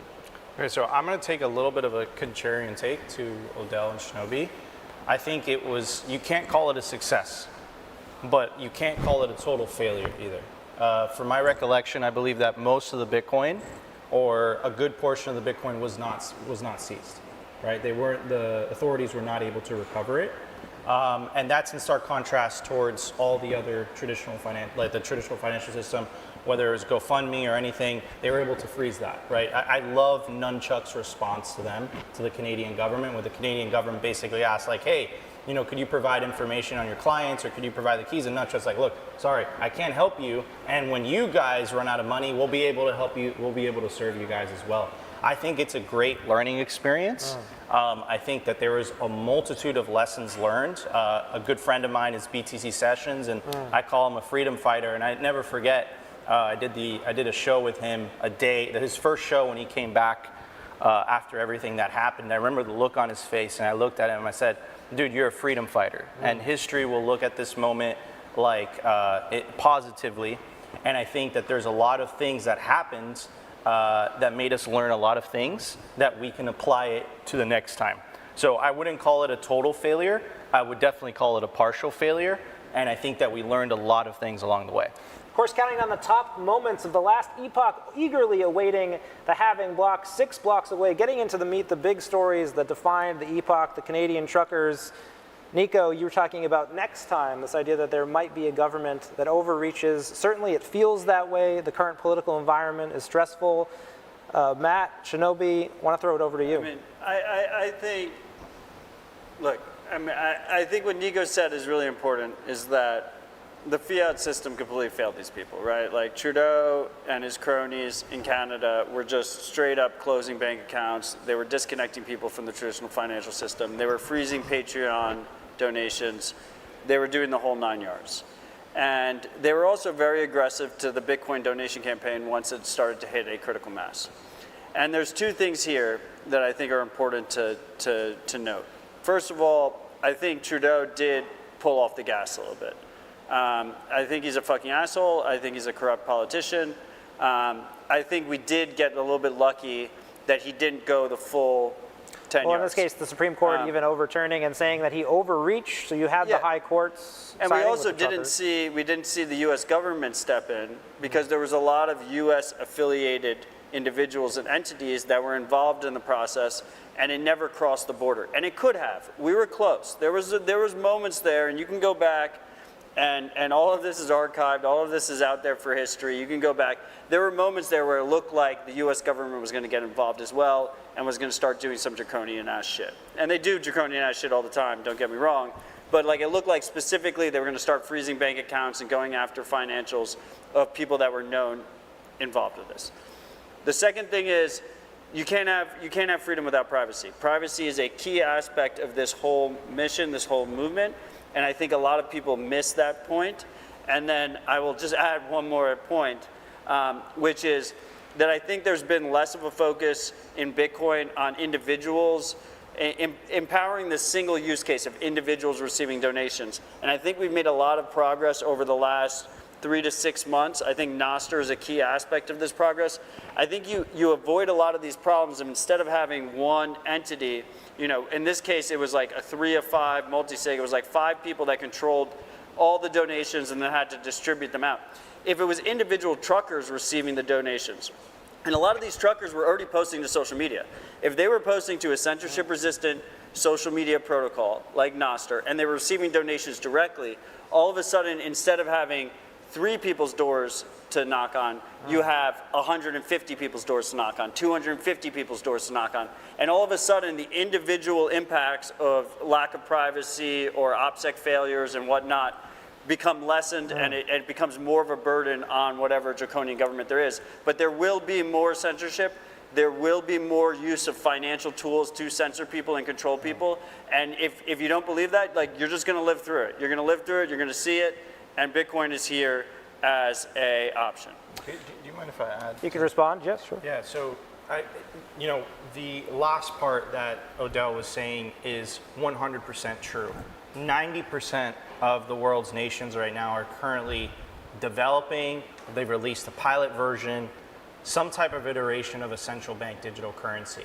So the lines might be a little bit obfuscated right now, but we're definitely heading into a future where it's literally Bitcoin or slavery, and you have to decide where you want to live. Do you want your future? Do you want your children to have a future of slavery? Do you want your children to have a future of freedom? And I don't think there will be an in-between. And the reason for that is simple. I think governments are always going to want to censor and debase the currency. And if people have, and I'm going to use one of Odell's sayings that he said earlier, if people have an escape valve, they're going to use it. They're going to use the other money. And I think governments are going to have a fundamental problem with the fact that, imagine if that protest happened and they didn't have the switch to just start just start shutting down people's accounts. I think they would freak out. We talked about Trudeau and his actions and some of the bad things that he did to the Canadian truckers. We're going to go back to the studio now. We have a bit of a montage of some other folks who had some bad takes about Bitcoin. Stay with us. We're counting down to the 4th Bitcoin halving. We've got 6 blocks to go.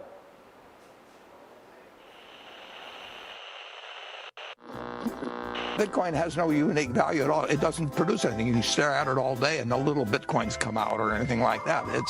It's a delusion, basically. It's not a store of value. It's not a medium of exchange. Bitcoin is a pure Ponzi. It's a pyramid. If I was the government, I'd close it down. The asset itself is creating nothing. If it's not backed up by anything, There's no intrinsic value to this asset. You want Bitcoin, buy Bitcoin. I think Bitcoin's topping out, by the way. So I'm going to say enough is enough and ka-ching is ka-ching. It is a craze, and all crazes come to an end. It's going to cost El Salvador a lot of money. People are going to lose money. The government's going to lose money. It's going to just be a disaster. It's going to just be a disaster. My personal advice would be don't get involved. Bitcoin itself is a hyped up fraud. It was always a hot dumpster fire. It's a lousy investment. What's Bitcoin at? 16,000? It has another 17,000 to go down. But I would not touch crypto in a million years. And I think people have to start recognizing that it's here to stay. This is a remarkable comeback that was unexpected. People don't forget.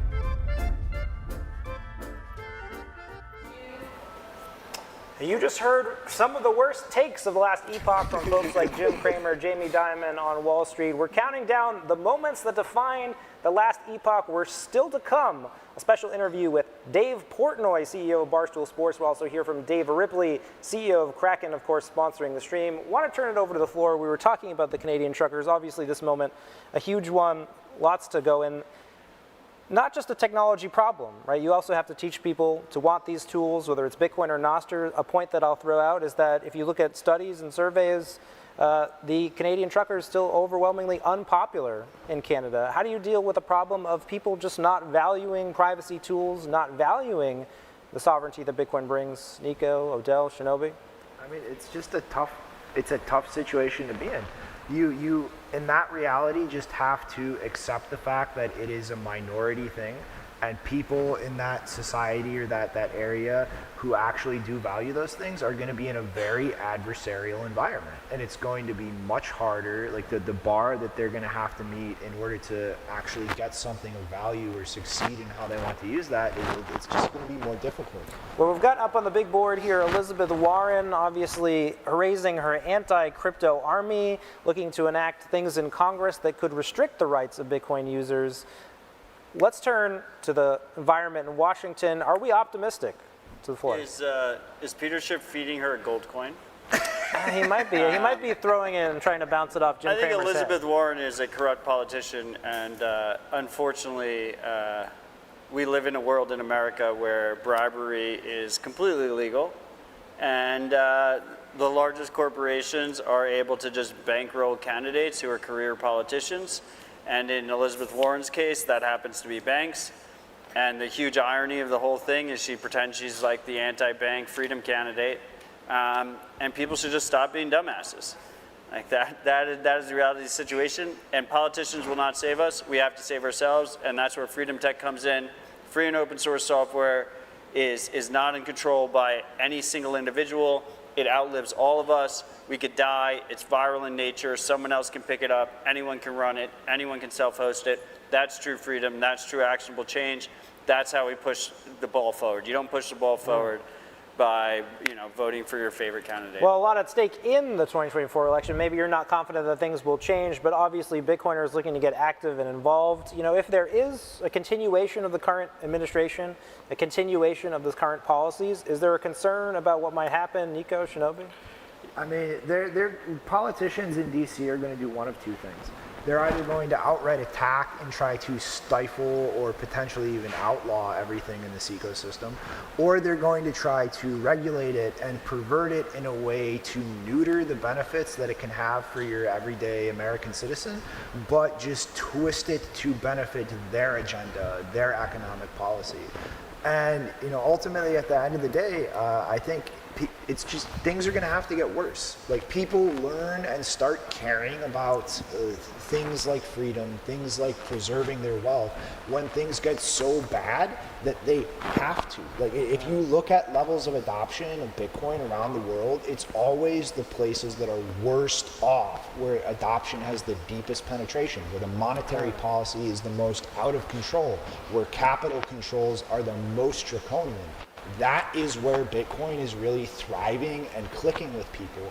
And I think the harsh reality is that most people aren't going to care or be interested in Bitcoin except for just the number go up until things really get bad enough for them that they have no choice other than to care about these things. Well, first they laugh at you, then they fight you. It seems like in many ways the next epoch may bring a higher level of stakes. Are there concerns that we haven't addressed that you're looking forward to? I mean, it could be a continuation of the current regime. It could be a worsening of the current regime. What does that worsening look like, Nico? I think that politicians, governments get a tremendous amount of power by being able to have the privilege of being able to create money for free that everyone else has to work for. I think they're going to fight tooth and nail in order to retain that power. That's how the U.S. government is able to deficit spend $1 trillion a year. That's how they're able to fund the endless wars. That's how people like Elizabeth Warren, who's right behind us, that's how they end up with these crazy net worths off a government salary. So I think no one's better than their incentives, and I think that they're really going to fight to protect that. I don't think we're there yet in history. I think we're getting into the first innings of that. But I really believe the internet did two things. It disintermediated information, and it's now disintermediating money. We're seeing how hard they're fighting back the disintermediation of information. Tucker did an incredible interview with Mike Benz, and they were talking about how the national security apparatus was freaking out because people were able to have peer-to-peer communications on a mass scale, and it makes it very difficult for governments to control communications the way that they used to. Now, the disintermediation of money is just beginning, and the way that things are currently run, it's on the line, right? Like, that is their source of funding. That's how they, print. That's how they are able to pay for these things that they can't afford via direct taxation. They're able to print the difference. So I really believe that we're going to come into this inflection point the next 5 to 10 years. But to add to Odell and what Shinobi are saying, look, use freedom tools, take self-custody of your Bitcoin. If enough people take self-custody, we win, and there's nothing they can do about it. I think there's an important piece to add there, which is at its core, humans have one key move of change that they can do, which is actually physically moving their jurisdiction, and it's jurisdictional arbitrage. And And what we're starting to see is that different localities, different jurisdictions are addressing this in different ways. And they're addressing this increased freedom of individuals. They can either adopt that, they can embrace that, or they can move against it. And in America specifically, we have very good freedom of movement. You can move between states. We have very good states' rights. We're seeing states like Texas. We're seeing states like Tennessee. We're seeing states like Florida, Wyoming, starting to move towards individual freedoms. And the reason they are doing that is because of the incentives that Nico is talking about, is because they see an advantage for their localities. And it goes back to our conversation about El Salvador, which is this idea that it starts at the grassroots level. So I would say to people that are listening right now, there are things you can do where you're currently living, yes.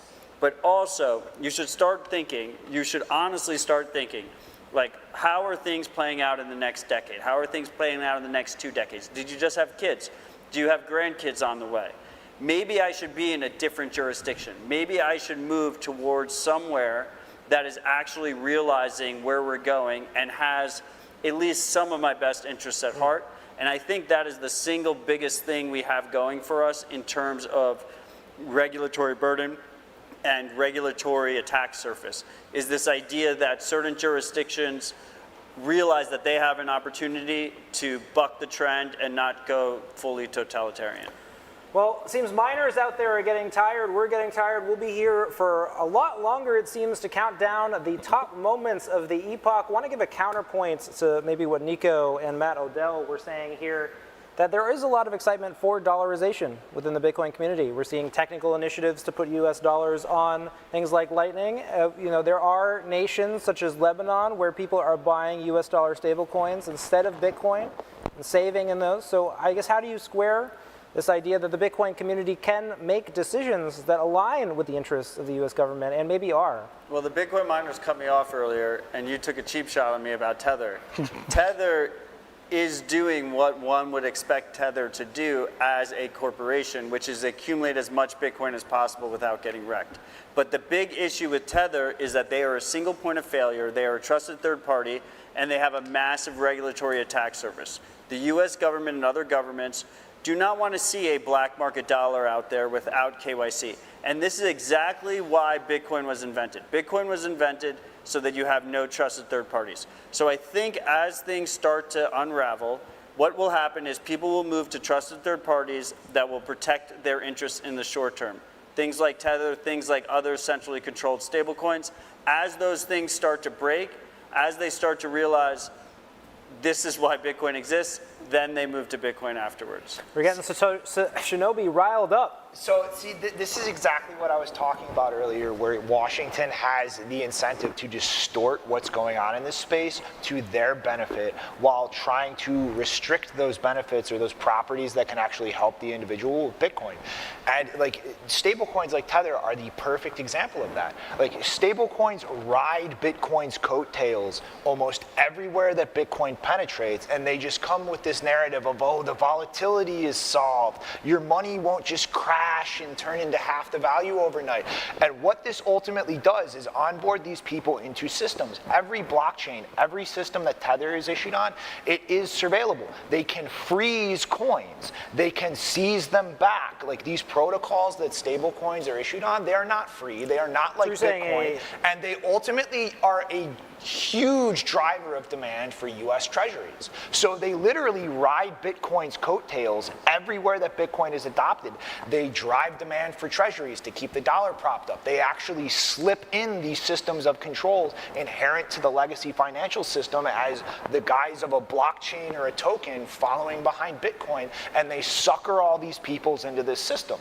Like they are doing everything they can to pervert what Bitcoin is doing, just back into the trap of the legacy system with a shiny new label and carriage for it. So you're saying a Bitcoin-backed solution to that problem may be interesting. Nico, your take?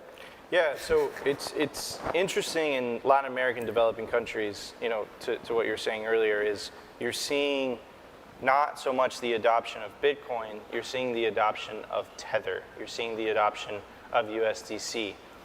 That is an educational problem. And specifically speaking from a Latin American's perspective, if you're in Venezuela, a dollar is like the thing that you want to be able to get.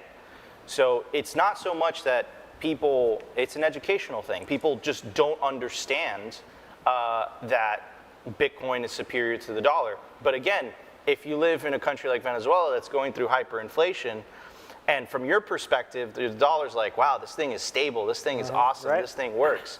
So the dollar is just the best of all these horrible, shitty fiat currencies. So again, I think it's a generational thing. I think Mi Primer Bitcoin in El Salvador is doing Satoshi's work in the sense that they're educating the younger generations on Bitcoin, and not only Bitcoin, how to use Bitcoin, and then it's imprinted on them from a very early age that it's, oh, okay, this Bitcoin thing is the real money. This Bitcoin thing is the superior money.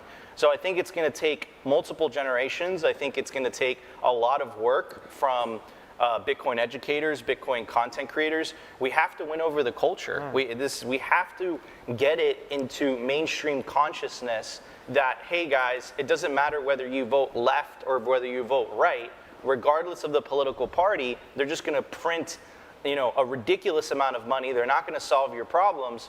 You're really going to find hope or an opportunity for the future in Bitcoin. So I think it's an educational issue.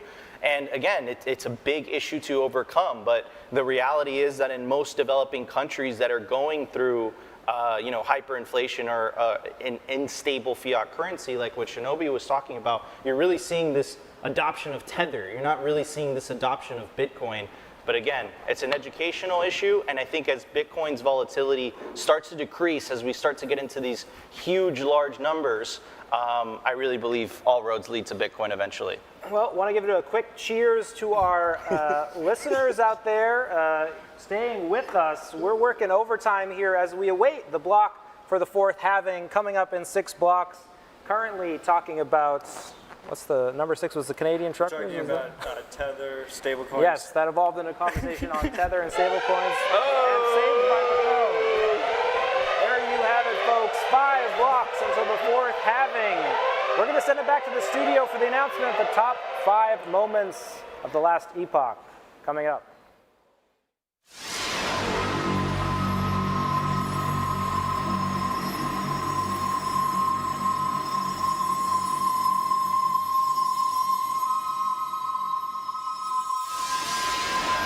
Решение о проведении специальной военной операции.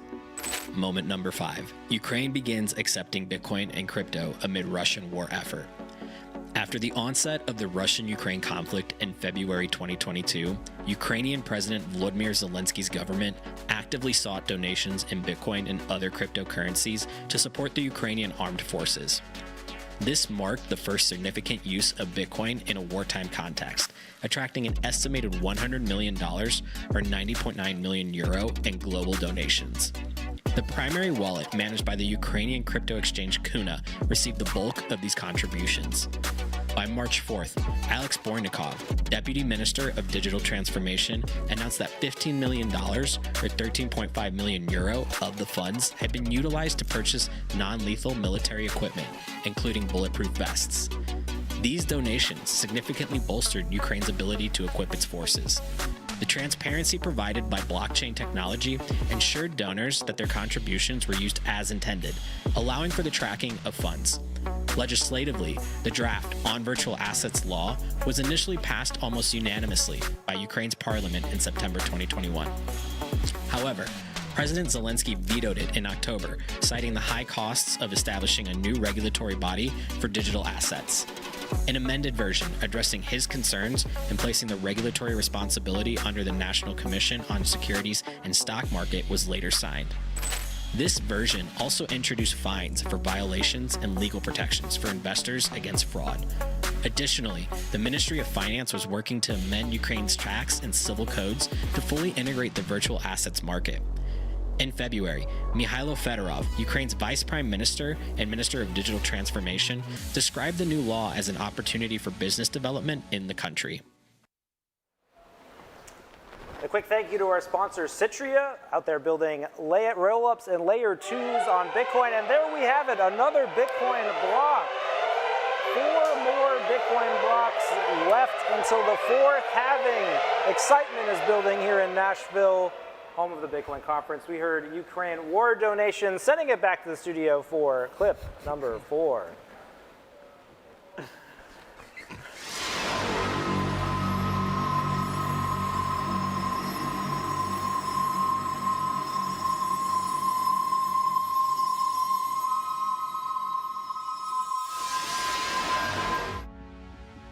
Moment number 4, China bans Bitcoin mining, sparking great migration of hash rate.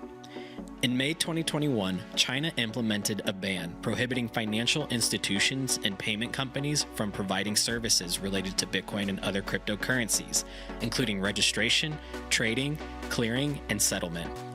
This directive, announced by the National Internet Association of China, the China Banking Association, and the Payment and Clearing Association of China, cited volatility and speculation as primary concerns.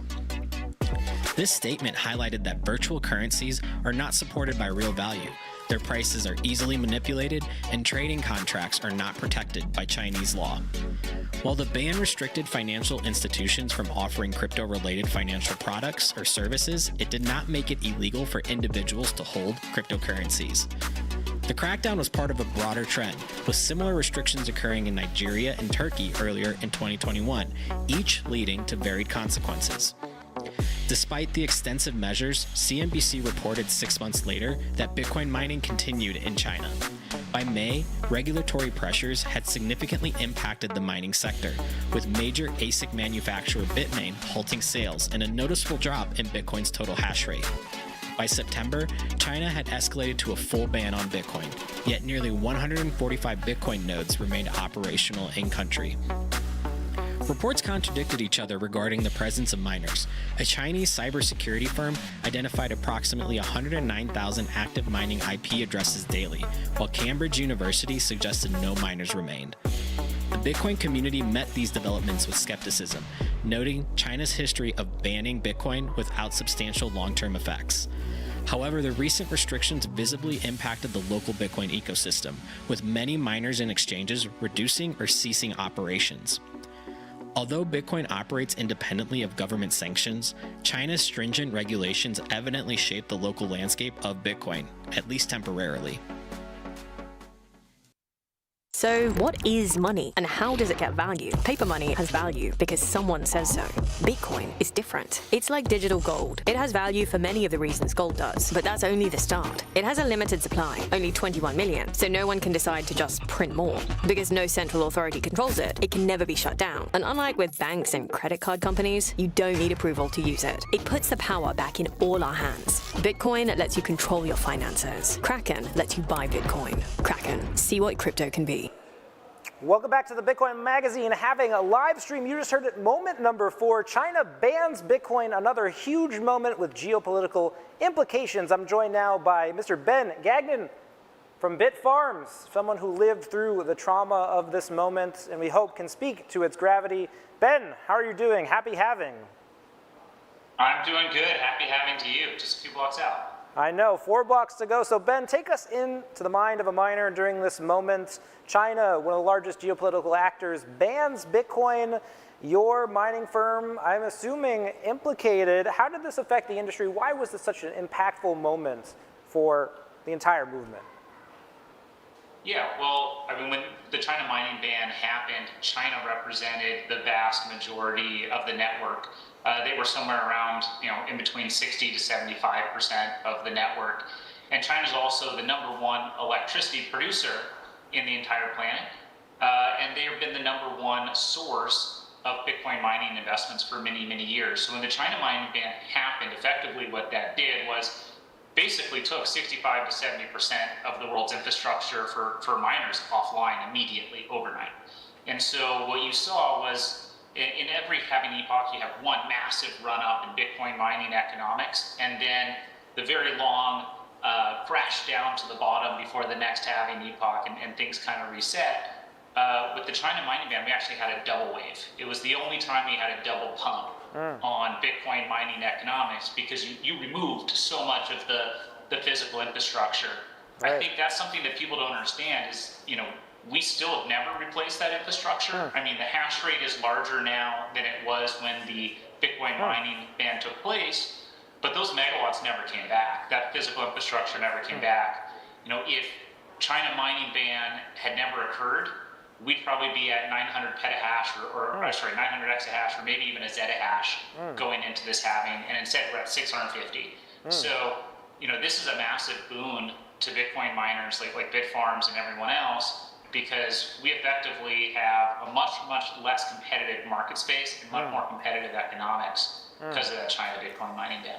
Well, I know there's a lot touted that there has been a bit of a happy ending here in terms of hash rate distributing globally. I know you poured a little bit of cold water on that just there, talking about how some of this hash rate has not returned. But is there not a positive silver lining here? Did Bitcoin get more decentralized in your view? For sure. I mean, we had 70-ish% all in one country.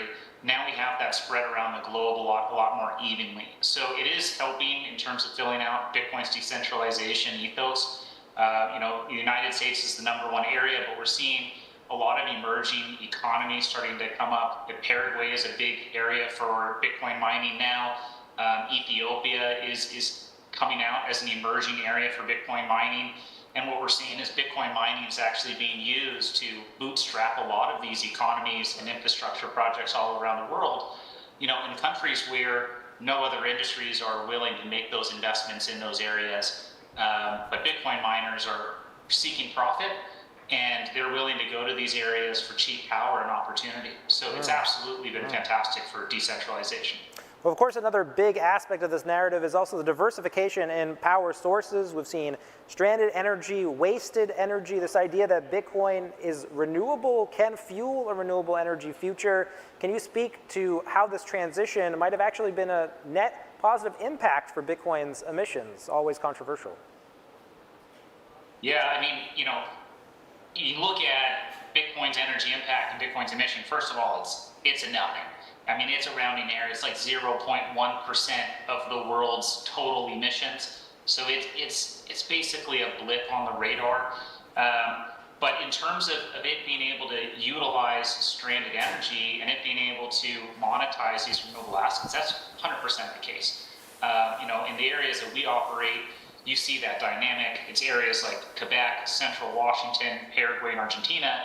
All of these areas are areas with massive amounts of electricity generation capacity that were either built to power industry, which has left and never came back, or built to power industry that never came. And so, we are tapping into this infrastructure in a way that, no other companies and no other industries are really willing to make those investments to do.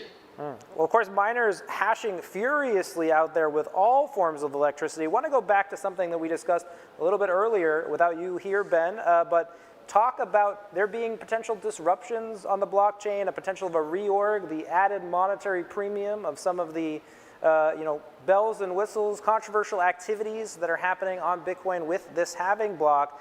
I'm interested to hear your thoughts on this idea of the epoch sat mining, this runes protocol launching. Do we think we'll see a disruption in Bitcoin in your view as a miner? There's definitely a lot of activity happening in terms of the runes and the bidding on this potential epoch sat. So there's going to be an economic incentive to play games here. If you've been watching the testnet over the last couple of days, somebody has been practicing reorgs. So people have been working to try and make this reality. You should expect that, because this first block after the halving is potentially worth millions of dollars with the runes and the epoch sat calculation, people are going to try and reorg it. This is definitely something that's going to happen. It's a very, very interesting economic incentive here that we've never seen. This could be the most valuable block that Bitcoin has ever mined.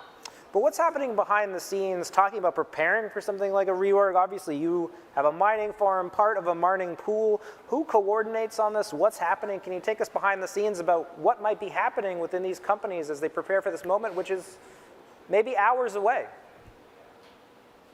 Yeah, it's all happening at the pool level. So the pools are the ones who are organizing all of the different activity and are competing against each other. You know, the miners are really just contributing their hash rate to the pool. Unless you're looking at this massive economic opportunity and you're saying, you know what, we're going to disconnect from the pool and we're going to solo mine for just a few blocks. I think with the amount of interest in economic activity that's coming out of this first block, that's certainly something that could happen. You know, there's an asymmetric reward there to disconnect from the pool and solo mine and try and hit it big. It's a lottery with a really good chance of playing out. In your view, does this raise awareness of potential solutions? Obviously, some innovators, ocean mining being out there, one of them, talking about miner payouts. Do you think you'll be paid fairly if you contribute to the pool that wins the halving block? How are you looking at your payout structure with this epic sat, with this halving block ahead of us? It really depends on the pool. You know, Foundry, which is one of the largest pools in the world, it's where most of the North American and the publicly traded miners will contribute their hash rate. They put out an announcement 2 days ago saying that they're aware of this epic sat, and if they find the block, they're going to auction it off and donate 100% of their proceeds to the miners on a pro-rata basis. So, you know, Foundry has been mining, they mined the last 3 blocks here, and they have, you know, a very, very good probability of hitting that. So whoever's mining on Foundry is probably going to get a boost from whatever happens on this epic sat. Well, Ben, appreciate that. How do people watch? How do they follow along? Is there something that you're looking at as this action takes place? How long will it be before you're confident that we've seen the blockchain finalize its state? Well, you know, every block that we process makes it a little bit more secure. I've got mempool.space open right now, and I'm watching it live. I'm sure a lot of people are doing it at home. Certainly, you know, one confirmation here is not going to be enough this time around.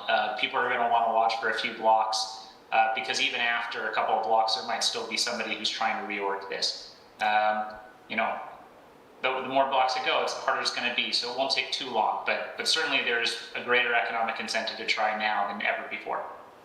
Well, of course, we'll be staying on the Bitcoin Magazine, having a live stream post-show to go over these blocks to see if anything takes place. Ben, want to give you a chance to talk to the people out there. Oh, we're out of time. Ben, thank you for joining us. Good luck with the halving block. 3 blocks to go on the Bitcoin Magazine halving, a live stream. Odell's pumped. Shinobi's on his phone. Epic sat doesn't exist. Well, there we have it. 3 moments to go. We're going to send it back to the studio. We're going to reveal moment number 3, the third most influential moment of the last epoch. Thanks for tuning in. Stay tuned.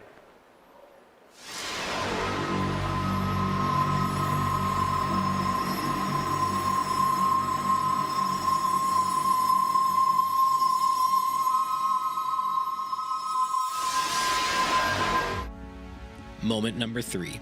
SEC approves 11 Bitcoin ETFs, bringing Bitcoin to Wall Street. On January 11th, 2024, the United States Securities and Exchange Commission made a historic decision by approving the listing of the first 11 spot Bitcoin exchange-traded funds. This marked a significant milestone in the ongoing integration of Bitcoin into the traditional financial markets of the United States. SEC Chair Gary Gensler announced today. There you have it, the second block. There's 2 blocks to go before the 4th Bitcoin halving. We're broadcasting live from Nashville, future home of Bitcoin 2024. Number 3, ETFs. We've talked about them. We're going to go back to the studio. Number 2, 2 blocks to go. Stay tuned.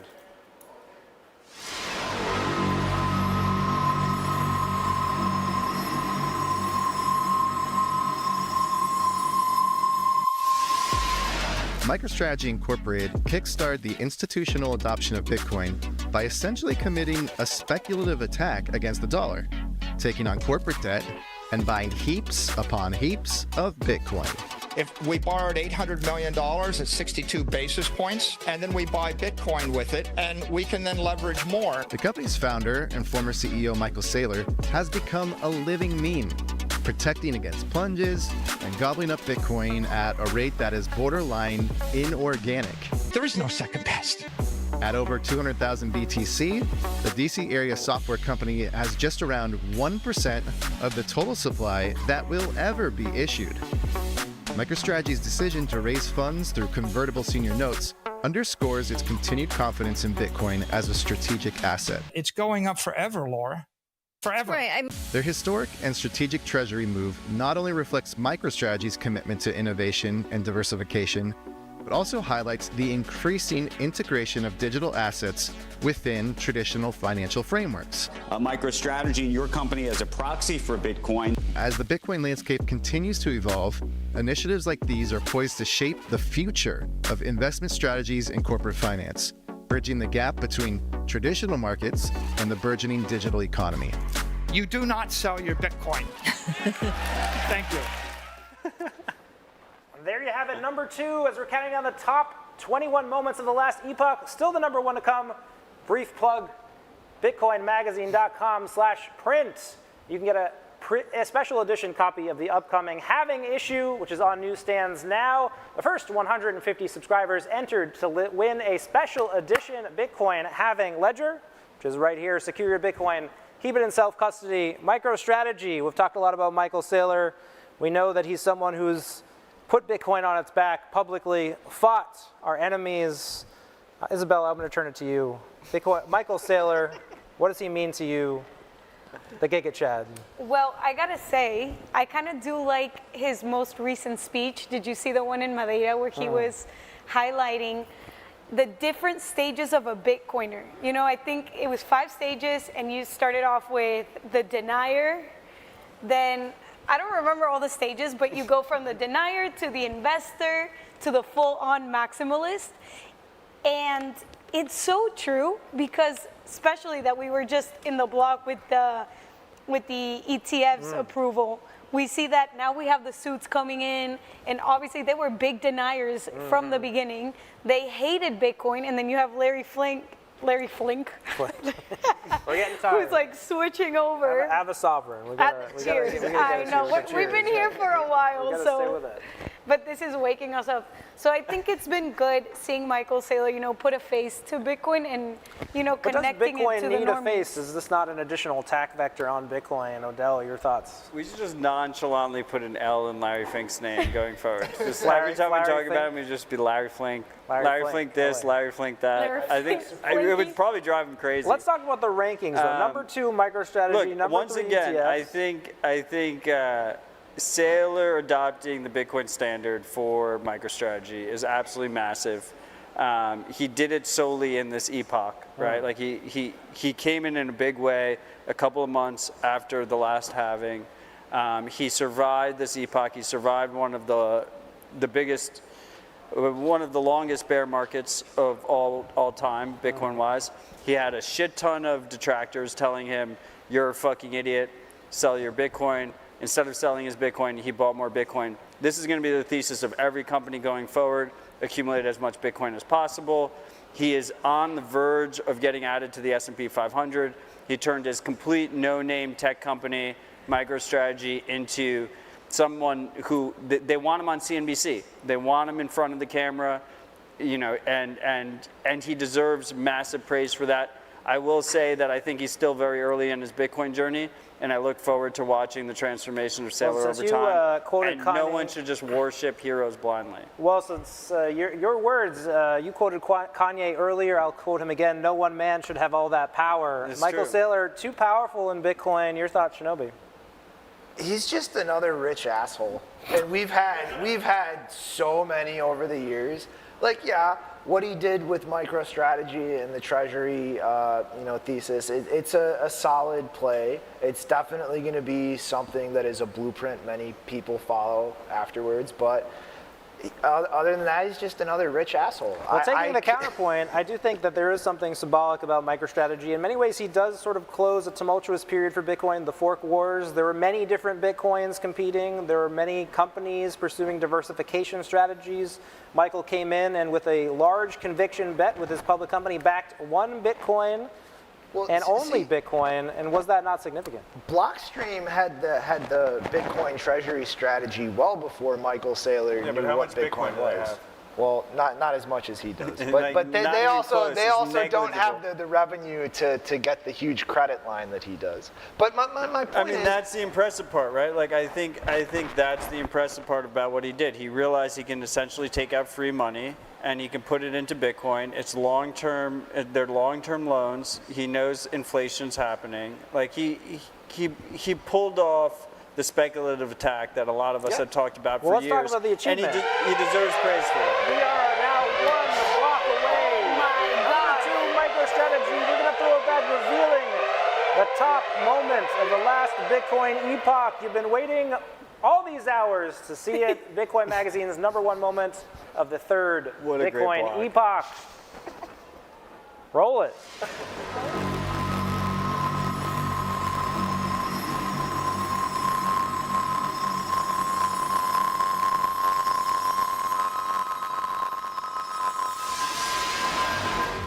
Finally, this epoch's much anticipated top moment. El Salvador becomes the first country to adopt Bitcoin as legal tender. El Salvador's decision to adopt Bitcoin as legal tender announced at the Bitcoin 2021 conference by Jack Mallers of Strike with a supporting video from President Nayib Bukele represents a monumental shift in the financial landscape. This move marked the first time a country officially integrated Bitcoin into its monetary system, sparking significant international discussion.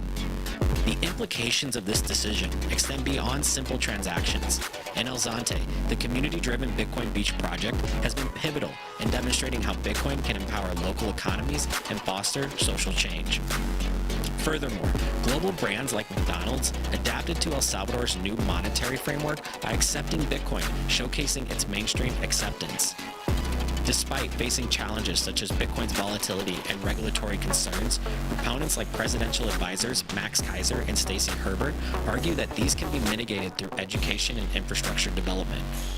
El Salvador's legislation enabled businesses to list prices in Bitcoin, allowed citizens to pay taxes with it, and exempted Bitcoin transactions from capital gains tax. Additionally, El Salvador enhanced its Bitcoin infrastructure by installing ATMs and launching the Chivo wallet, which offers financial incentives to users. President Bukele actively managed the country's Bitcoin strategy, regularly announcing purchases and promoting national Bitcoin incentives, including mining and passport programs. El Salvador's pioneering move has not only integrated Bitcoin into its economic strategy, but also positioned it as a leader in financial innovation, encouraging other nations to explore similar pathways. The country's ongoing Bitcoin journey continues to be a focal point of global attention, providing key insights into the potential for Bitcoin to reshape economic systems. There you have it, the #1 moment of the last Bitcoin epoch. We're going to be joined by a very special guest now, Mr. Jack Mallers returning. Nico, take it away. Hello, everyone. Here we are with Jack Mallers, the CEO and founder of Strike, joining us today. Jack, I never forget Bitcoin 2021. You did this epic presentation. I believe you were crying on stage, and it was the same conference that Nayib Bukele announced Bitcoin as legal tender in this small nation state. It was a historic moment. I never forget it. But you were a part of that. I believe the president even reached out to you individually. It's quite a story. Do you mind telling it? Yeah, I'll try and tell the short version. I went down to El Salvador to launch the pilot of Strike doing cross-border payments. I was sitting in a sushi restaurant in the first floor of our hotel, and I got a DM on Twitter from the government. And I remember texting my dad, and I told him, I have no fucking idea what's going to happen, but I love you no matter what. And I thought it could have gone really, really bad or really, really good. And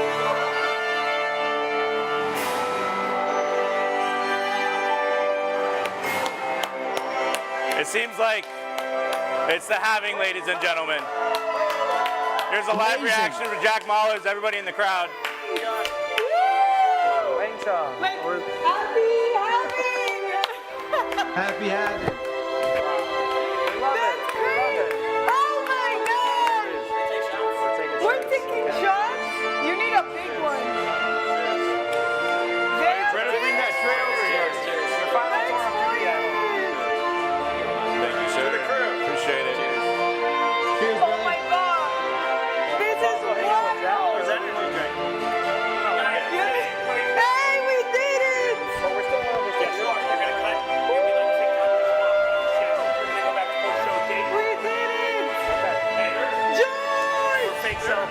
TikTok.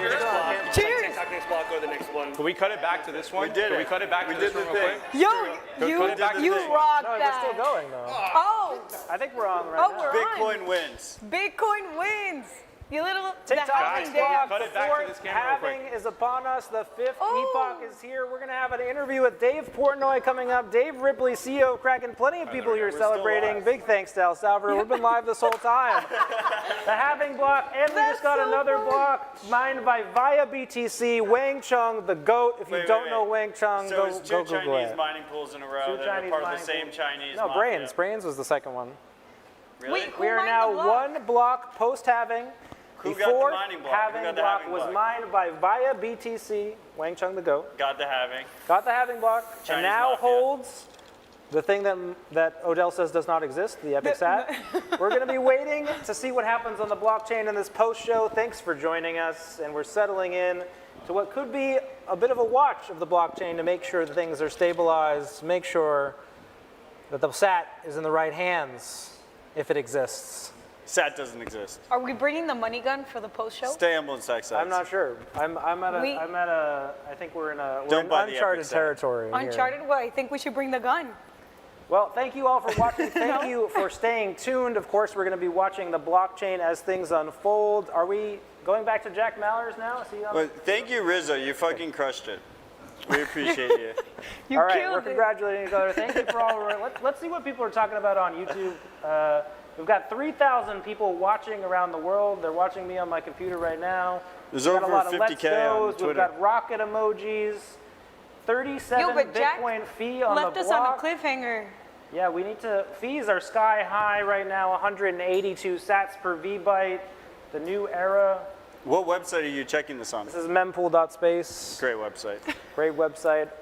If you're tuning in, we're watching the blockchain. The halving has happened. The SAT has been mined. We're in a new epoch of 3.125 Bitcoin.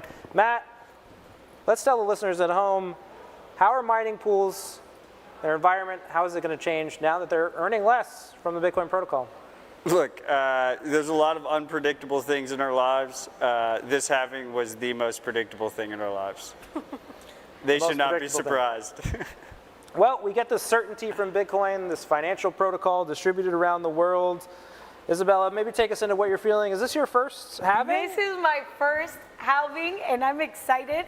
It kind of gives me like New Year's vibes. I feel like we're the Times Square of this, scene.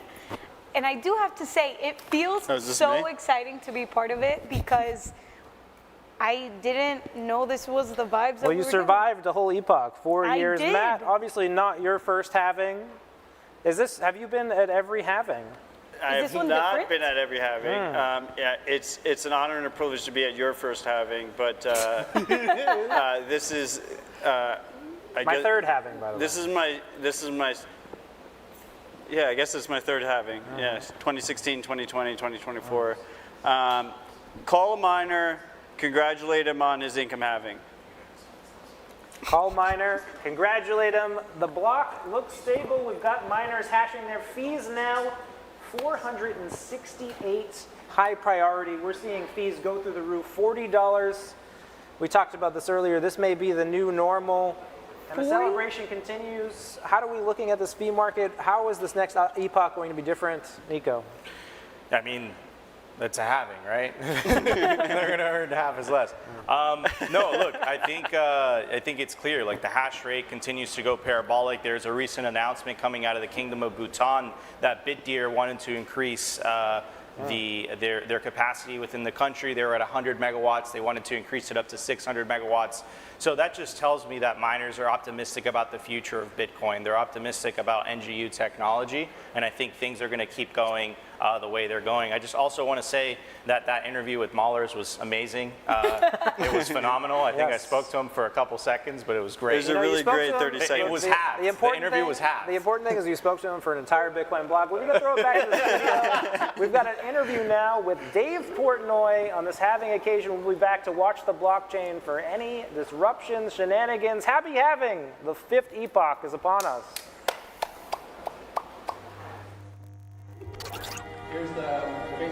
The computer can be used as a tool to liberate and protect people, rather than to control them.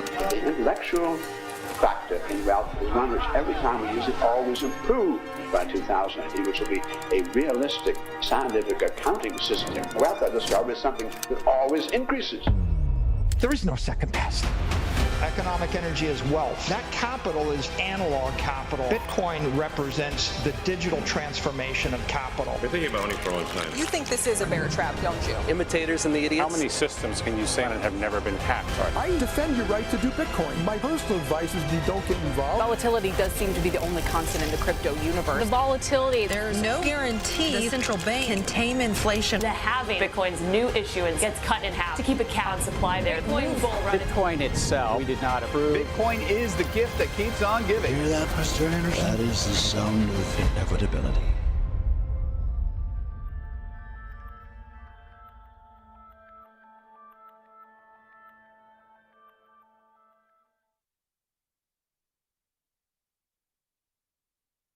Welcome back to the Bitcoin Magazine Halving live stream pre-show.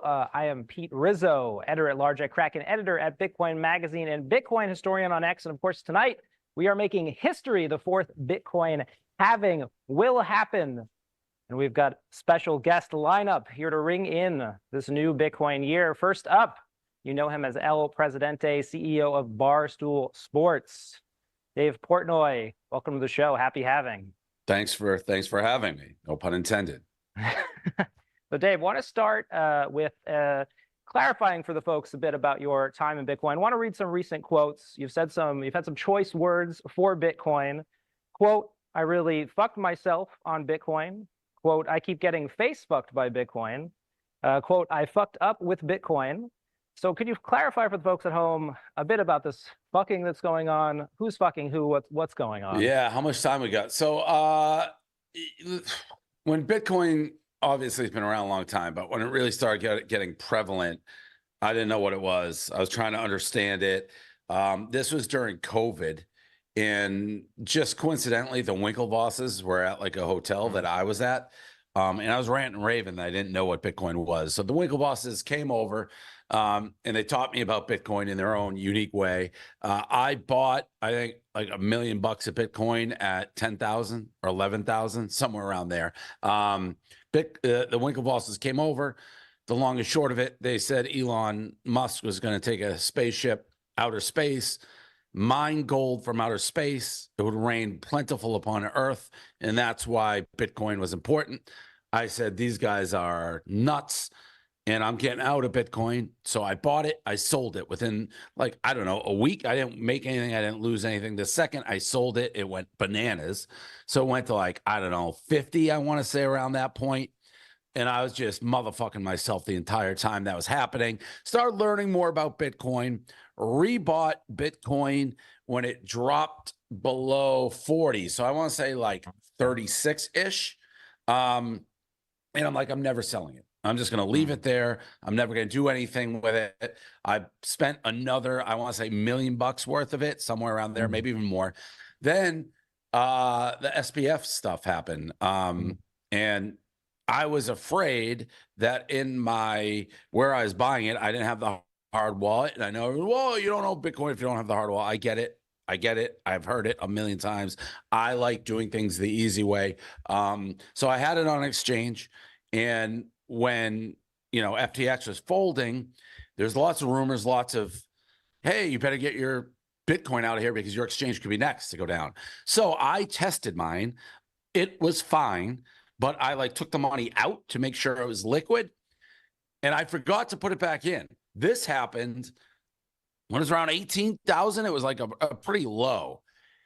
And then I just didn't pay attention again. And then Bitcoin on this latest run, I'm like, okay, I'm good. I'm doing well again.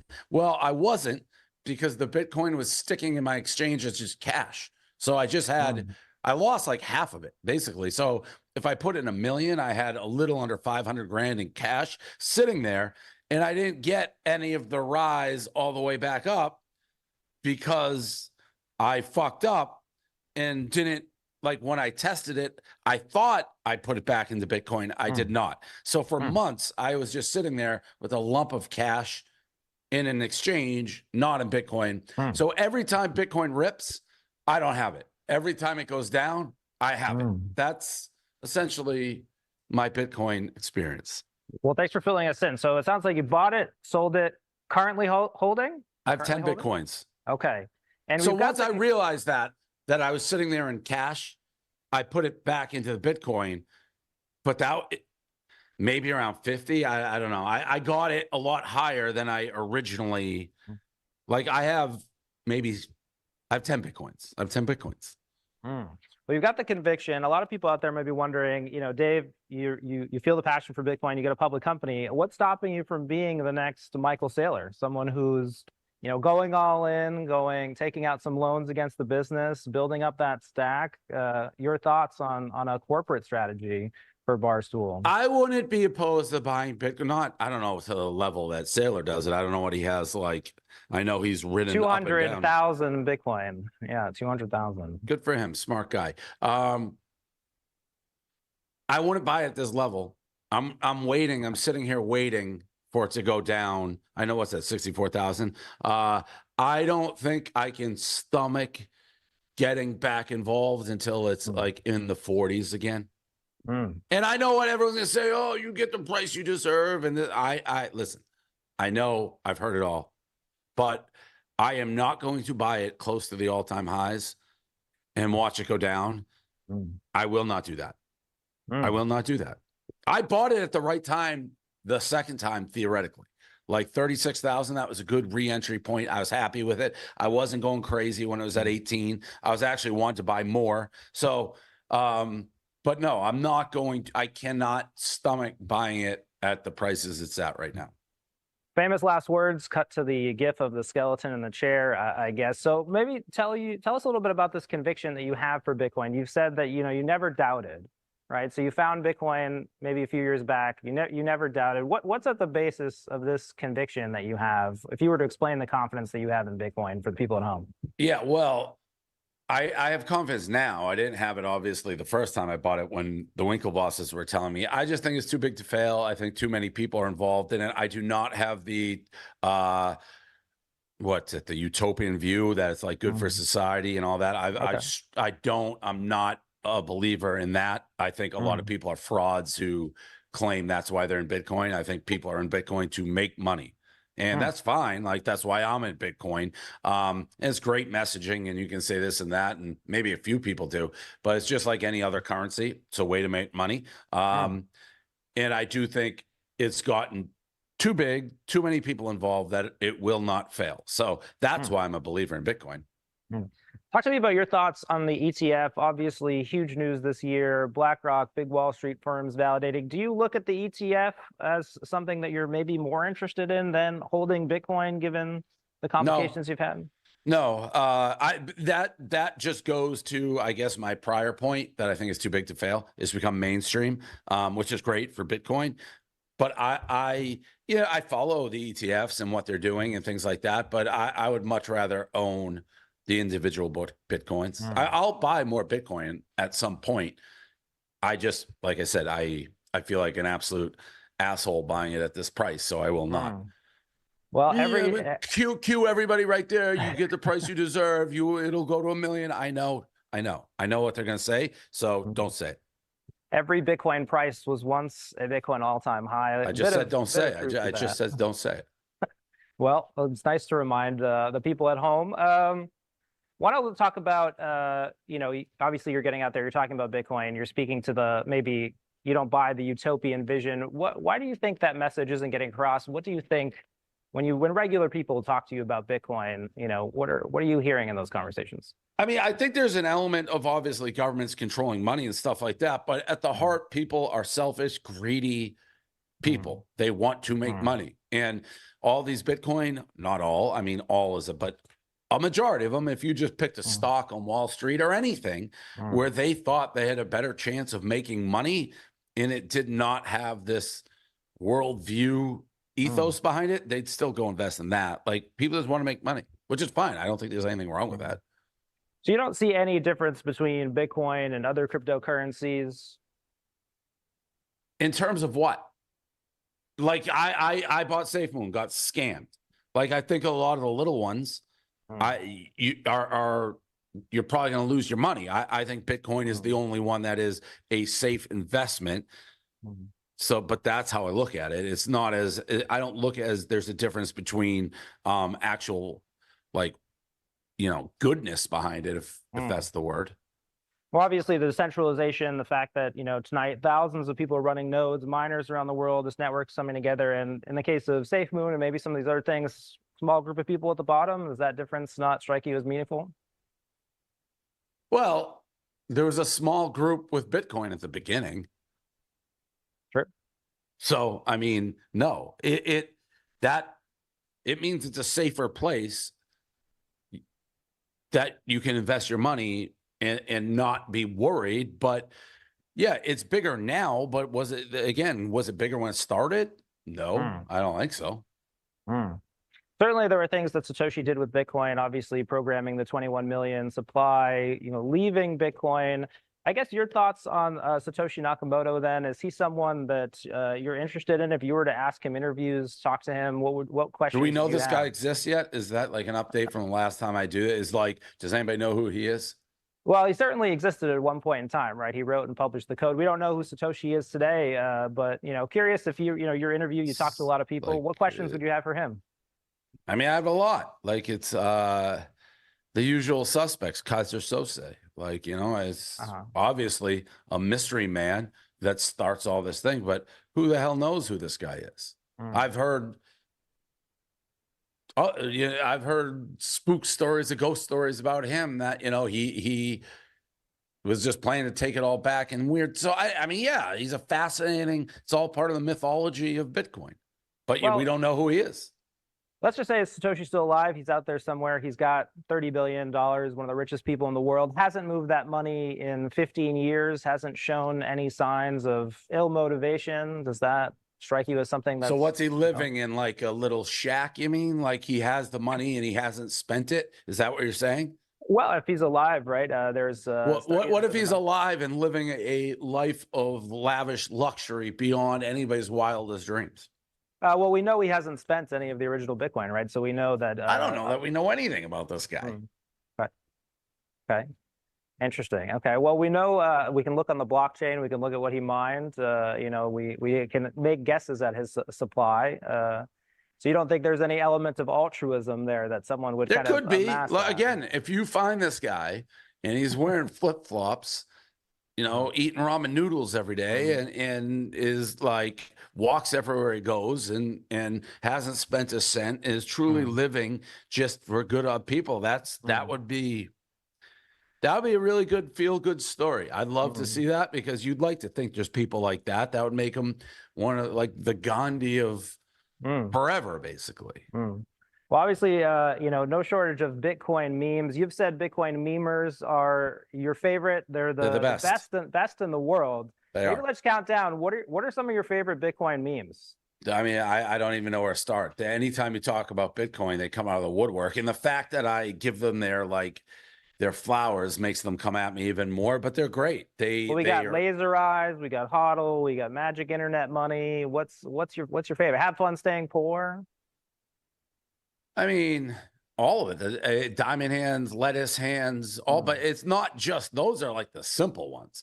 It's like the things they do with movie clips or videos. I mean, clearly that the generation of people who have Bitcoin are internet wizards and they're savvy, and they understand more than I do, and they're brilliant at the internet. So they're great. And I think that actually, I think is directly related to the success of Bitcoin, to be honest. Well, obviously today, Bitcoin holiday, the Bitcoin halving. There are other Bitcoin holidays. It would be remiss if we didn't talk to you about Bitcoin Pizza Day coming up in May. I know you're a pizza connoisseur, so I had some questions on that. You know the story, right? Bitcoiner spends $10,000, 10,000 Bitcoin on a pizza. Curious, you know, how good would that pizza have to be for you to spend 10,000 Bitcoin on it? Yeah, well, what was Bitcoin is worth like nothing when he did it, right? Right now, it'd have to be damn good pizza, that's for sure. 10, I mean, what is that? Can't do the math, but it would have to be about $600 million. That pizza probably doesn't exist that I buy for 600 million. No, That's not out there. There's nothing. No, the I would pizza world say can do. no. I would say that's a little too rich for a pizza blood. Yeah. Are you jealous of the guy who ate the $600 million pizza? No, I don't know what I'd do if I were him. Like I don't know if he still has a lot of Bitcoin, but you know, that would haunt me. What is a mythic pizza? Of course, you know, his choice of toppings, jalapenos and pineapple, if I recall correctly. Is that a flavor? No, that that's gross. I mean, I don't judge other people's pizza, but that's gross for me. All right, flipping the page, talking a little bit about Sam Bankman-Fried. I know someone who brings back memories, of course, among other things, sentenced to prison recently for losing your Bitcoin, among other things. Question, do you think the sentence of Sam Bankman-Fried was fair in your view? What was the exact sentence that he got? 25 years in prison, and he must serve at least 20 before parole. Yeah, I guess. I mean, he's obviously a criminal. He was careless with other people's money, a fraud. 20 to 25 years is a lot. So I'd say that's fair.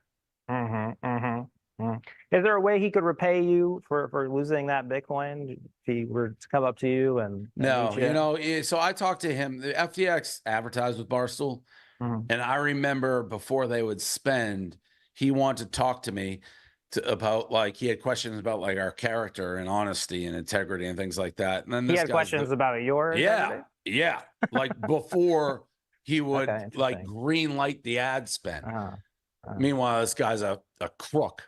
So he's borrowing billions, giving it to politicians, and he's asking you, he's saying, Dave, I want to see your books. Yes, which is just so perfect for him. And to be honest, it's generally the people who are holier than thou with the biggest skeletons in their closet. So no, there's nothing. If he offered to pay me back, I wouldn't accept it. Like, I don't want his money. I like to see him rot, but 20 to 25 years, I think, is fair.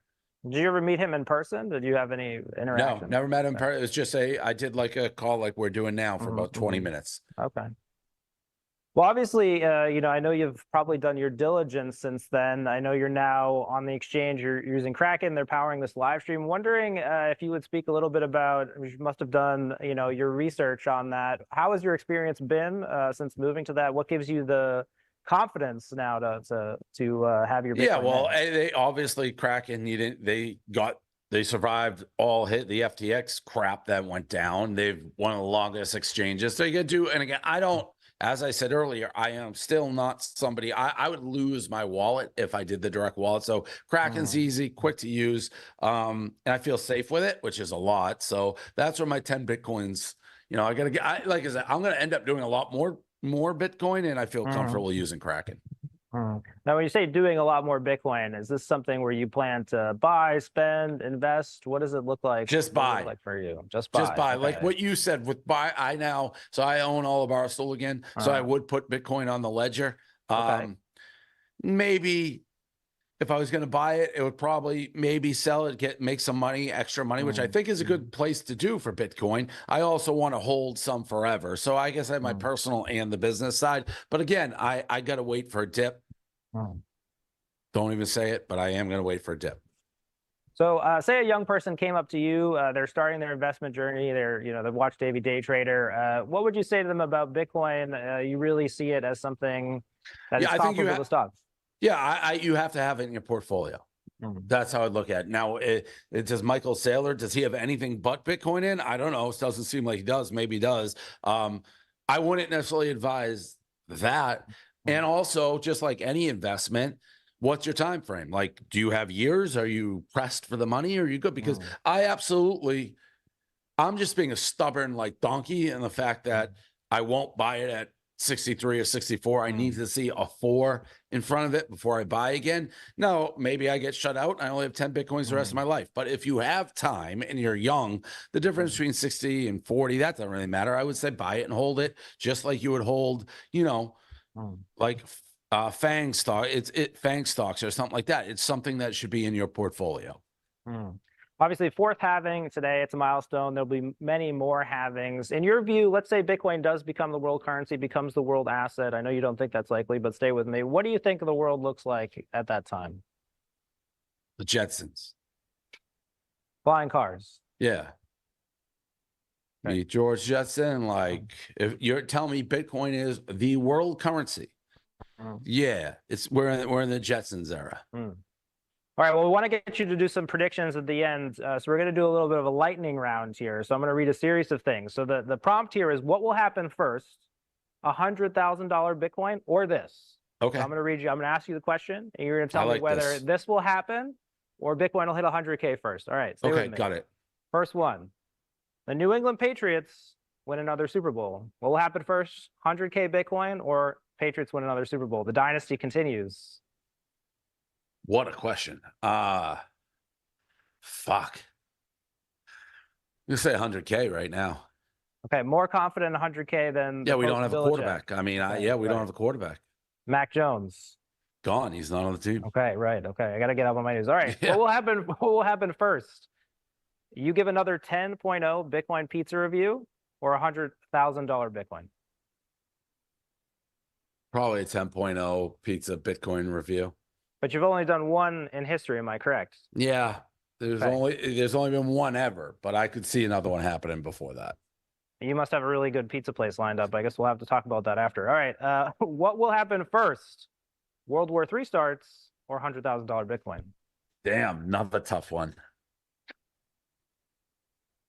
That's because, I mean, there's stuff going on right now. I know. I'm going to try to be an optimist and say 100,000 Bitcoin. I certainly hope that's right. Okay, that's magnanimous. All right, what will happen first? $100,000 Bitcoin or Kim and Kanye get back together? 100,000 Bitcoin. So you think no chance? Kanye's No out. chance. No chance. Oh, yeah. Brutal. What will happen first? $100,000 Bitcoin or you sell Barstool Sports again? 100,000 Bitcoin. What will happen first? $100,000 Bitcoin? You wear a LeBron James jersey. 100,000 Bitcoin. What will happen first? $100,000 Bitcoin or you receive an honorary degree from Harvard? 100,000 Bitcoin. What will happen first? $100,000 Bitcoin or Taylor Swift breaks up with Travis Kelce and starts dating you? 100,000 Bitcoin. What will happen first? $100,000 Bitcoin or we see Donald Trump elected president again?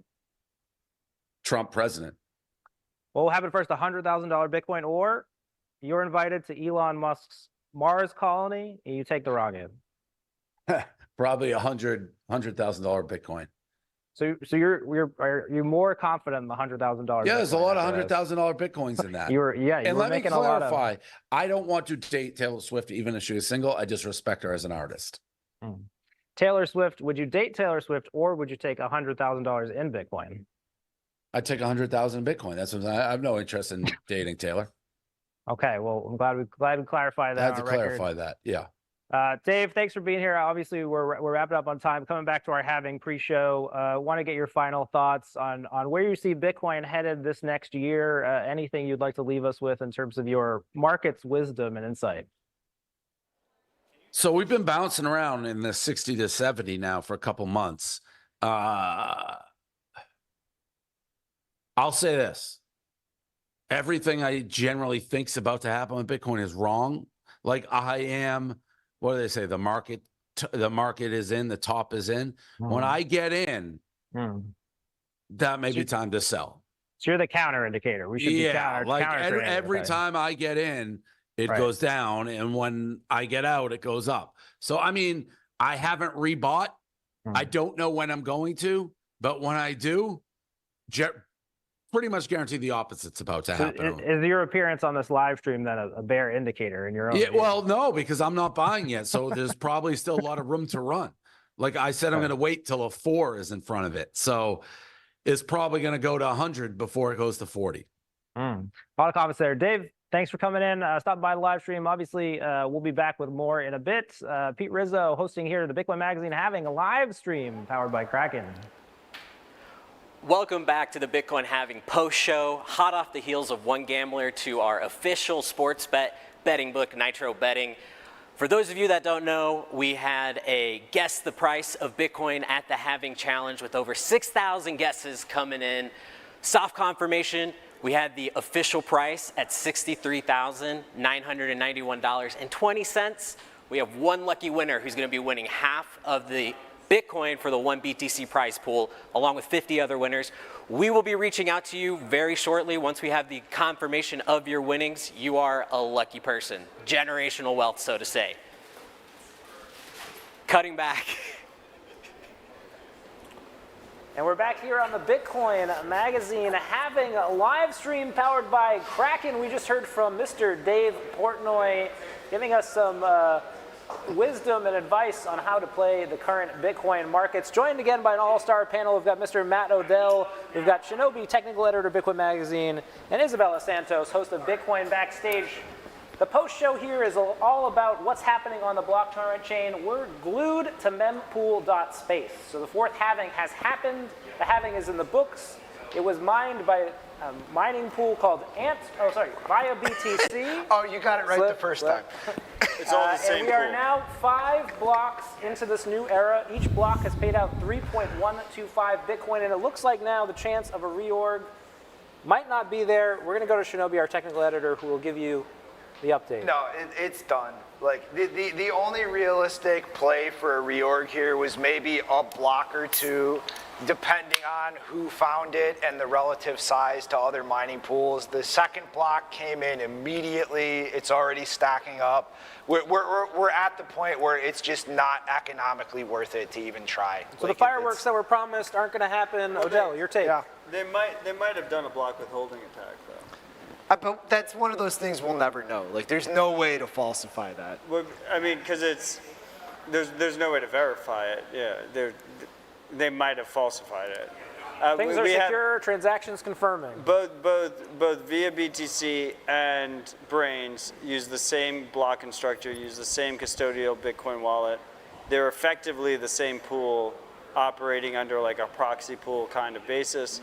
And it makes sense that they would do bang bang on a block with the halving block and then the block afterwards. It actually does kind of add up that there was some kind of block withholding shenanigans. I mean, it's very possible. Like the rate that blocks were coming in, I mean, I'm going to have to go really look back at things after the fact and see things, but it's totally plausible. A big chunk of miners just held some hash rate in reserve and cranked it up at the last minute just to try to get those blocks coming in so fast that it builds on top of the halving block and just makes the reorg not worth even trying. We'll be back with some more analysis in a minute. Of course, fees skyrocketing, high fees right now, 2,200 sats per V-byte. Commenting on the halving and the situation, we're going to turn it over to the side stage. Nico, once again, with Jack Mallers, helping us celebrate the halving. Hello, everyone. We're going to talk to Max Kaiser and Stacy Herbert, advisors to President Nayib Bukele of El Salvador. Max Kaiser and Stacy, how are you guys doing? I just went to El Salvador in the flesh. I had to see it. I had to experience it. I actually experienced the energy. I had to experience the people. And it was an absolutely wonderful place, full of optimism, full of hope. And you don't see that in that region very often. I truly believe that's because they adopted a Bitcoin standard. And Max and Stacy, you guys were instrumental in that. How are you guys doing? Not bad. This is all very exciting. And I guess it's 3.125 now, huh? Yeah, this is our new epoch. You know, we were there in the 2012 halving and every halving, really. We've been celebrating in the Bitcoin community. And this is the latest and greatest halving of them all. I would call this the El Salvador epoch that we're entering right now. So Max and Stacy, do you guys foresee other countries seeing what's happening in El Salvador? The lowering of crime, of course, businesses are thriving. Do you see that inspiring countries in the region? Of course, yes, because it's hard to extract one from the other, okay? President Bukele is the most popular leader in the world in any poll you would look at. And you know, most other leaders seeking the same thing. They want to be popular, of course. They're going to say, what did he do? They're going to look at how he fixed crime, the crime rate here. and they're going to see Bitcoin. Those are the two very unique things, very historic things that President Bukele did. So I think that will inspire other countries. I think it'll probably be similar, like a small country. Many people have dropped names like Bhutan and Qatar and UAE and others in Central America, Latin America. So I think we will see others. But the thing is that our first mover advantage is becoming almost insurmountable, right? We already have the mind share of all the best Bitcoiners in the world. We always talk about it, that we actually have had an active policy here for 2.5 years while we've been here of trying to attract the best and the brightest to El Salvador. And that's what you saw when you came here for the Halving party. I think you see that sense of like what happens when one small country attracts all the best and brightest people in the world. I think we can have a Renaissance 2.0, similar to what happened in Florence back in the 1300s, when you had the best and brightest of the time in the world, 60,000 of the best and brightest people living in Florence. And wow, 500 years later, we're still talking about them, right? So I think that's the sort of epoch as well that we're entering. This is the El Salvador epoch of the next 4 years for Bitcoin, but I think it's an epoch that will last for the next 500 years in terms of what happens here in El Salvador. Yeah, I mean, it's interesting. Sure, some other country might also adopt the policies of El Salvador and reap the same benefits that El Salvador has realized. But on the other hand, since we're here and we're part of this economy and part of this community, the longer these other countries wait, the greater our first mover advantage becomes. So if these other countries want to drag their feet, then we'll take the gains because we're getting all the best Bitcoiners, as Stacy has suggested. Property prices are skyrocketing. The people are starting businesses, and this has become a hotbed. It's become Singapore 2.0. So take your time out there and have fun staying poor. We're happy. When I talk about that first mover advantage, and the fact is that we have the best and the brightest, not only the mind share, but the actual people moving here to El Salvador. If you look back during Florence, Renaissance 1.0, there was competition amongst the Italian city-states, right? And once one city had Da Vinci, Michelangelo, and Botticelli, and all the architects and the discoverers, it was the age of discovery, right? It became harder for other city-states to compete. They did things like improve their unit of account, tried to compete with the florin, or they just couldn't compete with Florence because the first mover advantage was so massive. Yeah, and think about MicroStrategy for a second. So they've got something like 200,000 Bitcoin on the balance sheet. Pretty soon, no other company in the world will have a balance sheet to acquire 200,000 Bitcoin. So they are happy in that position as well because they stand to become the richest company in the world. These other companies and countries can drag their feet all they want. All we need is one Najib Bukele, one El Salvador, one Bitcoin, and we're good to go. Absolutely. So I saw this in the flesh when I visited El Salvador. It was absolutely beautiful. The people were full of hope. The people were inspired. I took the time to interview as many locals as possible, and I'm bilingual, so I was able to, speak to them in their language, and it was absolutely incredible. I've never seen this before. I come from Miami, and usually for a lot of Americans, Miami is kind of like the Mecca. That's where you end up. But I've seen El Salvadorians, I've had conversations with them, and they want to go back to their country. That is absolutely unheard of. So I think it's a testament to the leadership of Nayib Bukele, and of course, the adoption of the Bitcoin standard. Pass it back on to the main stage and Pete Rizzo. And we're back here in the Bitcoin Magazine Halving Livestream powered by Kraken. That was the culmination of our top 21 moments of the last epoch. El Salvador adopts a Bitcoin standard. Of course, Max Kaiser and Stacy Herbert, huge, impactful in the work that they're doing down to get people energized about El Salvador. And of course, the halving now in the books, the price, $63,000. Fees are skyrocketing, and we've got a special guest now, or we've got a special community coming to join us. We're going to throw it to the Bitcoin halving parties that are happening around the world. We know many people are celebrating. We hope you will stay with us. We'll have more to come on the Bitcoin Magazine Halving Livestream powered by Kraken. Good night. Stay humble. Here we are from the Santorini Halving Party. I'm George Saulidis, the chief organizer. I'm Marco Costanza, and let me say that here the weather is wonderful, the guys are crazy, amazing, and the whole mood is wow, something nice. Wow. Nice, nice. I love it. I'm glad that everybody is having fun. Yeah. The food also too is really, really good, let me say that. And now we are gonna listen a really interesting speech, I think. Yes, yes. The juicy speeches are gonna be right now, yeah, the ones that you have to pay attention to. But that's not the point. The point is to have some sort of a conference, like half a conference, half a festival with some activities. We had lots of fun creating chocolate with Roger 9000. That was like a Zen experience. People were so attentive. All the other people who were looking at it, they wanted a spot on the table. And we're gonna do a boating accident. We did the hiking. Exactly. So it's all been so much fun. We did the bid devs. We had an amazing technical meetup, basically, and yeah. So many activities. Will be really interesting tomorrow to lose all of our Bitcoin in the sea, the Mediterranean Sea, and say, oh, I'm sorry. Sorry. Whoops, sorry, yeah. It happens. It happened. The boating accident, you're gonna see footage of that and how much fun that will be. Anyway, congrats again, because you organize a really, really, really wonderful event. Thank you. I think maybe this is the first party for the halving. So we are gonna open the dance for everyone in the next days. Well, they started in El Salvador, beginning of the month. All right. There are 40 halving parties 40. happening. Yes. Wow. Big and small. Some people, like I know from Coin Corner, Molly, for example, said, "Oh, we don't have a halving party in Isle of Man. It's a tiny island in the UK." Oh yeah. And so she said, "Okay, I'm gonna plan one."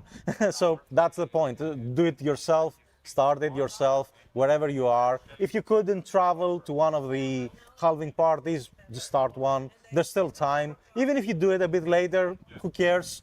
Like, do it a week later. The point is for Bitcoiners to enjoy and get to know each other and have fun. Like, that's the point. That's the main thing. Guys, stack sats and enjoy your halving party. Exactly. Bye. Ciao. Okay guys, welcome to El Sonte Bitcoin Beach, known as a Bitcoin Beach, the ground zero for Bitcoin circle economies. We are here in Bitcoin country. This is a dream to have the first Bitcoin country. When the President Bukele made Bitcoin a legal tender, it gave us to all of us a place to be exciting for the future, a place to build the futures that we want to be, to build the place that we want to be, and we're just humble and happy to be part of this great list of projects that have been doing great things with Bitcoin. And if you've never been in El Salvador before, you gotta come and visit Bitcoin country. And this award isn't just for us. This is for all the Bitcoin circular economies out there that are grinding, doing the hard work that's really going to transform the world and turn the world into a place where we can really live on a Bitcoin standard. So for those of you that thought ordinals or ETFs were more important than what's happening here, that just shows how early we are and how much education we still need to do. And I think we are in the number, we're the project number 19, right? Yeah, ridiculous, huh? Oh, I was thinking we will be in the second place. I don't know. Come on, Bitcoin Magazine! A very special word from our friends in Santorini and El Salvador at Bitcoin Beach. Now we're going to cut live to the Bitcoin Bay, the winners of the Bitcoin games at Bitcoin 2023. My friends, how are we doing? How are the vibes approaching this new epoch? Oh, hey, how are you? So Bitcoin Bay coming in here live. Didn't realize I was going right on. So we're running around with an iPad, very happy here. But we're here in Tampa. We've got a dunk tank set up, walking around. We've got here inside, we've got a great venue. Here we've got pizza. We've got dunk tanks, putting podcasters in dunk tanks. Got a great setup here. What we're doing here in Bitcoin Bay is creating biggest thing community here in Tampa. We're about to get him ready in there. We do weekly meetups for the only 501c3 nonprofit in the United States representing, and just having fun out here celebrating the halving. Oh, we're live right now. Huh? We're live right now? Yeah, they threw me on. All right. So we've got Wes here, and we've got our podcaster that we're about to put. Go to the dunk tank. All right. Everybody wants to see it. Gentlemen. Make it snappy, quick. Loving the Bitcoin Bay jerseys there, guys. Tell me, I don't know if you guys had a chance to check into the top moments, but would like to hear, what was your favorite moment of the epoch? A 40 Bitcoin block subsidy. We had on the screen we had Fork Observer watching to see if any chain reorgs, any miners trying to get that 840,000 block, but no reorgs. It went smooth, and but 40 Bitcoin. That's quite a bit. That's quite a big block subsidy. Who are we dunking here in this tank? Who's going to be the victim? So this is Green Candle Investments. Brandon Keys. He has the State of Bitcoin podcast. He is a Tampa native. One of our few podcasters we have here in the Tampa Bay area. And what's better than dunking the Bitcoin influencers? Amazing things. Well, we really appreciate you guys tuning in. We are going to cut back to our friends over on the next stage here. Guys, celebrate for us. Welcome back to the Bitcoin Magazine live stream celebrating the 4th halving, which just happened. I want to give a quick thank you, of course, to all of our sponsors helping us put on this wonderful event. Citrea, a layer 2 blockchain solution. Ledger, a blockchain hardware device. Secure your Bitcoins. Self-custody, of course, Kraken, the OG Bitcoin exchange. Want to do a little bit of a recap. The top 21 moments. The show has been about counting down the best of the last epoch.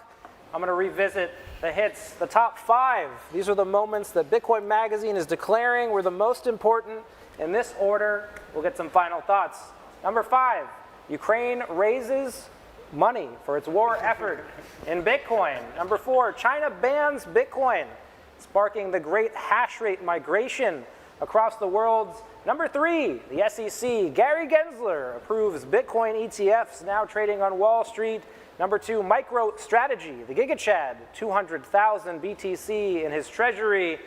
And last but not least, number 1, El Salvador adopts Bitcoin as a national currency. They're on the Bitcoin standard. Panel here, Matt Odell from 1031, Shinobi, our technical editor of Bitcoin Magazine, and Isabella Santos from Bitcoin Backstage. What do we think of the top 5? These were predictable, expected, or are we controversial? Odell. I think, first of all, to my father who asked me, what is the Kraken? It's a Bitcoin exchange. It's one of the best Bitcoin exchanges in the world. I thought it was hilarious. What is the Kraken?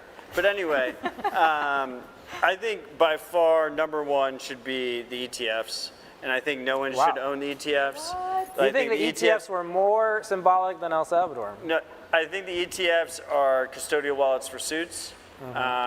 But I think at the end of the day, it does bring a whole new set of Bitcoin buyers. It's super easy. You can just go into like your Charles Schwab account. You think so? Do you think that's more important than the people of El Salvador using Bitcoin in commerce? It is the moment of the epoch. The moment of the epoch happened to happen 3 months ago. I disagree. It kills people inside. No. It kills people inside that happened 3 months ago. It must hurt you to say it. Let's go over to Isabella. It's the moment of the epoch. No, you can't compare it's amazing that the ETFs suits coming into Bitcoin to El Salvador making it a legal tender. That definitely makes it top 1, hands down. Yes, SEC has to be like in the top. I mean, they made it. They made it. I'll make the argument. Look, I love what happened in El Salvador.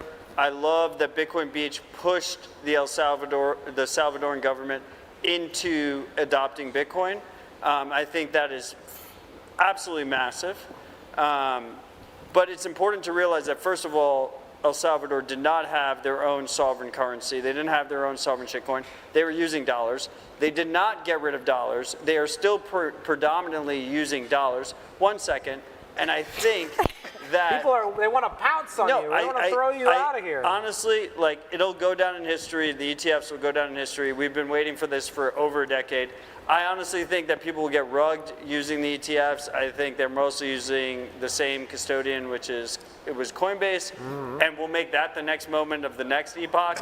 But it's still important. Like, it's still here, a legendary if you call look for the at the next inflows, epoch. if you look at the inflows of the ETFs, like, it's by But the ETFs were expected. The ETFs were priced in. Could you have foreseen? Could you have foreseen that a president? What was the price 3 months ago? People were saying the ETFs were priced in January, 2 days before the ETFs fucking launched, and we were at 30K. Spiritually priced in, right? Did you expect that? Did you expect that the president of a nation would start committing his own? The president of a nation. The president of a nation. We see the challenger countries and we see the challenger companies are the first ones to adopt Bitcoin. That is how it's supposed to play out. That's how it's expected to play out because they have something to prove. They need something to gain. Okay, dude, a bunch of greasy Wall Street suits who are clearly going to bribe regulators to approve, or, well, I guess force them in court to approve these ETFs after they finished accumulating it versus the leader of a sovereign nation giving the entire population of his country access without capital gains, But without that on top of stuff, do we agree that it's to 1 and on 2? a personal level protect their wealth. That is so much more significant than the ETF. Do we agree that it's 1 and 2 though? I'm getting. If you this is a disagree, comment from a user here if on you YouTube. disagree, It it's says, the top 2. El Salvador, Matt out of But the it's stream. not- It says What? I'm reading some user comments. It says kick Matt out of the stream. These are YouTube comments. Real. I intentionally didn't curse. No, these are the people watching the live stream right now. They're These are upset with me. The folks They're at home, upset with right. me But for putting I feel ETFs like- ahead of El Salvador. It feels because wrong, It's, right? that's It's a the population of 6 American million mentality, people though. versus a population of 300 million people Yeah, that six, have access to 6 Bitcoin. million people who can It's like actually you- help themselves in a self-custodial way with no capital gains, chipping away at everything they have versus the little ETF ringer where you're going to get taxed. No way out of the taxes. Yeah, They'll I'm account like, for what it you for think Bukele's not going to tax his citizens? Dude, it's literally in the bill itself. Like, capital gains does not apply to going in and out of Bitcoin. Yeah, but it's Bitcoiners- a big step. You got to start somewhere. You can't expect El Salvador to, all the people that are unbanked to start using them. It's baby steps, and it was a huge baby step. Okay, look, I'm not going to die on this hill. But The editorial team at Bitcoin Magazine put El Salvador #1. I think El Salvador deserves to be 1 or 2 in the epoch. What did the editorial team put the ETFs at? Number 3, Number behind 3. MicroStrategy and El Salvador. I think the ETFs were definitely ahead of MicroStrategy. I think it was a big Yeah, deal. I think it was a ETFs big are deal. And I say this as someone who honestly believes the suits can go fuck themselves. Like, that doesn't matter. The point is that it provided access for 350 million people, and beyond that, any non-American that has access to American equities. And it's a big fucking deal. And you can look at the ETF inflows. It really is a big deal. It has blown away everyone's expectations, and all the haters that said that it was priced in were completely fucking wrong. Like, we are, last halving, the halving before that, we were at all-time lows. Bitcoin miners were told that we were in a mining death spiral. Here. It's Bitcoin really mining was tough going to to fail. see. Exactly. And right now we're sitting at all-time highs, and one of the main reasons we are is because of the ETFs, and it's just a reality of the But situation. if you're doing it with the prices, then yeah. Matt here sounds like he is somebody who understands the importance and value of compliance. But if everybody just uses Bitcoin in a compliant way, then the taxation, Very important. the accounting for it, it can just be turned off to somebody else's hands, and people don't have to worry about The it. debate will continue. This has been the Bitcoin Magazine having a live stream, counting down to the 4th halving. The 5th epoch is upon us. Coming up, we've got a special message, an interview with Dave Ripley, CEO at Kraken. Thanks for tuning in. This has been Bitcoin Magazine's halving celebration. Happy halvings to everybody out at home, wherever you are in the world. Welcome, David. Thank you so much for joining me. Mark Goodwin here from Bitcoin Magazine. Going to be interviewing David from Kraken and kind of talk some halving. So, how you doing today, David? Thanks for joining me. Good. Yeah, doing good. How about yourself? Cannot complain too much. A little bit of a crazy week here, getting ready for this. There's no shortage of things to do the week before the halving for a Bitcoin media company. So, lots of things going on. I can only imagine equally. A whole bunch of stuff going on in your world. So start very, very open, very, very general here. But talk to me on how, you've been at Kraken for a while now, how you've seen kind of the Bitcoin world change. What's sort of your perspective on Bitcoin now since beginning at Kraken? Well, yeah, I mean, certainly a huge amount has changed over that time frame. I mean, if we even go back to when I started in Bitcoin, crypto was 2013. You know, certainly a significant amount since then. I mean, I would say, like, you know, when I first learned about Bitcoin, I did the rabbit hole just as so many other folks, you know, in the Bitcoin crypto space have, and, you know, learned about Bitcoin from every angle, technology, and that's kind of how I initially got interested in it. My background's tech, and then, you know, and then I got even more interested in incrementally more interested, given, you know, the economic aspects, societal, all these other pieces. And, you know, I kind of like went through the process of like, also like, you know, kind of like defeating Bitcoin, if you will. Well, but wait, Bitcoin can't work because of XYZ. And it was, of course, you know, something I just hadn't learned about, you know, Bitcoin at that point. So I read and learned more about it and so forth. And that was kind of like phase one for me. You know, phase two was, I would say, was, you know, kind of like seeing a lot of that play out, because I kind of said, like, well, wait, this actually could work. This whole, you know, this whole concept here from like a theoretical standpoint. But, you know, what about, you know, how are things actually going to play out with, you know, concentration of mining and mining pools? How are things actually going to play out with forks? And we got to see a lot of that play out through, you know, the coming years, 14, 15, 16, you know, I guess probably through a couple halvings ago. You know, a lot of that played out, and it was pretty interesting because, you know, Bitcoin, you know, survived it all, and, you know, in some ways you could say passed with flying colors, which is, you know, pretty awesome. And then I think we moved, you know, from there we kind of moved into a big piece is, I mean, right now, I mean, I really say it's around like all those fundamental premises for me are answered, right? I mean, you know, Bitcoin is and will be successful, full stop. You know, now it's just a matter of kind of use cases and adoption tied to, you know, scaling as a key component of where we go from here. And that's been a big part of the story. Where are you seeing these developments going? And I know you acknowledge the inevitability, but what do you kind of see? What happened this last epoch that has kind of made you feel this inevitability? Yeah, you know, I guess we could say it has happened within this past epoch. I mean, I think the actual use cases of Bitcoin, and yes, you know, part of this is, you know, broader crypto, have you know, meaningfully been the story of the last epoch. So, you know, I guess DeFi summer was 2020. You know, NFTs kind of becoming a, you know, a term and a technology that's out there. That's of course not one use case. There are many use cases for non-fungible tokens. You know, we see them coming to Bitcoin meaningfully now with Ordinals.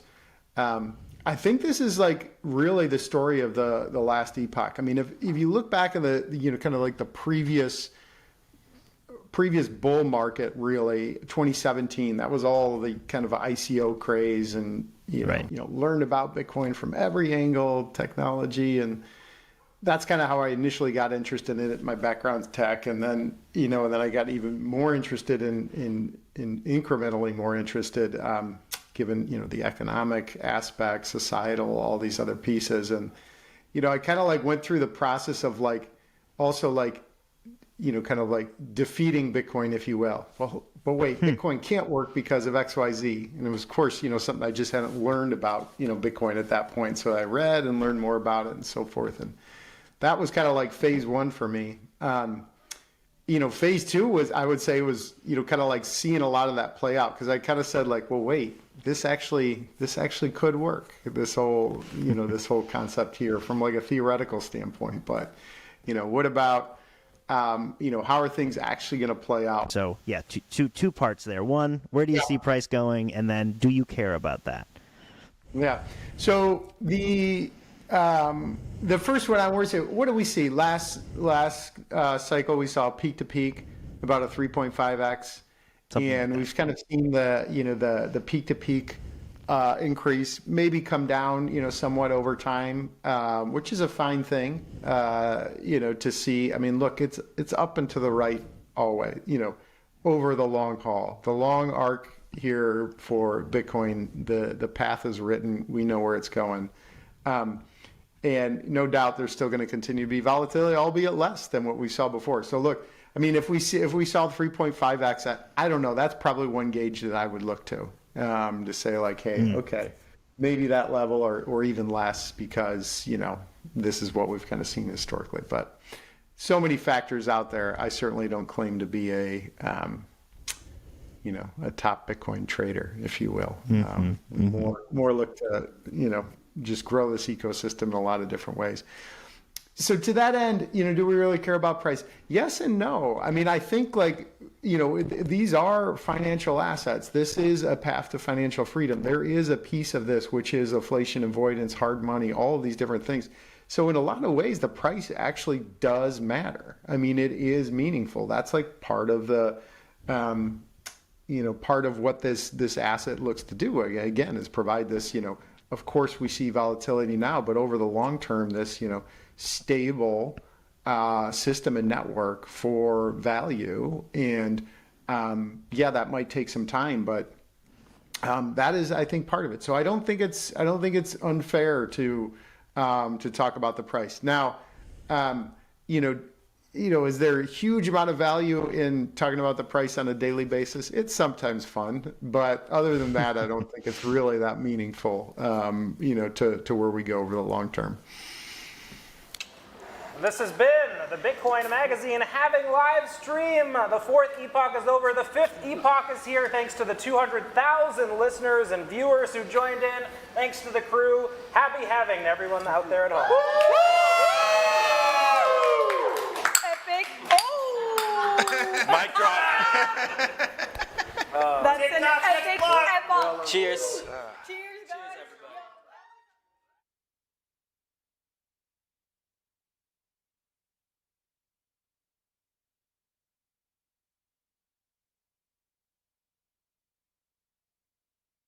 Everybody.